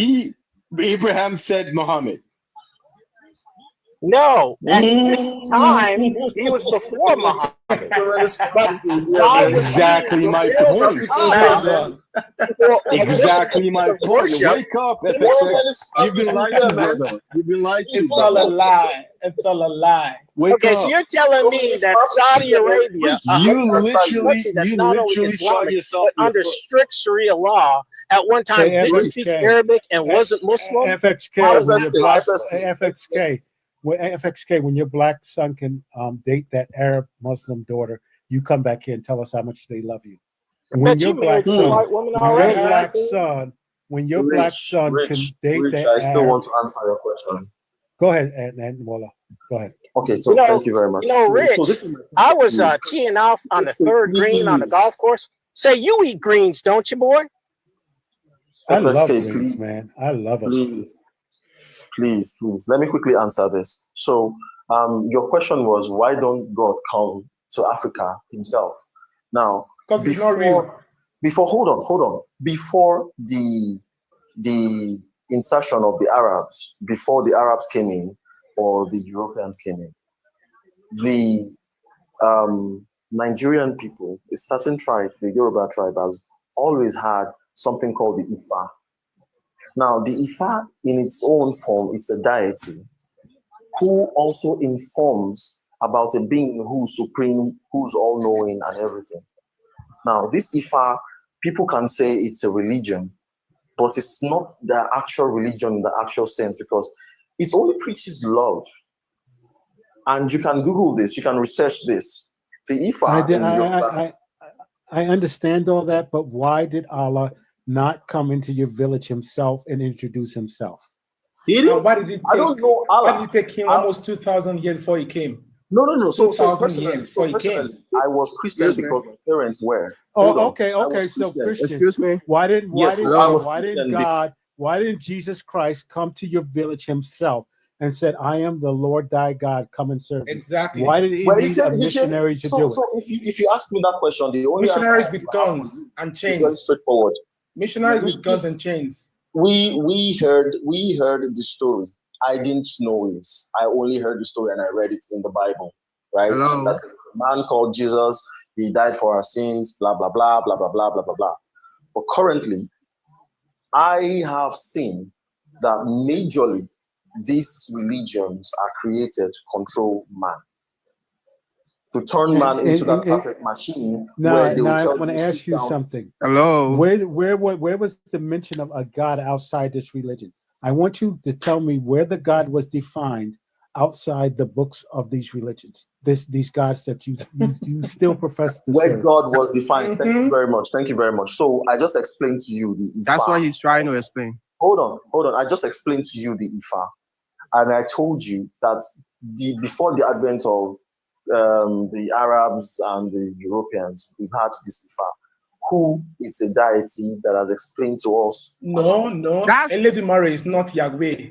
Stop saying that. Don't say that nonsense. No. Eledumare is not Yahweh. That's a lie. Yarese, who is Eledumare? Who is Eledumare? Please answer the question. Who is Eledumare to your own understanding? Don't even bring it in. It's not the same thing at all. Who is Eledumare to your own understanding? Just answer. Eledumare is not God or Jesus. Which one? Do you understand? But the bottom line is that don't tell me that. Don't lie. But Don't lie. That's what you do. Antoine, You're lying. None of these gods exist. So don't bring it far in at all. Don't do that. Antoine, none of these gods exist outside of these books and these narratives. So I don't understand why you think that you're holding on to something that was there before. It was not I like there. this argument. I like this argument. Now, listen to me. Hold on. Listen to me. Yeah? I understand the fact that some people think that God don't exist, and some do. And the reason why I do. Hold on. Wait. Now, let me talk. And the reason why I do is very simple. Look at everything from A to Z. Do you want to tell me it was created by chance? Don't tell us the trees. Don't tell us all the trees. I'm not talking about the trees. Just think about everything you know, including yourself. Okay. Listen. Let me explain something. You know what I see about humanity? Like what? Humanity is just another animal. We are part of the great ape family. That's all we are. Maybe that's because it's not maybe. It's not. And guess what? If that big rock hits this earth next week, 200-mile wide asteroid hits this earth next week, no one will give a fuck if we ever existed or not. Correct. We are only important. We are only important to ourselves. That's all we are important. At a point in my life, Rich, I found myself in a situation where no one would have come to my aid. But then I prayed to God, this God that all of us don't believe in. I prayed to him somehow. Hold on. Yes, I agree. Maybe let him finish. Hold on. Please let me finish. Hold on, please let me finish. I prayed to him once. He answered my prayer, thinking that's for him. And can I ask you something? What is he doing? What is he doing? What is he doing for the children? What is he doing for those young girls? And what is he doing for those young girls with Boko Haram? What is he doing for the children in Gaza? What did he do for the people in Rwanda? What is he doing in the Congo? Don't tell me about your goddamn little prayer. Correct. When he needs to do something, this is what I can tell you. When he needs This to is what do I can tell something you about those that people. is important, when he needs to do something that is important, he don't do shit. And what I've noticed, He helps you does find nothing your for them. peace. That's all he does. So what I understand about this is this. Now, I can later accept the fact that there is no God if I see a genuine reason. You know that since you've been talking there is about no God, God. you've just been saying that how you favored your own life, and that's it. What about Because the rest that's of the humanity? aspects that I have seen. Telling us your damn story. Exactly. And what did that's he do all. for you? He helped you find a job? Did he help you find a job? No. What did he do for you? No, thank you. Thank you very much. There were times when I had zero help with my life. I'm talking about my education. No. You Hold always on, had help that's with your one life. thing. It was Let you. him go. Let There him was a time I almost got unalived. Right? I almost got unalived. And this thing happened barbarically. It happened in a state called Kogi State. Right? I was held down. They told me I stole someone's pennies somehow. I don't know how they came to be. And the entire village was looking for me to just unalive me. Right? So I want to ask you something. I prayed to God. Okay. Probably the week before, those same guys unalived someone. And that person who was getting unalived by those guys, I bet you they were praying to God, please, God, help me. And guess what happened? Exactly. God didn't help them. So what makes you think What you're made me so special? Thank you very much. No. You actually take that as something good. It's disgusting that your God would be capricious enough to decide to save you. But I bet you there were 10 other people that your God didn't save. I bet you there's 10 other guys. I want to know what I want these stories. I will I not want take to know what have you done? What have you done for yourself? What have you done for yourself? Nothing. You played no part in none of that. You Christians are so good to start talking about. I was struggling, and the Lord, I didn't have nowhere to go. I only had crackers to eat, and I prayed to the Lord, and He brought me home. Correct. It's all about them. And yet, meanwhile, there are people who are getting unalived by bombs. They're getting unalived by axes. They're getting unalived. There's a young girl with leukemia. All over the place. Nothing about all over the place. But the Lord helped you find a goddamn bag of crackers to eat. Right. Imagine. So that's the same scenario we all. It's so disgusting. But do you? So you see this scenario. Hold up. Do you realize, Mr. Man? Do you realize that wherever that cracker were, you have to walk to it to find it? That's exactly what I have told you. I have walked towards. So you is the one who's doing my reach as of that time. I have tried all efforts. I never believed in God. I tried all efforts. I did everything I could. So did you stop praying to God? Wait. Hold on. Did you start praying to God? I only went to church once. God, I can't stand these stories. And guess what? Now that is my own aspect. And do you understand how self-absorbed and how self-absorbed you are? Exactly, you sound. Yes. Do you understand how narcissistic you are? Rich. Bullshit. Let me explain it to you. But my brother. Let me explain it to you. You guys are not allowing me to explain. I need a minute to prove something, please. Just 1 minute. Give me 1 minute to just explain this thing. He said, hold on. Can I have 1 minute to prove something? 1 minute. I am. And I will just explain it to you right away. This is it. Very straightforward. I can only observe my own side of truth. When someone gets bombed in maybe Yemen or something, yes, they have prayed to God. Yes, they believe in God. But guess what? I also believe in the cause and effect. Do you understand what I'm trying to explain to you? There's something called the law of cause. There's something called the law of cause and effect. If you understand it, you will understand why it feels like some Christians sounds like they are self-absorbed. And trust me. Okay. Can I ask you a question based on that? Can I ask you a question based on that? So if there's that law, a young child who is born with a hole in the heart suffers for 7 days and dies. Why did God create that child? Can you answer that? Oh, Do you want me because, to answer you that? know, wait. Hey, Charles Hold was on, born I'm with gonna- a hole in the heart. Let me suffers wait, for 7 Code days Nature, and Codex. dies. Let me give you the Christian answer, because the Lord works in mysterious ways, and this had that's true. this was In the mysterious test for way, yeah. this was a test for their parents to For the show mother. their faith. Yeah, Thank the you. Lord needed to do this so she could come to God. So this is where this is why I wouldn't want to act like I understand shit about some certain things, because I do not understand shit. But there's one thing I know. When I went to him, he answered me not once, not twice, not 3 times. How did he answer you exactly? What did he say? My brother, I'll explain my it. brother, I'll explain it. I have explained it. I have explained it. I have explained it times, countless times. my brother, right? my brother, have anything have ever happened to you, good or bad, in life that you're not present? As a matter of fact, do you know if I had even prayed to God and if He I decides that I ask didn't you a get question, my brother. I ask you a question. Have you ever been, if anything have ever happened to you in life when you're not present?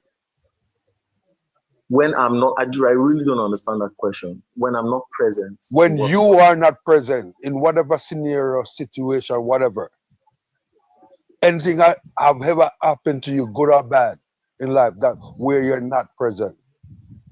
No, when I'm not present, I don't think anything can happen. I can only be Exactly. present. So know that you are the light. You are the most important. If you are not present, you can praise Allah, Jesus, not nothing.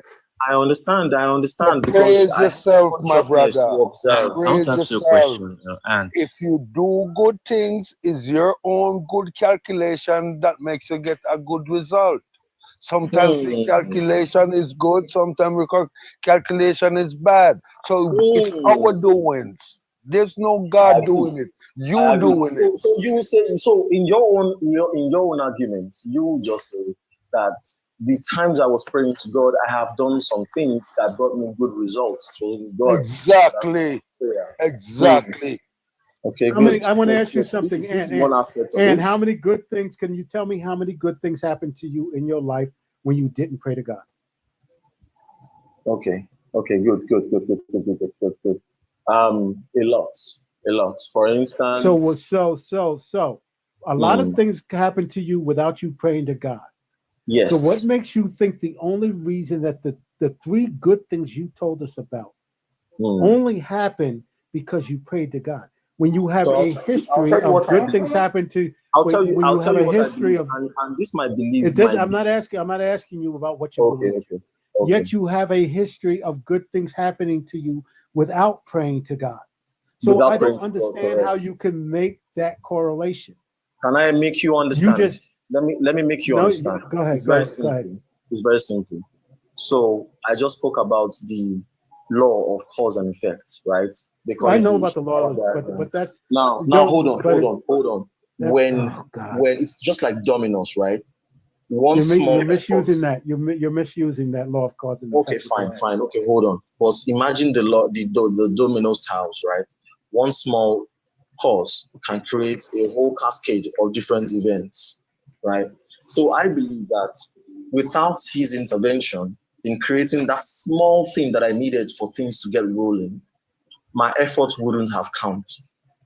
Yeah, but what you're saying is not true, because you've already admitted to us that good things happen. No. You told us many times in your life before you started praying to God, good things happen. Correct. No, not before.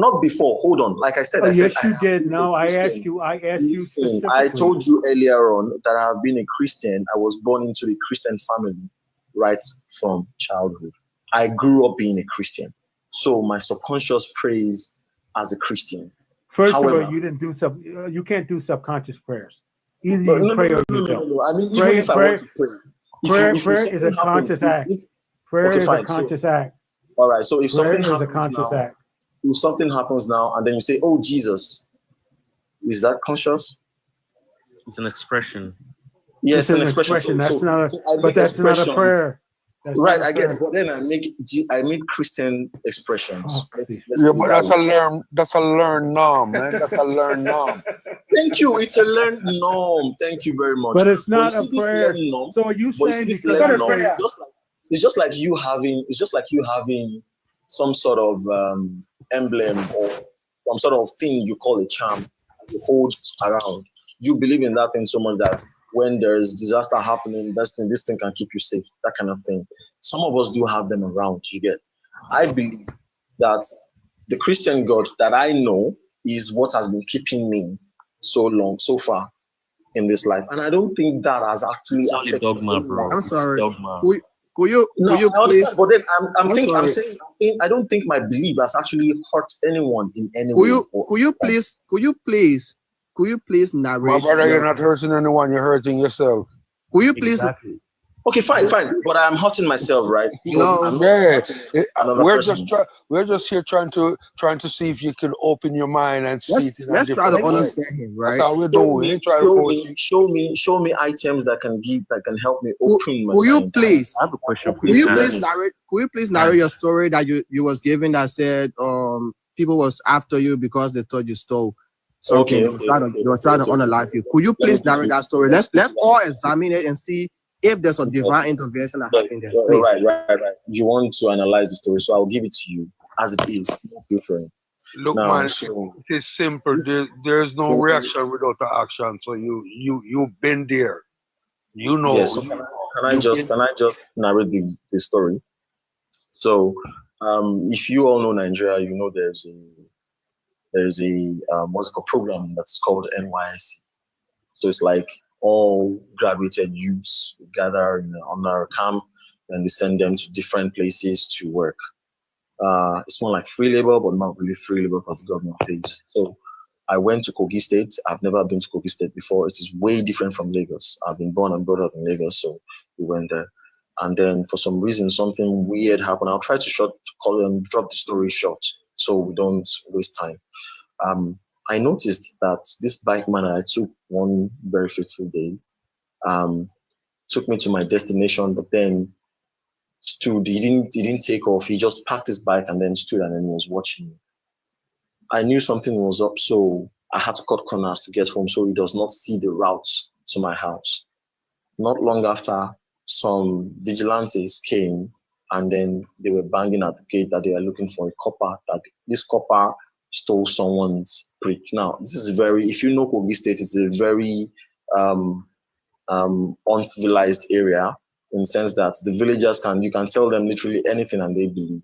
And this period was a period where even the governor of the state had made it mandatory that they should kill anyone on site who they hear that has stolen anybody's brick. Now, they do this majorly. I think the Hausas do it for money rituals and stuff like that. Sorry, stolen what? Sorry.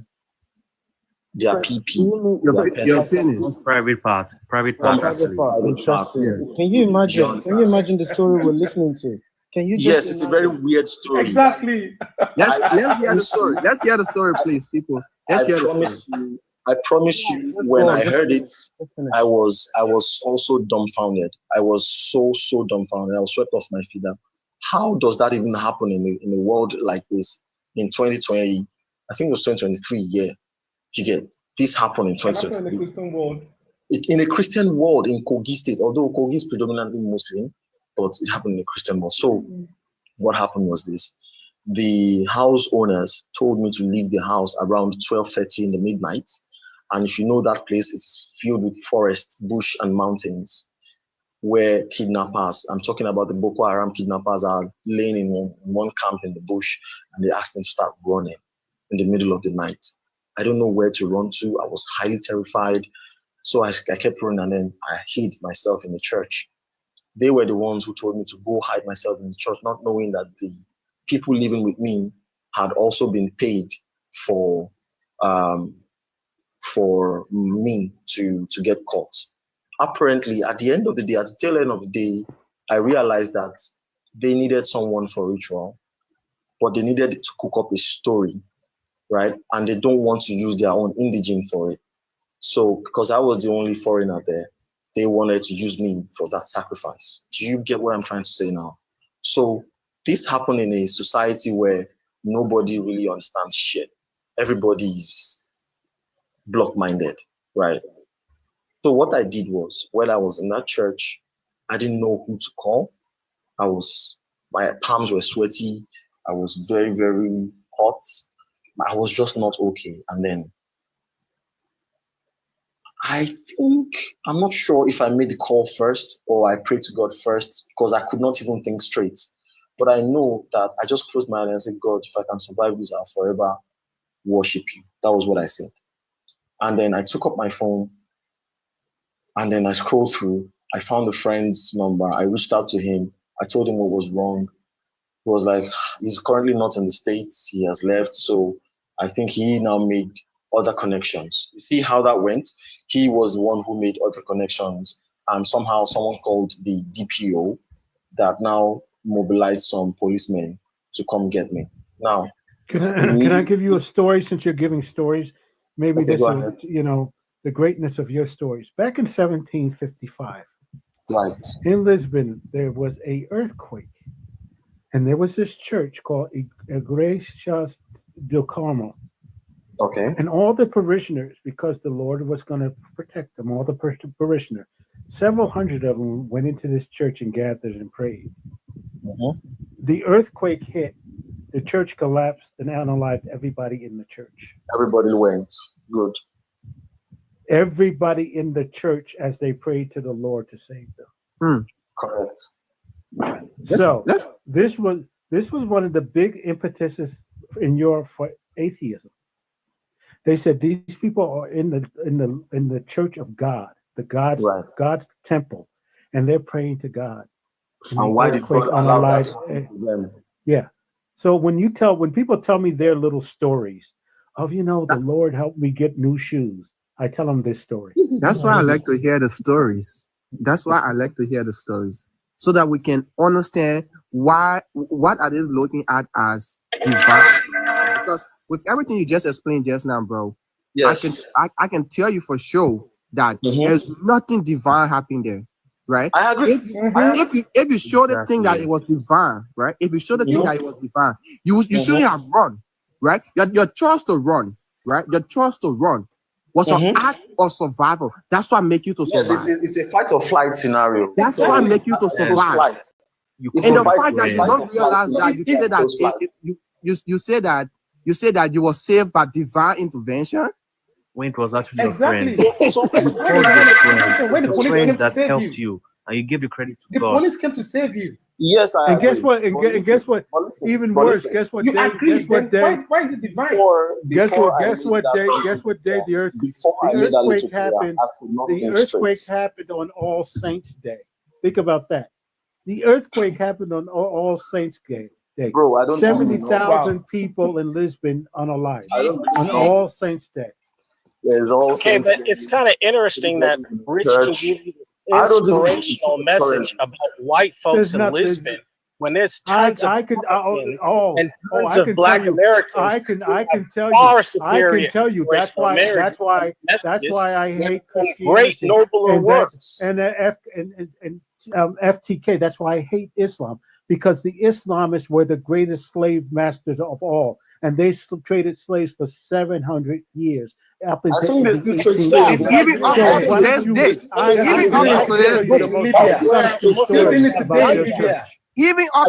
yet to see Arabs out there Muhammad out there making Kunta Kinte plant cotton. Are you talking I haven't seen about? that. Where are these great plantations in Arabia? FXK. Who do you think? FXK. You and your ignorant ass. Who do you think taught the Europeans how to be slavers?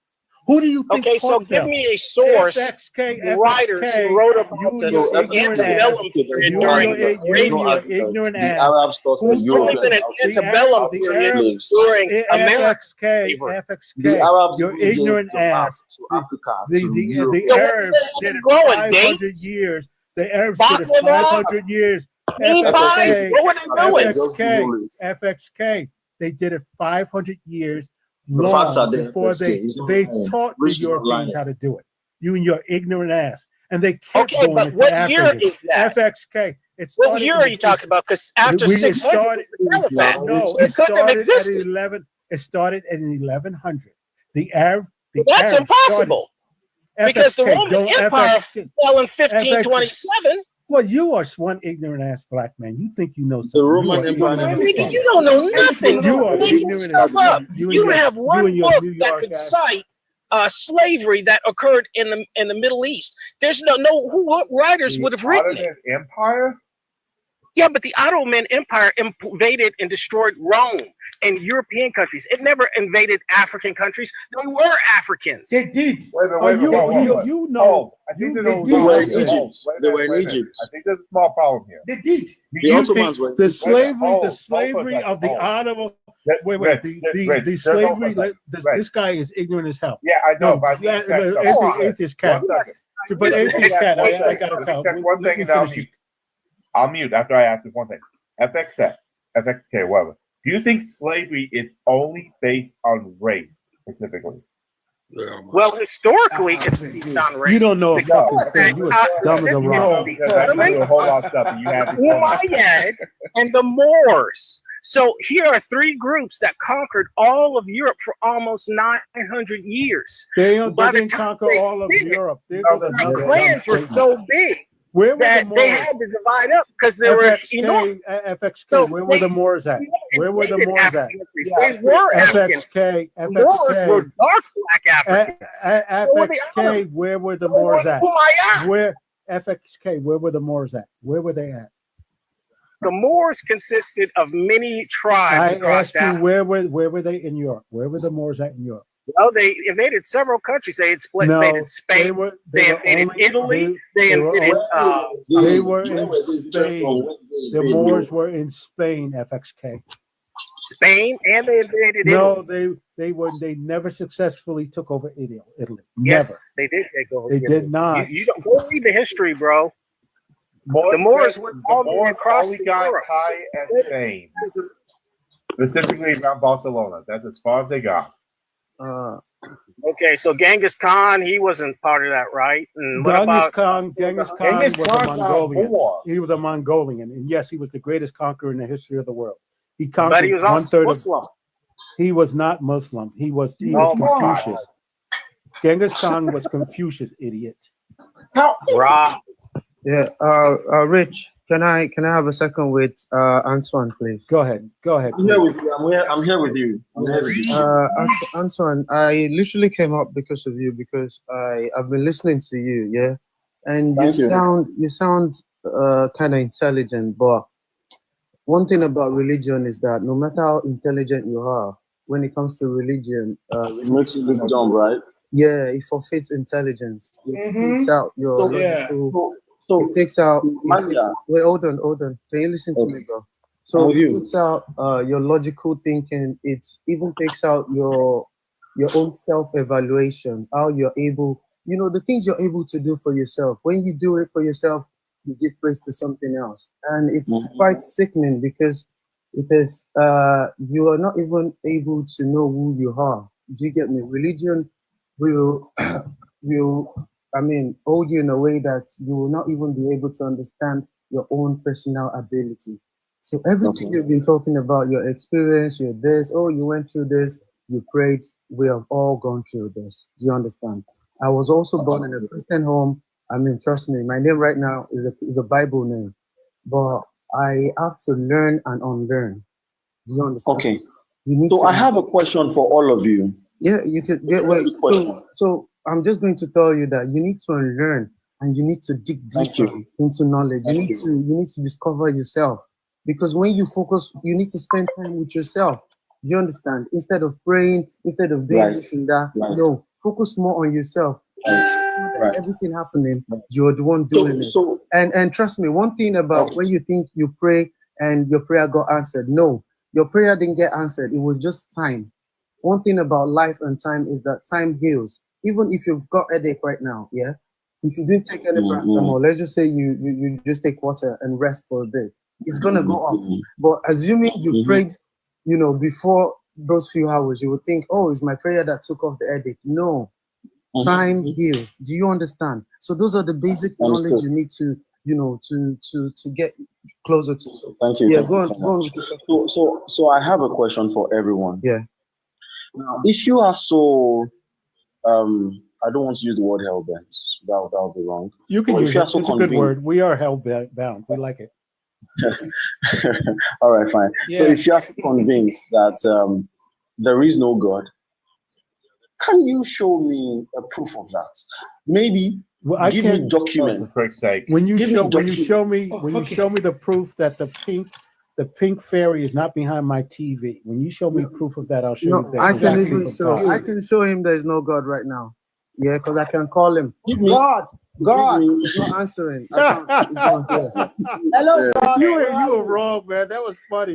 And to give you a Anton, show me that there is you guys God. have any You documents need to show me. something or a book and whatever. that I referred to Anton, that can help me open. you're the one making a claim. Antoine, I'm going to give you a Anton, you're the one making a claim. Okay, go ahead, Codex. Okay, yeah. Anton, you're the one making a claim. In an argument, when you make a claim, you defend your claim. You're the one who provides the proof. You don't expect So what me. claim exactly I'm telling you that, what you're saying is wrong. You're making the claim that God exists. Okay. You're making the claim that God exists, and I'm telling you it doesn't exist. So it is your body. Now, You have the burden of can I say one thing to that? Not me. Can I say one thing to that? Go ahead, Antoine. In all of these Go things ahead, I have please. said, I have only made mention that everything you see happening or everything I have claimed to have experienced are my own observation through my own lens. Do you understand? And if I think God exists, it is number one, because the doctrine that I have been raised with, the beliefs and the entire system that have helped mold my experiences in life. You understand? Anton, sorry, let me Now, cut this short. writing that, If you were hold born in on, India, you'll be a Hindu. You know that, right? I understand, and that's exactly what I'm Antoine. trying to tell you. No. Antoine. This is Antoine. the point. Antoine, hold on, please, 1 second.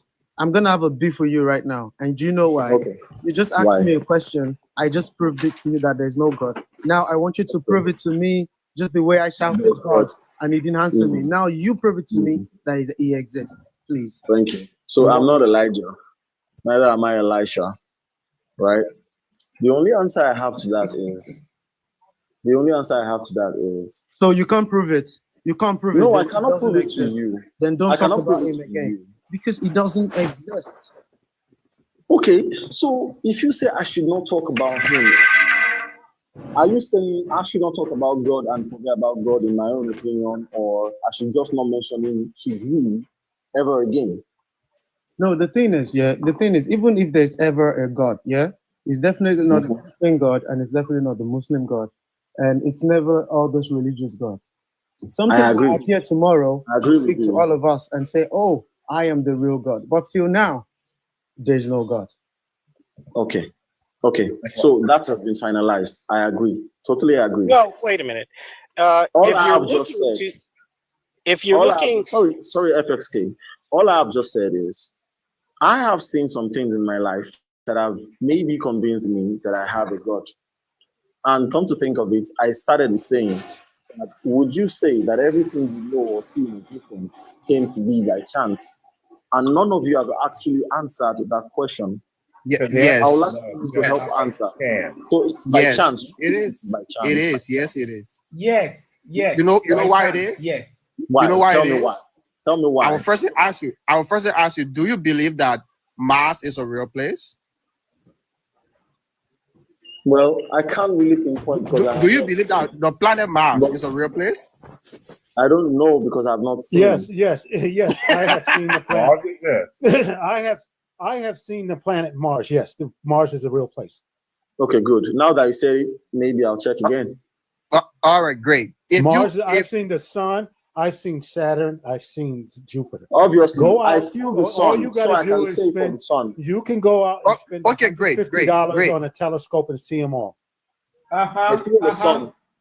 I feel the sun, and I can see that it is at least real to my own knowledge. Okay. Let's take this. Do you believe that the moon have a surface? Obviously, yes. All right, great. Why why don't you question the fact that there is no life existing on the moon that we know of? Well, to question that would be to go against, maybe not to go against, but the facts are there. The book said it. The astronaut went there. There's been a lot of movies made over the place. I mean, why should you question that again? No, that my question is, why don't you question that there is no life on that surface? And this planet that we are on, right? There is life. Because you know there's no atmosphere. For life to exist, there has to be atmosphere. Great. I'm glad, right? I'm glad you have this knowledge, right? The fact that you have this knowledge, bro, and you want to sit down and say that the life existing on Earth with all of the other random causes that happen in the universe that you are aware of. Okay. So let me tell you why I believe it is not by chance. Maybe that will help a little. So wait, I'm still going. Just hold on. Okay. The fact that I was just trying to establish if you understand that there are other surfaces in this universe that you agree with that is a real place. Yeah, right? According to the law of chaos, it is possible. Great. With all of the billions of other random chances, right? And this one that we are on, here, having to be the closest one that with everything we observe, it is the only one that we find life on. And the life we have on this, you find it to be something very, very divine and special and intentionally made.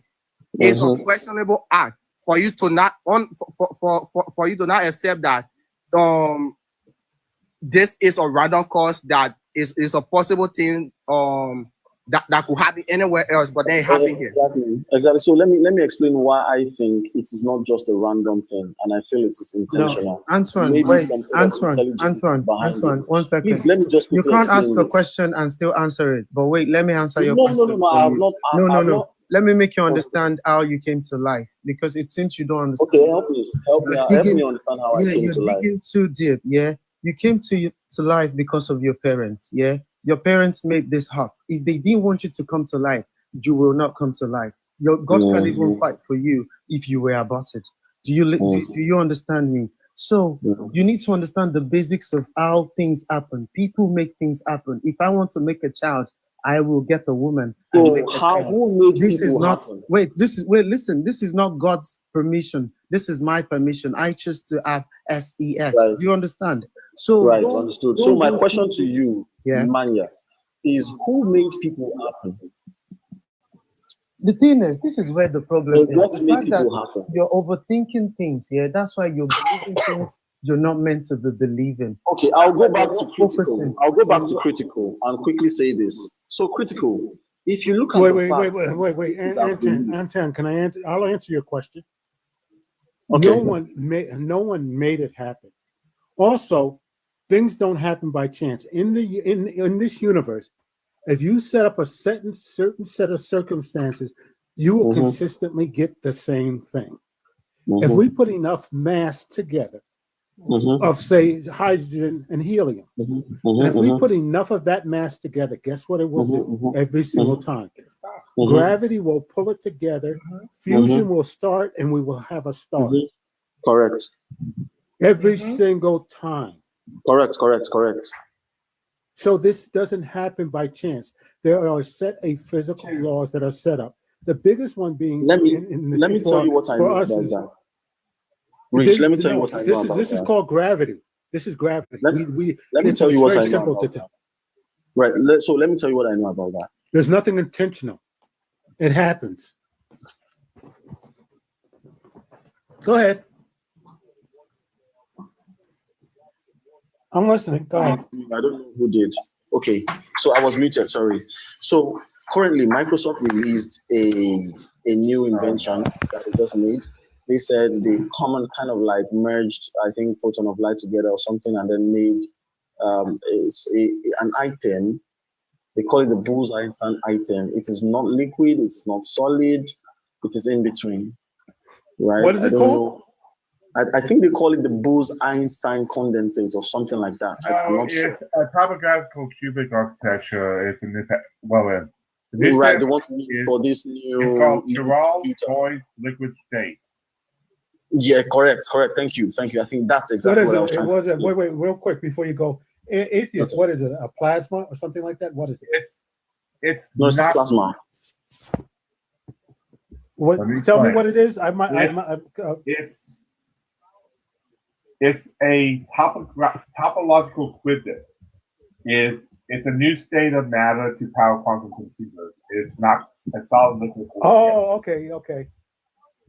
Right. So actually, that came to be because they understand that particles can actually react together. And if you understand chaos properly, you realize that in our universe, there are some sets of physical laws that govern how these items relate together, that transition to matter, just like Rich has explained, and then the transition to life. Now, for that chaos to now continue, it requires intelligence. No, it doesn't. Please Google this up. It does not. The only thing. This is a really bad argument for intelligence design. This is just a really bad intelligence design. No. Let me re-explain what I've just said. No, I understood exactly what you were saying. Okay. This is just you are saying that it's just a bad version of the watchmaker argument. That's all you just did. All you said is you instead of the watch, you replace it with a new form of quantum computing. That's all you did.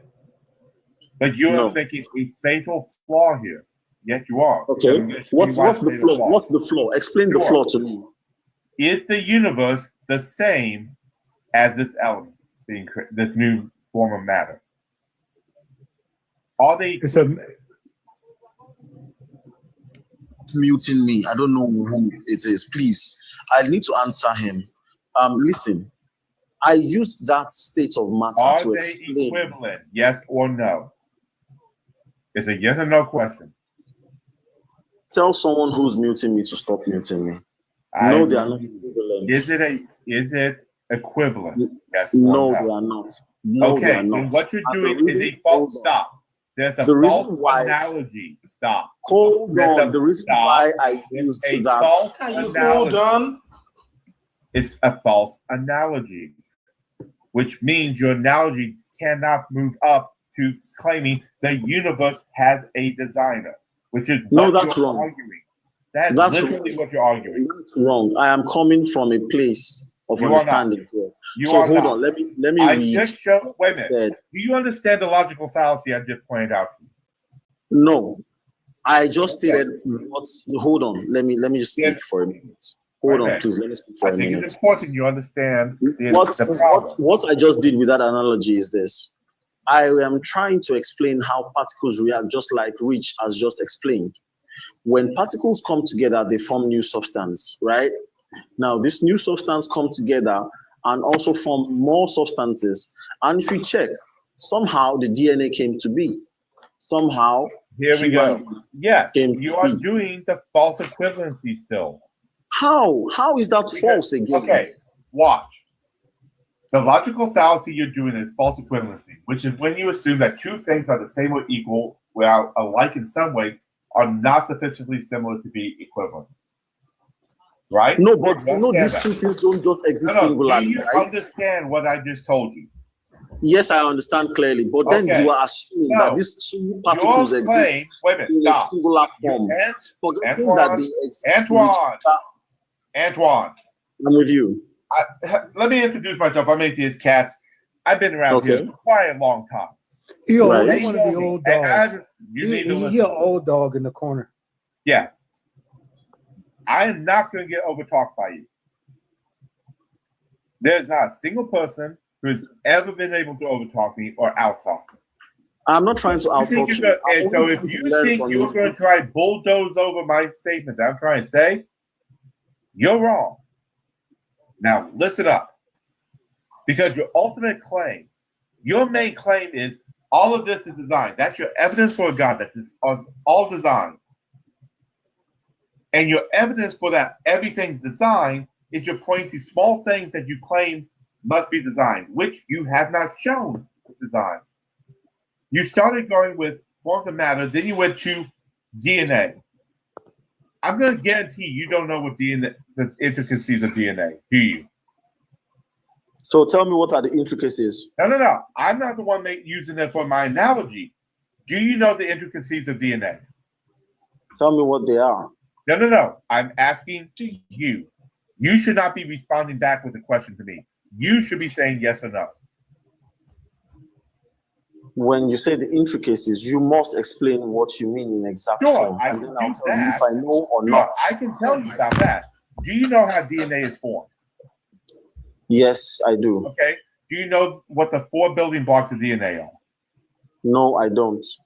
So you don't know the very core basics of DNA. Do you know what DNA is made of? They are made of particles, aren't they? No. What are they made of?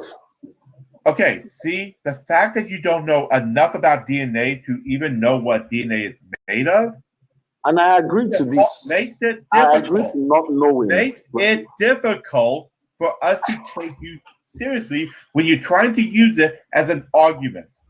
You don't know enough about the subject. Katz, please help me understand what this Why DNA am I having to teach you your own analogy? Imagine.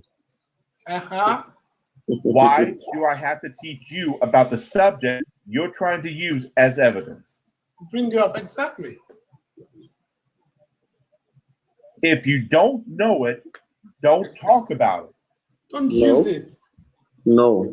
So you are wrong. DNA, someone should please pull it up. Check it online. What are DNA actually made of? Yes, please, called amino acids.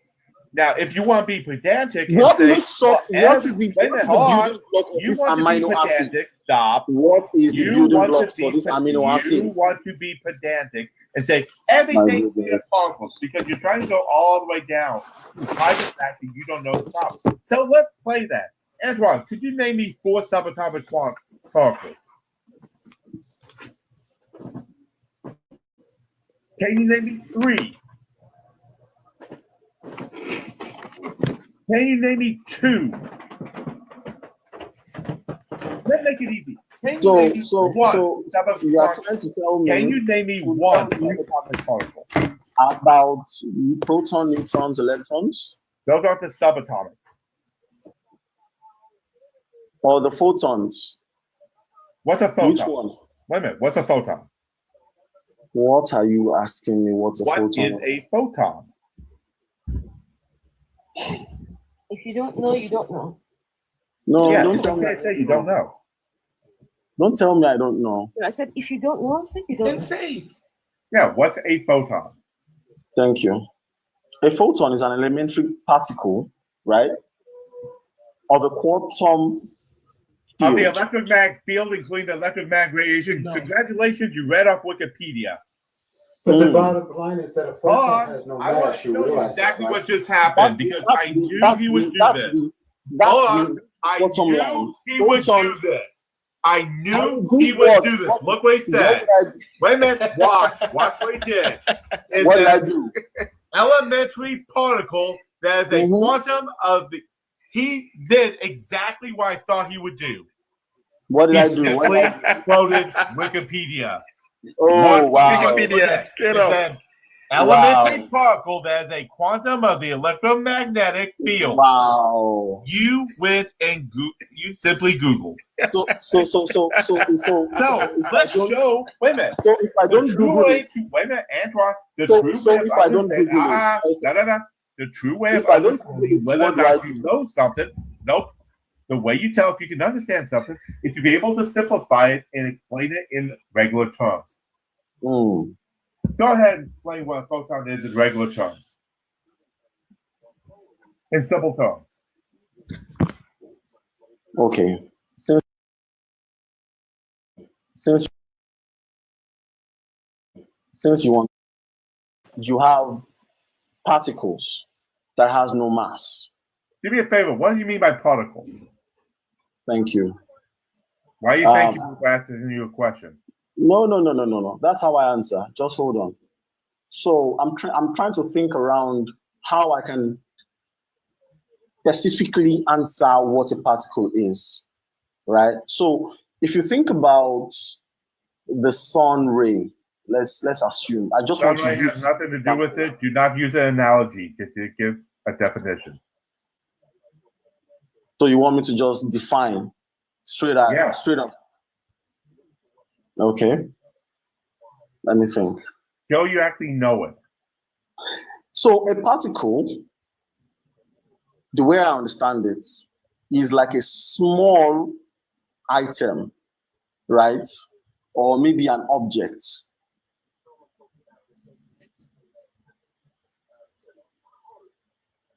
That has the charge. Okay, fine. Right? So what specifically is a proton then? You said it's a particle. Keep going. Mm-hmm.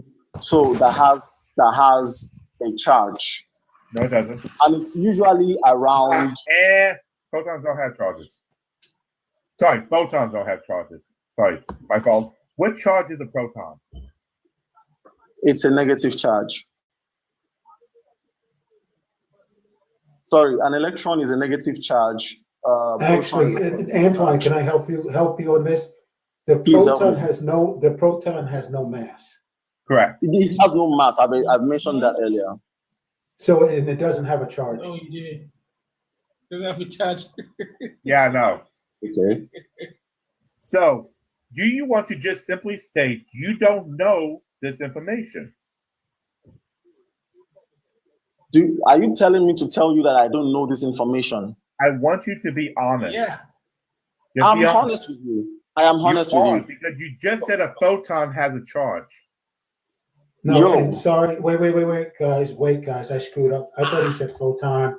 A proton does have I thought he said proton. I'm sorry. Photon has a charge. I just said it. It was no. You're right. A proton does have a charge and it does have mass. It's the photon that doesn't. I'm sorry. I misheard and I misspoke. I'm really sorry. Well, here's the problem. Wait a minute. I already knew he was mixing them up. You know why I knew he was mixing them up? Why am I mixing it up? Wait a minute. Because guess what definition I pulled up when I knew you were going to mix it up? What the definition? That you cited, the definition you cited for a proton was the definition of a photon. What did you ask me? Antoine, you Googled the wrong answer. Yeah. But you asked me about a particle. You see, I think Antoine. I think what you're doing here is you are trying to pinpoint. You are trying to pinpoint and find faults. Antoine, I've been doing exactly what you're doing. To know how to set a trap, and that's what I did. No, when you started that's saying, not what you did. That's not what you did. I will explain how I set the trap. I will explain how I set the trap. Because when I asked that, and as soon as you started giving me that definition, I knew you had them mixed up. Because what I did was I pulled up the Wikipedia for photon, and that's exactly what you were telling me. And then you saw what? So if you do know about I showed you, Antoine, I'm trying to show you something so you can become better. So show me. I want to see. I'm trying to teach you. Now you need to listen. Because I knew you didn't know what you were talking about and you mixed it up. No, yes, you cannot tell me I don't know what I'm talking about. Did, and I can prove it. Things. I've already proven it. So what have you proven? Sure. Show it to the world. What a proton was. Your definition that you gave was an elementary particle that has a quantum of electromagnetic field. Yeah, that's the definition of a photon. But let's reiterate. The first thing you asked me was a photon, not a proton. No, I said proton. Later. The first thing I said was proton. You asked me about a proton. The first thing I said was proton. Because you said proton, neutron, electron. Yo, you actually asked me, the first question you asked me about this element. The first thing I said was proton. Was a photon. Because you specifically said, I said proton because the first thing you said was proton, electron, neutron. At first, I seriously want to listen to you, God sees my mind. But at this rate, with this thing you just did, I will never listen to you. Trust me. Not, because you're the one that said it. I seriously deep down in my soul want to ask you, I just lied. Antoine, Why would I ask you this guy about just a lied. photon? The first question he asked me Antoine, was why a would I photon, ask not you a about photon. photon if you said proton, neutron, and electron? Why would I ask you about a photon? We spoke about photon. Yo, no, we didn't. You told me that proton, neutron, mentioned and photon electron once. are not the actual subatomic particles. And I was had wondering. not talked about I asked about subatomic particles. You said specifically proton, electron, neutron.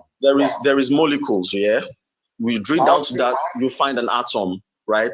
You drill down to that, you find the subatomic particles, which is the photon, the neutron, and the electron. No, it's the proton. Proton, sorry, not photon. Sorry, I made a mistake. I'm very, very sorry for that. That's why proton, the neutron, and the electron. Because stop doing this, Ate. Stop doing this, Ate. What you are trying to do is to find fault to invalidate me. I am sorry. It's a normal way for all atheists don't know what these things are. That is not a way or a method to argue atheists. And I already showed you don't understand this stuff. You got caught.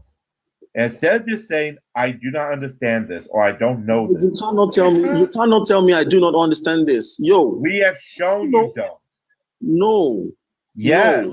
Because I've already shown your answer came from Wikipedia. My brother. I'm not your brother. Answer. I'm never so far away from your brother. I had to think. I might as well be a woman as far away as I am in from my your head, brother. and I dropped it out. I still mix them up. I call the proton a photon. I mixed them up. Quite all right. It's been a while. That tells me you don't really know them. I used to be a chemistry student. I stopped, right? So it's been a while. So don't tell me that I don't know. Did you stop because the fact that I could even answer you to this much? Because you're acting like you know more than you do. And it's okay to say, I don't know this. Listen, atheists. I told you to tell me what you know. If I don't know I don't have enough time to tell you everything I know. If I know it, I wouldn't ask you to teach me. So the first thing you said was, why would you tell me if I don't know it? Why would you teach me? That was the word you used. You said teach. Correct. Why should I know? What I said was, if you are using the argument, why should I teach you your answer? Hold on, let me finish. So now I decided to, okay, I don't know these things, teach me. And then you said, why should you teach me? So you just admitted you don't know this. No. So you see what you're doing there? That is wrong. This was when we were talking about DNA, not the photons, my guy. We were talking about Okay, so wait a minute. So you don't know anything about DNA. I told you, right. There's things I don't know about DNA. DNA. If you don't want to deal with DNA, how do you show that a God was the causation for an atom? Show God is the causation for an atom. Go for it. I'll give you time. Show me causation that God is the cause of an atom. I'll wait.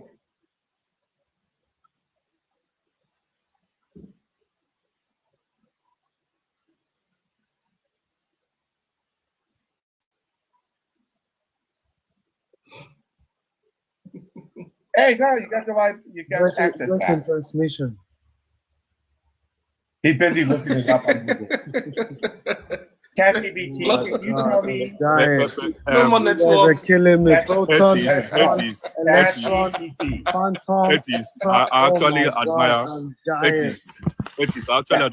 admire your patience because I don't have that amount of patience. Yeah, for real, man. I'm a very short. And he's gone. Yeah, I'm a very short fuse. I don't think I can control myself. I have a wide variety of fuses. This one is, you can tell when somebody doesn't actually. He's so ignorant and he's arrogant in his ignorance. Yes, exactly. Shut up. I'm not ignorant. I have told you. Tell me. Wait a minute. You don't know anything. How am I ignorant? It's loud. Let's say it. How am I ignorant? See, Anson, relax, I'm with you, Manya. You might think you have knowledge, but you might have the wrong one. So I'm not saying that don't mean you're ignorant. I am not even afraid to tell you that I have the wrong knowledge. My own is, if you realize that I have the wrong knowledge, why don't you just point me into the right direction? That's what we're trying to do. And that's what they're trying to do. You're not listening. So listen. You all should just listen. Please listen. What he did was listen, he sir. asked me specific questions. Do you understand the DNA? And I told him not entirely, right? And he said, what part do I understand? And I told him, he said I should tell him the building blocks of the DNA. And I told him it is the atoms. And then he said that no, that is the amino acids. So ask me again, what actually forms the amino acids? Do you understand? And that was what got us to the point where he asked me for photons. Now, that was the first thing. Photon. And do you get it? I gave him I don't care answer. about... And the first thing he said, just to invalidate me, I googled it up. I looked it up on Wikipedia, which is fine. Okay, fine, right, fine. If you think that's what I did, all right, it's fine. Then you now lied that the first thing you asked that's photon. Why are you saying it's lying? He didn't lie. Looking stuff up. He didn't lie. Listen, looking up stuff is okay. I don't think there's anything wrong with the first thing he asked was photon. It's okay to say you made a mistake, brother. Exactly. Yeah, you can't know everything. Listen to me. I can't know everything, and I have agreed to him. I told him, tell me what the building block for amino acids are. And he said, why should I teach you the building blocks of amino acids? Do you understand what I'm trying to say? You made the claim. Do you understand what I'm trying to say? Nice and simple. Everyone, all you have to do is show that God is the causation for atoms. Present. No, you haven't. Thank you. And I answered you a very straight question, very short one. And I told you, exactly. And I told you that straight up. I didn't ask what you believe. I say, what can you show? An evidence of facts on it. Like we need an evidence. That is the evidence. It is there. It is right there. Okay, think about the spins. The spins of the electron, proton, and electrons. Think about them. I believe some form. Okay, let's even assume that's not God. Let's even take God. Hold on. Give me a chance here. Anton, I will listen. Give me a chance here. Let me just say this. Can you listen? Listen, please. So this is the problem. We don't deal with beliefs. What's the problem? What was asking for was facts or an evidence, statement of facts that can be traced. Success. You don't need to be giving us I believe. No. I believe. You don't believe in what we can see. No, fine. We need evidence, clear evidence that can be traced to prove that God attributed to the creation of life. That's what we're asking for. That's what causation means. Do you want me to answer that now? Yes, we need facts and evidence, not belief. We don't deal with beliefs over here. Thank you. So straightforward to the answer. The spins around the atoms is governed by a law. What law? And if you look at it very carefully, Anton, what law? The electronic configuration of an atom. Let me give you another example. You just say it's governed by a law. What law? Yes, it's governed by a electronic configuration alone. No. Hold on. The way I understand it, since we are talking about atoms and stuff, if you bounce some certain electrons out of magnets, they lose their magnetic properties. So I'm saying that something must have decided that. No. Okay, stop. Do you know what causation means? Say that again. Do you know what causation means? Quantization. Causation. Causation. No, yes. Please tell me. Then why are you trying to answer the question when you didn't know what the word is? So you're speaking big English. No. I want him to tell me what causation is. Causation and then I will show. No. When you can show one thing caused another. Exactly. So when I ask you, when I can show that one thing caused, I'm not done talking. When I can show one thing caused another, was that what you said? I asked you to show causation that God did it, the best you can tell us was, I see something, I can't explain it, something bigger but that did it, it's God. That's not showing causation, that's showing ignorance. Actually, okay, so what will be causation? This isn't ignorance. Actually, I said the wrong one. This is not ignorance. This is an argument from incredulity. You cannot think of any other possibility of how this happened other than a God. The problem is that is a logical fallacy. Which I just told you that we should even remove God from the picture and think about it again. Let's assume there is no God. Are you making an argument for God? No, I'm telling you that let's even remove God and think about this thing. Are you here to make an argument for God? Why should I make an argument for God? God can Are you claiming God exists? Yes, God exists. And you're making an argument for God doing all this? No, I'm not making an argument for God. You literally are. I am telling you what That's I what believe. you've been doing here for the past 2 hours. You've been making an argument for God. That's I all am you've been literally doing. telling you what I believe. I am not even up to the task of making an argument for God. Why should anybody trust what you believe when you cannot show evidence for these things? And that's the fact. Don't trust what I believe. I believe it for myself. Then why are you here? We don't deal with that. Jesus Then Christ. why are you here? Then why are you here? Why am I here? What do you mean? Why am I here? Antoine, to join you guys and go down on what other people believe. Antoine, real quick. Let me tell you. Please go ahead. I'm listening. Can I tell you something? Yeah. Yeah. I just wanna like advise you, like bro to bro. Yeah. The biggest power you can have. The biggest power you can have as a man is the ability to think. If you lack the ability to think, yeah, you will not be able to think outside the box. You see, now you've boxed yourself. Now you need to let yourself out of the box. You need to think outside. You know, is it, so think, hold on. Is it, you know, those fears you need to conquer. Wait, listen. Relax. Are you listening? Oh my listen God. Is it because I have decided to wait, relax. You need to conquer your fears. That's why I boxed myself. Oh my God. Listen.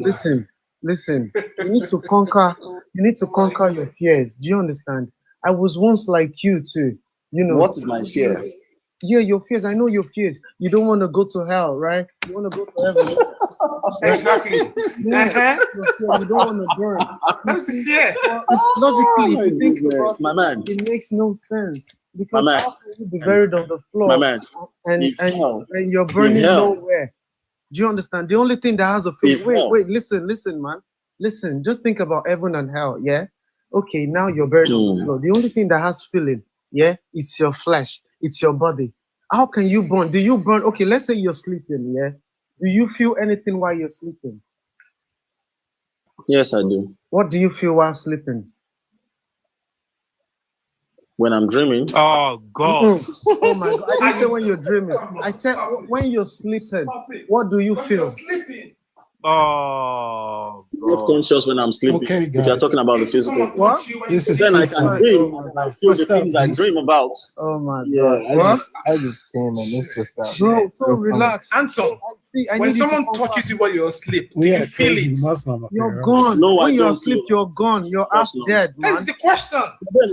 But then why would someone wake you up, tap you? No, listen, man. Listen. Why would someone touch you and then you wake up? Man. Wait, listen. No. He's trying to make you sure. See that me? I'm not I speaking electron. I just want you to understand from the basics. Like I just want you to examine yourself so that you can understand. If you are sleeping and someone slaps you, won't you wake up? Yeah, don't you feel that? You sound like that's why he said. Hey, Antoine, you sound like you're in a cage and you have the lock. Anton, that's why he said you're half dead. You're not fully dead. So you're still conscious in a way. If someone taps you, you can still wake up. My brother from sleeping, Nigeria. you're half dead. You're literally not even half dead. You're not dead in any way, shape, or form. Yeah, you're just half dead. You're not dead yet. You're not even half dead. You're just asleep. Simple. You're just okay. So you're all everything. Can I just say one thing? So now let me explain to you. Also, now listen. If you are asleep, this is where I'm going. Wait, you're listen. not gonna learn Listen, anything if you don't listen. I don't want to debate about sleep. So, I'm trying to listen. Yeah, so I'm trying to listen. Find hard to so listen. now imagine, yeah, they pictured it in your head that there is heaven and hell. Yeah. Okay, fine. You are on the life on earth and you're on the floor. What is going up there to go and burn? Is it your soul that has no feeling? Is it your unconsciousness that you can't even know? And another question I'm going to ask you again, Antoine. Before you gain consciousness of life, where were you? God bless Thank you. Good question. Can I quickly answer with some things that I know that I can pinpoint to you? So, some time ago, I had an experience. I think they call it out of body experience. You smoke. Sorry, real quick, do you smoke? If you don't want me to talk, then I'll You can talk. Sorry. I had an experience. They call it the out of body experience. It's not when your Ebola was stolen again. It's not my Ebola. They said I stole somebody's Ebola, not mine. So I know it's funny, but these are my experiences. Yeah. At a point, I wanted to ease myself. I was trying to ease myself, and then I think I fainted. I don't know what happened, but I know my heart was beating fast, and then I tried to hold my breath so I can recover, and then I was out. Yes, it was palpitating. My heart was very, very, racing, and then I had to slow down. But when I held my breath, I noticed that the heart slowed down. That was the next thing. That was the last thing I remembered. And then everything went dark. Guess what? Now, what I'm about to say will make you guys see me as one very unserious human being, but I kid you. Too late. This is way too late. Exactly. Yeah, this is what I saw. This is just years ago. Be serious, bro. Sorry? That bus stop doesn't exist anymore. It's out of service. You way past that. Okay, fine. Then it's fine. Yo, listen, atheist. I'm not here for posterity. I'm not here Anton. Right? I am here to learn other people. You're not here to learn. And to see where I stand. Do you understand? So I'm going to share you the way I am. I'm going to share with you the way I am. Right? And I'm going to, from this argument you see, and then you think thinking that I'm not learning. Listen to me. I said when you passed out, what happened? Go ahead. What happened when you passed out? Okay, good. You really want to hear the story, so I'll give it to you. You've already captivated me from the beginning. Yeah, that's I story. started seeing tiny lights. Right, I saw tiny lights. It was like, when you're looking at stars in the sky, and then, but then these tiny lights felt like I was special. We heard that story 100 times. Anton, please, guys, can I come in, please? Anton, you're a Christian, right? Yes, and you're very honest. You can never see Buddha. Wait, I want to ask you a quick question. I'm not a honest Christian, actually. Okay, but can I ask you a quick question? And I want you to be honest. When was the last time you went for a general medical checkup of your whole body? So you think I'm asking the question, man? It's just a simple question. When was the last time you went for a general checkup of your body, your blood test, everything? When was the last time? November last year. November last year. Mm-hmm. Well, if you're being honest, maybe not very far. But that time that you were talking about this experience, how often do you used to go for medical checkup? I don't even go for medical checkup. That is the problem. That is the problem. Everything happening to you, you losing you fainting, all of this, they're just health issues. You need to look after yourself. You needed to look after yourself. It has nothing to do with God. It has nothing to do with your religion. It has nothing to do with nothing. You just needed to look after yourself, bro. Do you get me? No, you are not. You're mistaking your health negligence. Relax, man. Relax. I want you to relax. You're mistaking your health negligence as a spiritual experience. You see how you're twisting yourself. You're twisting yourself. You're not listening. I'm listening to you because I was listening to your story. Oh, you were having your pee, then you almost fainted, and you started seeing stars, blah, blah, blah, blah. Those are health issues, man. You need to look after yourself. Manya, listen to me. I will be honest with you. Hold on. I'll be honest with Manya, yeah? Story, please. I know that I was not all right when I fainted. Yeah, do you understand? Because let me tell you what happened. Let me tell you what even happened before then. Tell us what happened after. I was traveling. Yeah. I traveled a very long distance that morning. I have not had tell us what happened. Just tell us what happened after. And then I had to trek another long distance. And so, yes, me fainting was definitely. You see, just tell us what happened after you fainted. It's okay. It has happened to me too before. So listen. Me fainting, or causes that made me faint was not even where I'm Answer headed. when you passed out, what happened, please? I just told you. I blacked Then out, you saw right? bubbles of light. After that, what happened? And then I saw like tiny lights. I felt like I was whooshing through them or something. Did you see Jesus And then Christ? I got to a spot where I saw Jesus Christ, right? a very huge. I just saw a very huge light. Oh, glory, hallelujah. And hold on. Immediately I saw that huge light. Everywhere was dark. Everywhere was seriously dark. Of course. Maybe that's my mind. Of course. Maybe that's my consciousness, right? And I think science have a. No, just tell us. Don't think about science. Just tell us the whole story. Jesus. No. Because I think I did some research back then. If I could remember correctly, I know they have. Brother, tell us the whole story first, though. Before you Oh, I think I know the name to what happened with him. Before you tell us the research, tell us the story. I felt a very sharp pain, and then I woke up, only for me to realize that I was actually peeing next to a fence, and I've already hit my nose on the fence. I was actually kneeling on the pee. Now, people who saw me felt I was drunk. It sounds like you were. But I actually fainted. Well, anything you say, Okay, now seriously though, you made yourself pass out. I'm trying to You walked understand. What around, about that story? peed on a fence, and you woke up kneeling in the pee. What about that story This has is the anything? best testimonial for Jesus I've ever heard. Antoine, what about that story has anything related to divinity? Thank you. You see that light that I said I saw? I saw people lined up, entering the light.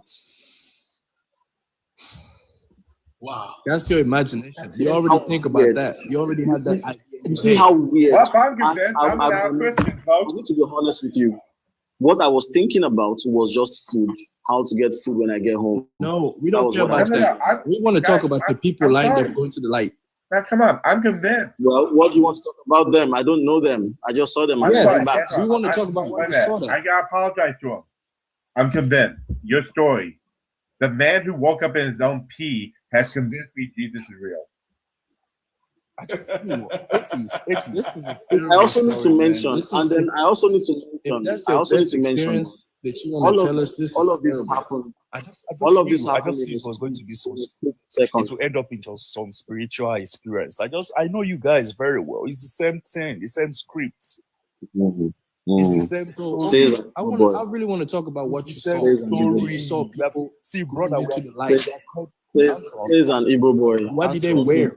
How did they look? We have heard this so many times. It's not a new thing. It's the same story. I know you guys have heard it, right? And that was why I said it will feel like I'm crazy. It will feel like I'm drunk when I say Anton, it.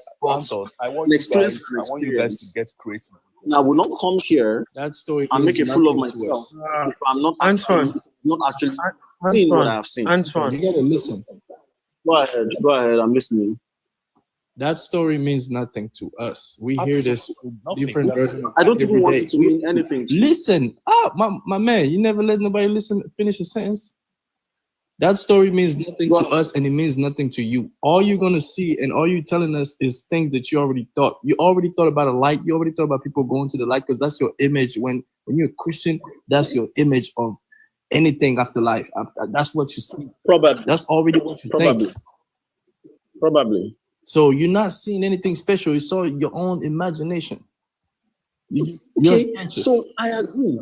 But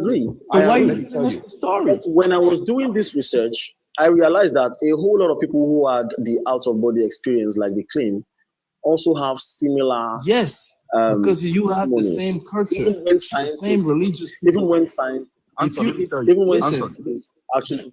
know why you blacked out? The part of the research that you. I know why I blacked out. My health. The reason why you blacked out is not important. I understand. You cannot tell me that I'm not exhausted, because I know myself that I was very, very exhausted. It had nothing to do with a spiritual journey, my brother. The reason, I'm not saying it's a spiritual journey, but then I saw what I saw. Now, even if somebody knocked you out, and the light, it doesn't matter how you went there. Well, we can tell you. My guy beast is trying to make me understand that it is something I have premeditated, right? It's a premeditated thought, right? And I understand it. It might be so, right? It's possible.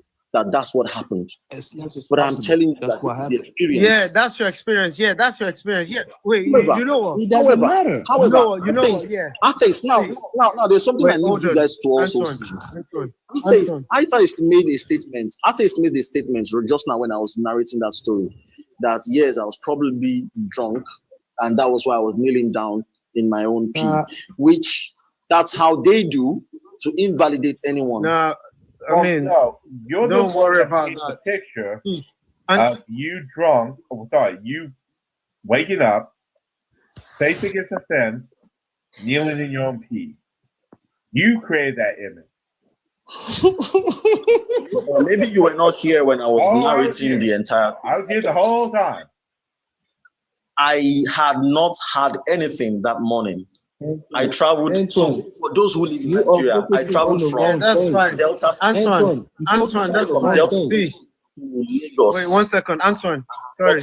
Anything, Antoine. and I trekked a very long distance. So probably my body was too tired. It doesn't and then I matter. fainted. It doesn't matter. Do you understand? You know, but then he's trying to make the claims 1 second. that I drank and then I. Yeah, Antoine. Yo, man. Why you fainted? Antoine, 1 second. Your stories are valid, yeah, but we're here to open your mind, to make you understand. And I want that mind to open. So but we're here to open your mind and to make you understand. Do a better job at it. Do a better job. That's what you need to listen. Relax. But you can't listen. Just relax. Relax your mind, yeah. Relax. So that I can listen to you guys. I will mute up so I can listen to all of you. Just relax your mind, yeah. Antoine, all this Not journey. your platter. Please don't do that again. Oh, okay. Yeah, so Anton, see, the thing is, yeah, all these things you're saying, we all have felt this before. We all understand your journey, but we are all making you understand that they are premeditated. All those experiences you think happened to you were because of how you were indoctrinated. If you were born in another country or if you're doing another religion, that's the same God you will be seeing in your head. If you go to, if you just the way you experienced, whatever you said happened to you. Do you understand? So we're just trying to open your mind. And you also have to, try to unlearn. Because I have been through this and I have checked it out. I've experienced life to a certain extent to be able to share my experience and see that, yes, this thing called religion, Christianity, Islam, and all of that, it's a typical lie. And it's just to control your mind, just the way your mind is controlled right now. Okay, I want to say this. You said that when you had the experience, you went and you did a little bit of reading and research. I really needed you to go as far as you could so you can see that when they talk about the people having those out-of-body experiences, it clearly states that they see what they are indoctrinated with. They always see the version of whatever they believe in. If they believe in dragons, they're going to see a dragon. If they believe in Buddha, they're going to see Buddha. So what does that tell you? You are very right. Exactly. It's not relevant. It's your own imagination. Okay, I will be completely serious. I will be nice and serious. Okay. So, based on what you told us, you had a vision after your mind was mentally altered due to lack of oxygen, food, and rest. Would we take somebody else's experience that they said they had in their mind under those same conditions as being true?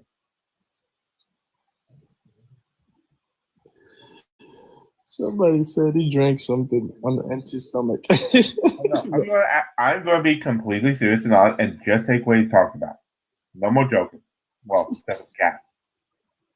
If we heard somebody else give that same experience, but instead of seeing angels going to the light or people going to the light, they saw demonic clowns coming from Mars that's going to invade the planet.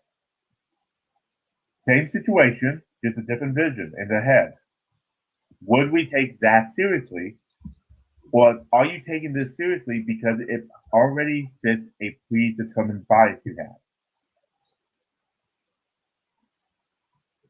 I'm supposed to answer this question. It's to you. Okay. So, honestly speaking, and no pun intended, I will be honest, by saying that anyone would have seen whatever they have been exposed to, right? And I feel that maybe what I've been exposed to was what I saw rather, just like Beast has explained. I agree. But you cannot tell me that I didn't see what I saw. That's not what we said. Never said that. What we're saying is it doesn't show evidence that there's a God. I agree. And I sincerely agree with you. Because how can you explain? Wait a minute, hold on. This whole discussion was about you showing evidence that this God exists inside. Well, I never came here. I never came here with the motive. You had a vision, or you had an image that happened in your head. After you already. At first, I never came to this live to Antoine, explain to you. Very simply, can you tell us that God exists? Can you tell us what was the story for? What was the story for? Thank you. I think he asked me about. I think somebody asked me to prove. And then somebody was saying, yeah, I was the one that asked you to prove. I was the one. Okay, so then somebody was explaining that everybody will have the same narration of what they believe God is like. And then that story came to mind that I should even share and see all your reactions. And you guys didn't even disappoint. I get it. You set us up. I did it all along, Chris. I was so foolish. Oh, I meant to do that. Can I be honest with you? Man, that story never existed. No. Because Nothing like that happened. We know this game. I actually think it did happen. It's a good game. It's a very good game. We know this game. This guy. No, hold on. This is what Christian people do. I don't know. I think it actually did happen. I think he's now embarrassed that he just told everybody on the 591 people that he peed himself and woke up kneeling in it, and now trying to say, "Oh, it's all a joke." Exactly. I think this actually happened. That's true. You think maybe it happened, right? At first. Anton, I think it completely happened to you. I believe it. Okay, good. I know you that's what you're supposed to believe. Anton, can you hear me? Anton, go ahead. I know you thought you were gonna garner sympathy from us when you told that story. But don't worry, brother. We have heard these stories a lot. So I like this point of view. But then think about it. You guys are Antoine, I want to ask you something. Hold on. And it seems sorry, Rich. You guys have been shading me all along about God and of course, no. I haven't haven't shaded you. You did. Everybody did. But then. Okay, Anton. To be honest, Anton, listen. If you felt I've shaded you, telling you that story. Anton, listen. Anton, can you hear me? If you felt I shaded you, I apologize. It wasn't my intention. No. I'm not angry at anyone, actually. Yeah, I just wanted to see I'm just trying to get more knowledge from you guys to see how I also can join you in your belief. But you guys have not actually proven. Antoine. We're not proving anything to you. Antoine, I just looked at you with a side eye because you just lied again. I've been with you. You and I have been having a good conversation. Right. There was no way I shaded you in this conversation. I've been trying to see that you want to learn, but at the same time, you still want to talk a lot. I can understand. I think I know a couple of people like that because they think they know, or maybe the wrong knowledge. No. So it's understandable. In my life, this little life that I have, I don't think I know. And that's why I will ask questions like, what are my answers? Teach me what these things are. Now, there's also something I also realized from you guys. You listen, but then you listen with a biased mind out to you. That's not true. It is with a very biased mind. The only person that's able to listen a little bit, hold on, is Manya. Maya has been listening and been trying to, in a way, see reason, but then no, it's not true because I have actually been there and he made mention of that several times. He said, I have been there, I have seen these things, but then I realized at the end of the day that it is not so. Yeah, they are premeditated. If I'm even going to listen to everything at all, I might even listen to Manja. You know what? You know what, You guys need to Anton. Anton. Yeah, Anton. I'm sorry to cut you short. Yeah. See, another thing you need to look into when you have time. Look into your brain. Like look into the functionalities of the brain. There is a part of the brain that stores memory. There's a part of the brain. I mean, there's even a part of your brain that is still growing. That's why you need to keep thinking to help that part to keep growing. To be honest with you, so this thing you need to know them, because that's the way you understand that when you see things sometimes it's not like some spiritual thing.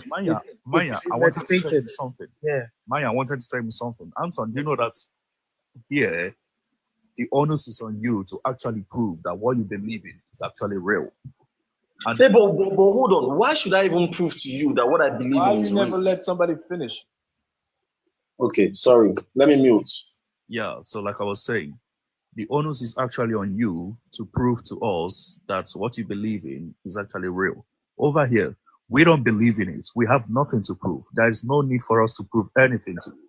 We have just told you that we don't believe that this person exists, and that's it. And for you to prove that he exists, you need to bring a statement of facts and evidence that can be proved beyond reasonable doubt that whatever you believe in is real. So we have nothing to prove to you. So you saying that we have not been able to convince you, I think that's a bit of an stretch. You understand? Because we are not in the position to prove anything to you. You are actually in the position to prove to us that God is real. Yeah, and I think we're even in the position to help you open your mind. Exactly. You might be arguing right now, but later in life, when you're experiencing life more, you will think about the things we have told you now, and you will be able to, to move and know how you apply yourself in life and understand the fact that it's not about religion, it's not about prayer. When you fall sick, you don't need to pray, you need to go to the hospital. Do you get what I'm saying? It's about yourself. It's about yourself. So it's about yourself. Do you understand? So we're not here to change you overnight. It's up to you. It's to help yourself. Trying to, help you out of indoctrination is like doing a huge help for you. So we don't really care. You sound like a Christian. Manya, you sound like a Christian who's trying to convince someone to accept Jesus Christ. That's exactly how you sound. Yeah, maybe because I was once a Christian. Obviously, I was born in a Christian home. So I used to recite Bible verses when I was young. I used to play drums and all of that. So don't worry, I've been there, done that. Do you get? But you need to experience your mind. You need to experience life from a different angle. Then I don't go to churches in Nigeria anymore because I've seen their. It's not even about churches. It's about you need to learn. Your history. So maybe so Manya, I'm trying to let you know that maybe I'm going to your towards your direction. Maybe. Do you get? Currently, I find myself very. Church just disgusts me right now. I won't lie to you. And maybe I'm already leaning towards your side. But currently, as I am, I still believe deep down in my soul that there is God. What soul? You get me? So that's it. That's just it. What do you mean by soul? Do humans have a soul? Bro, if you ask me that question, according to the Christian religion, there is a soul. And that's what I understand. Because that's what I hear. Oh, you should have told me you're a Christian. I could go out there a whole different way. I'm a Christian. What? Okay, great. What evidence is it that Jesus ever existed? That's why should I prove to you? No, I'm asking you. What evidence is there that Jesus Explain to me why I should prove to you. I'm asking you a question. Is there any evidence that Jesus ever existed? I don't think I'm under any obligation to answer you. So that would be a no. He's a believer. He's not an apologist. So he doesn't have to. I really don't see why I should actually. Honestly, this argument. That would be a no. This is your way of saying I don't know. I don't think this guy is an apologist. Oh no, I've noticed. He'll do this when he doesn't know something. What will I do when I don't know? Oh, he knows he doesn't know. When he said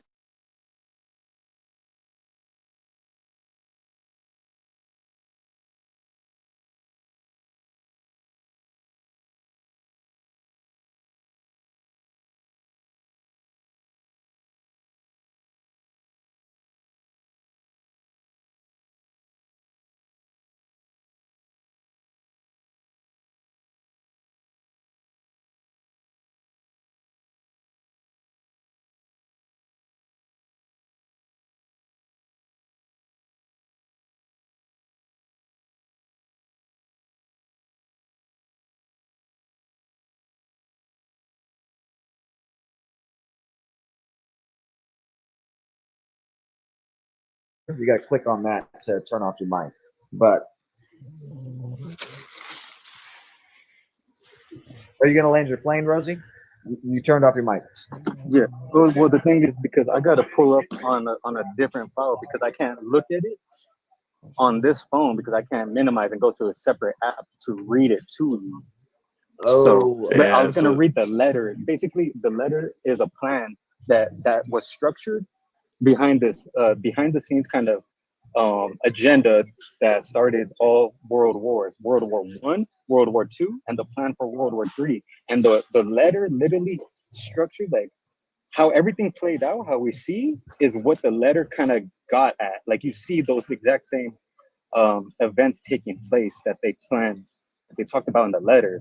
And so like so what look, they were do you talking have about another for phone? World War I, it kind of played out in that way. Then World War II, and because there's a certain motive, it's talking about the motive behind it, and then it gets into the motive behind World War III and how that's gonna kind of go about or what the strategy is.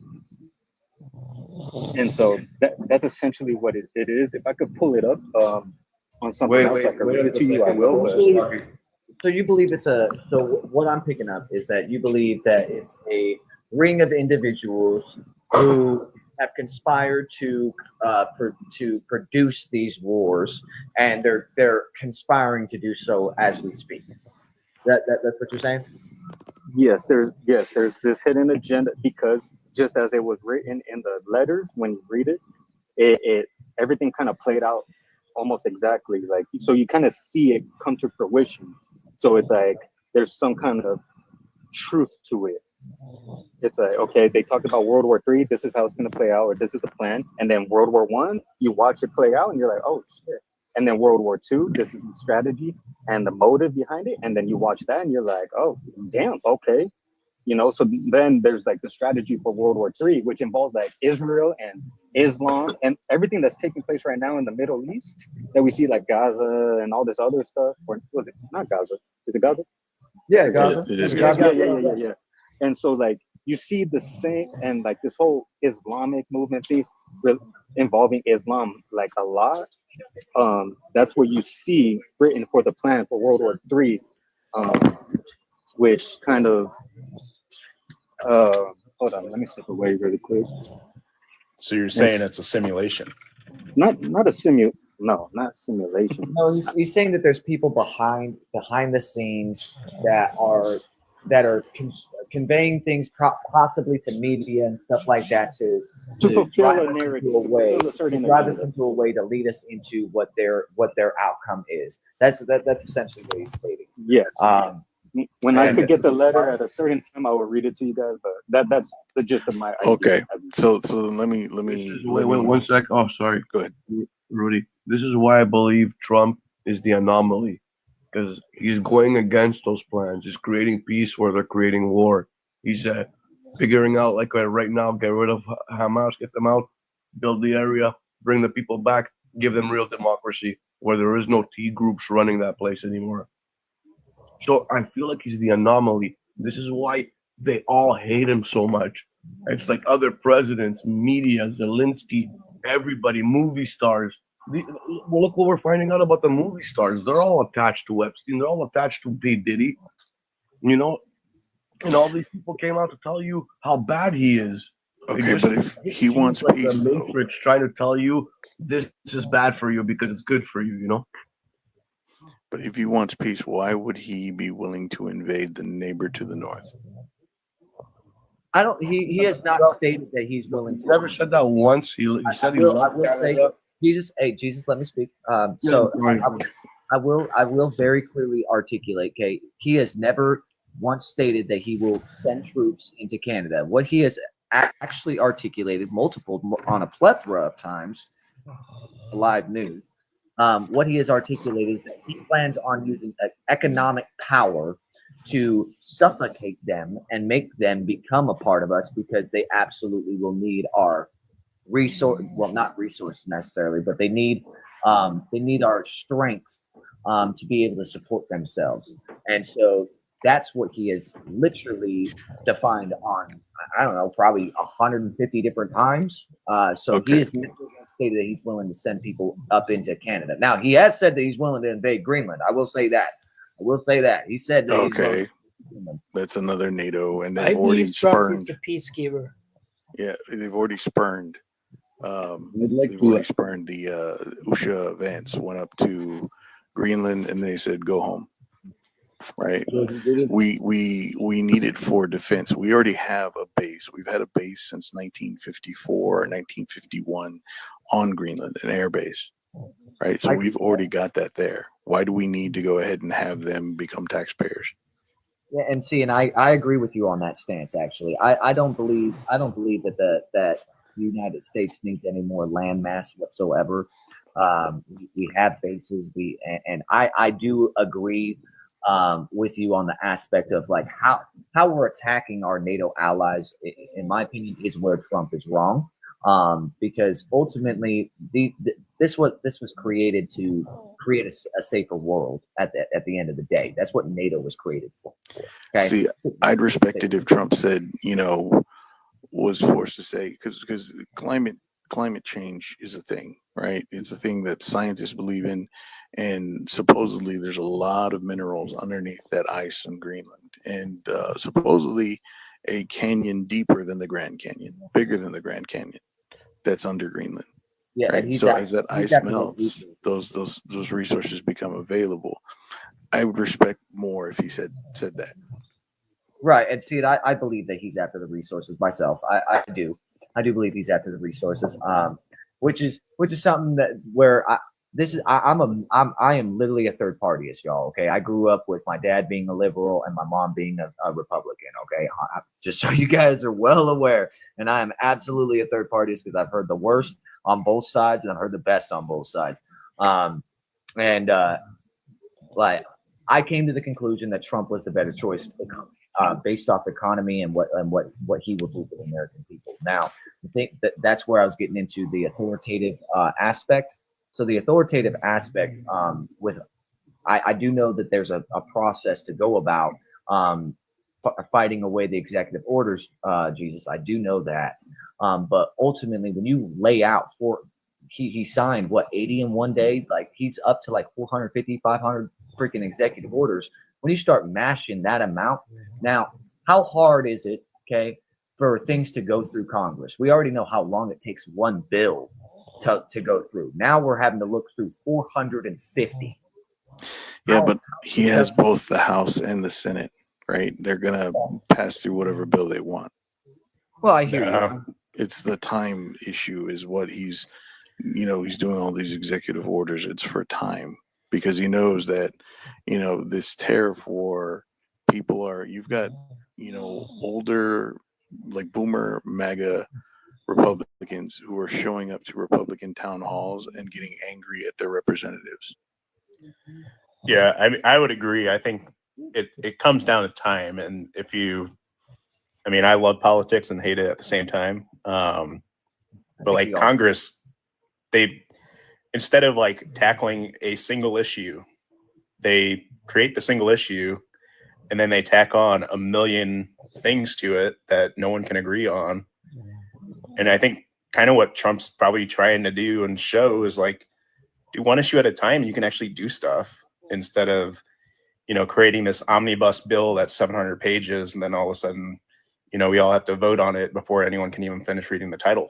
Like, I think that's kind of what the whole point is. And I've always been against the way that Congress works, but yeah, I don't agree with the executive orders. I think that's, pushing the bounds of what he should be doing. But at the same time, like, I think he's pointing out the exact flaw in the way that Congress works today.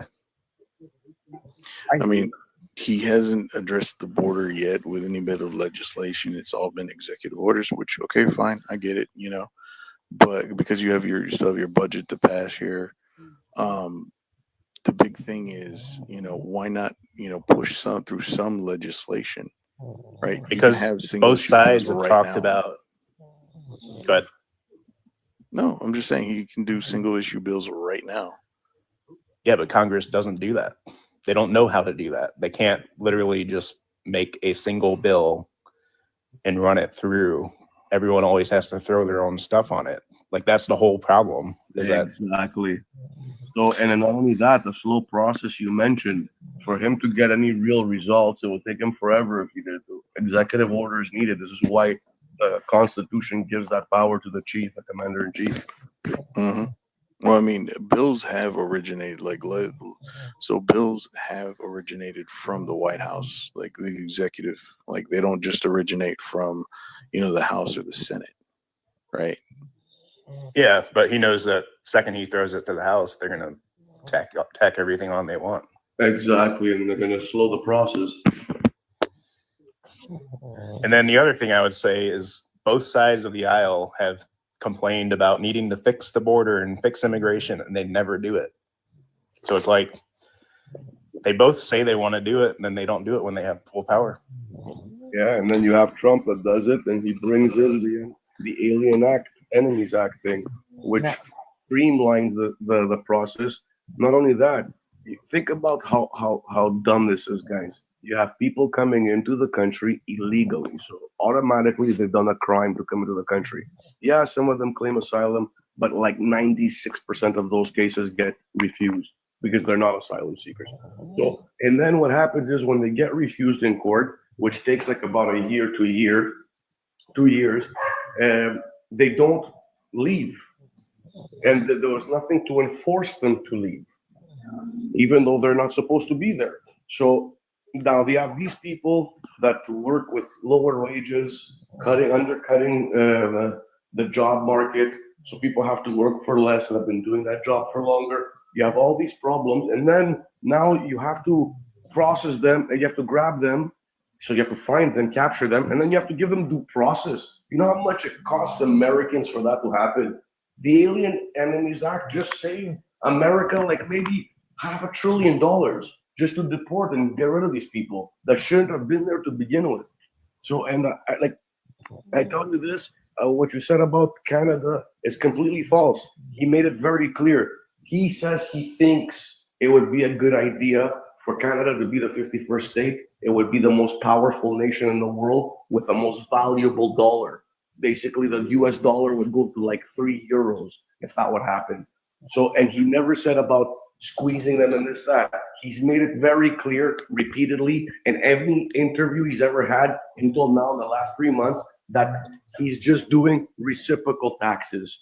If you guys bring the reciprocal tariffs, if you guys bring the tariffs to zero, my tariff will be at zero. He's made that clear with Canada, Mexico, everybody. If you guys go look, guys, I'm Canadian first. I have US citizenship and I have a Greek citizenship. I'm Canadian first. I'm actually in Canada right now. There's many of us that would love to become the 51st state. Many, more than you can imagine. We have no real democracy here. We have tyranny. We have people that have circumvented the system, have completely corrupted it and gotten away with it. So like, I know what we're experiencing on this side. So for us, we'd love to become the 51st state, a big percentage of us. And for Greenland, it's a security. If you guys look at the map, you see maybe it wasn't so important before because the technology of war was not at this level. Now, planes could get from one location to the other in a shorter span of time. Everything is way more advanced. So Greenland is imperative, not only to protect the US, but to protect Canada too. So like every move he's making is pretty pure logic. And the things he says, you know, instead of listening to what the news says he said, listen to him talk. And that's what I have done the habit of. And that's why I know for a fact, if you guys look at the tariffs that Canada's been charging the US for the last God knows how many years, I'm talking about, guys, 330% tariffs on cheese, and 200 and something, like everything through the roof. I could show you a list.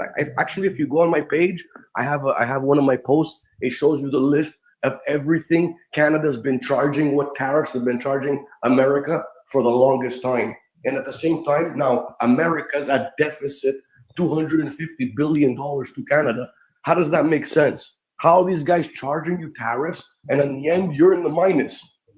Like, it makes no sense. Any logical country that's patriotic and wants to take care of itself and take care of its people would be doing exactly what Trump is doing. And he's not being mean. Like, another thing he did, he pressured our government, and they finally put people at the borders, man. People have been coming into Canada too. Nobody wants these people here, but they keep coming in uninvited, illegally, and everything. And now they can't anymore. The border's actually secured for the first time in like 20 years. So, like, he's pressuring. So look, I'm gonna leave, but I want to say something first. And this is for you, Jesus.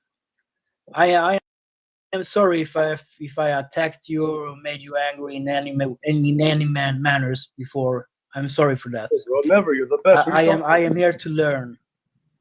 No, you never bothered me, bro. Never said nothing to me that bothered me. I love you, buddy. Thank you. The same for you. I actually am a great believer in love. Yeah, my brother. Yes, but I just wanted to say that because I appreciate you. I bro. have opened my eyes for you now, this moment, and I see another person right now. Well, we you're a star. By the way, Jorma, like, we really appreciate you joining. Sounds like Thank it you. looks like I history's, appreciate all of you. coming back maybe a little bit or something. He's on teacup. The time for me is 4 in the morning right now, so I will go to sleep. Holy mackerel! Well, buddy, you rest. I have been awake for 2 days. Oh my gosh! Yes, I always does that. It's my ADHD. I was gonna say I'll take what you're taking. Yeah, I wish. Norma, music. Put on like light music. Close your Yes. eyes, give a little prayer to Jesus, and you're gonna sleep like a baby. Yes, so Mozart. There we go. Mozart's amazing, by the way. Yeah, Yes, Mozart's perfect. it's excellent what they have done to Mozart now with the techno versions. Oh yeah. Have you heard? Say that again. Yeah. Mozart and techno combined. Oh, really? Yeah, it's very good actually. Yeah, but you can't be listening to techno trying to go to sleep, bro. No, that's for sure. That's for sure. Yeah, that'll keep you up a little bit, won't it? Yeah, but good night, my friends. I see you the next time. Hey, absolutely, Jorma. We always love to have you here, man. Yes, love above all. Bye. Not bad, my brother. Yeah, so if I'm looking at the polls here, I found a CBC poll from 3 days ago. It says like 9 in 10 oppose joining the United States. And that's from CBC. Right, that's the Canadian Broadcast Center or channel. I understand the Canadian Broadcast Center channel is something that also that shows dictatorship not too long ago. He basically started funding the media, and then he blocked the news. We can't watch any news articles or even share a news article on Facebook down here. So he blocked that, and he started funding them. The same company you just named was giving us the polls that Kamala was in the lead 70-30. And so was CNN polling these same numbers, and in the end, we saw the outcome, right? So I can't really take their polls for any reality. I speak to my people, I interact with my people, and like, I'm telling you, there's a lot of people that are going to go. Like, you're going to see right now, this voting election that's coming in April, you're going to freak out. Everybody thinks liberals are going to win. They're going to get a big surprise because it's going to be way too big for them to rig. And that too, they've been rigging elections here for the longest time. No, people didn't like Trudeau like the last election. Everybody hated him. We were catching him in fraudulent activity left and right. He was putting his own people to investigate him. And then they were saying they weren't finding nothing and not sharing the information with the rest of Congress. Like, I'm talking about, bro, pure dictatorship down here. So this is why I can't really believe polls from sources that have proven to be liars repeatedly to us. Yeah, the highest number that I found was 43% of Canadians approved of this, provided this is an Ipsos poll back in January, provided they get full conversion of their to US dollar on their value. Yeah, but the more and more recent it gets, the numbers fall. Right. And then like here from 6 hours ago, a Yahoo News poll, 53% of these non-affiliated Americans oppose annexing Greenland. And then 62% oppose adding Canada as the 51st state. And here's my thing, right? Your Canadian Conservative Party, right, is more liberal than our Conservative Party. Right, so Canada, if it became the 51st state, would get 51 seats in the House, and of course 2 senators. Right, so that's the equivalent of adding another California.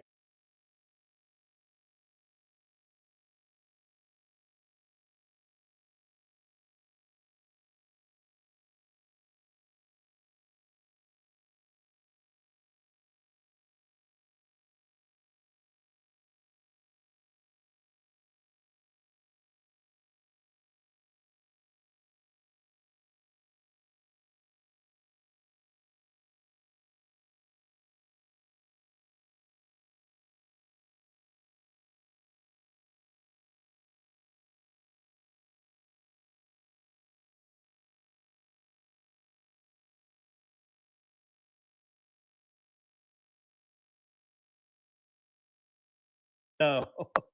But yeah, so 1532 to it looks like 1534, 1535, Allah orders that they worship Adam, and Adam receives a lost spirit.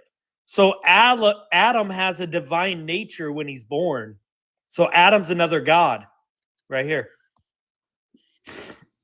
So, man, it gets crazy. Islam. Lion's just learning. You learn something new every day, Lion, for sure. Hey, I want to point something out here, right?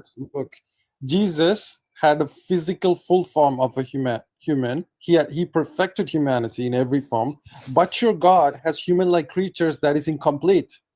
Okay, he's like a bad image that didn't get loaded with poor internet. You know, that's what it looks like. So my point here, I'm trying to make why always, according to your paradigm, the Jew or a Christian would step up for a Muslim. Okay, there is substitution in your paradigm. I don't know what you're talking about, Tuki. Please go educate yourself. I would suggest Sheikh Ali Dawa. He's the best right now.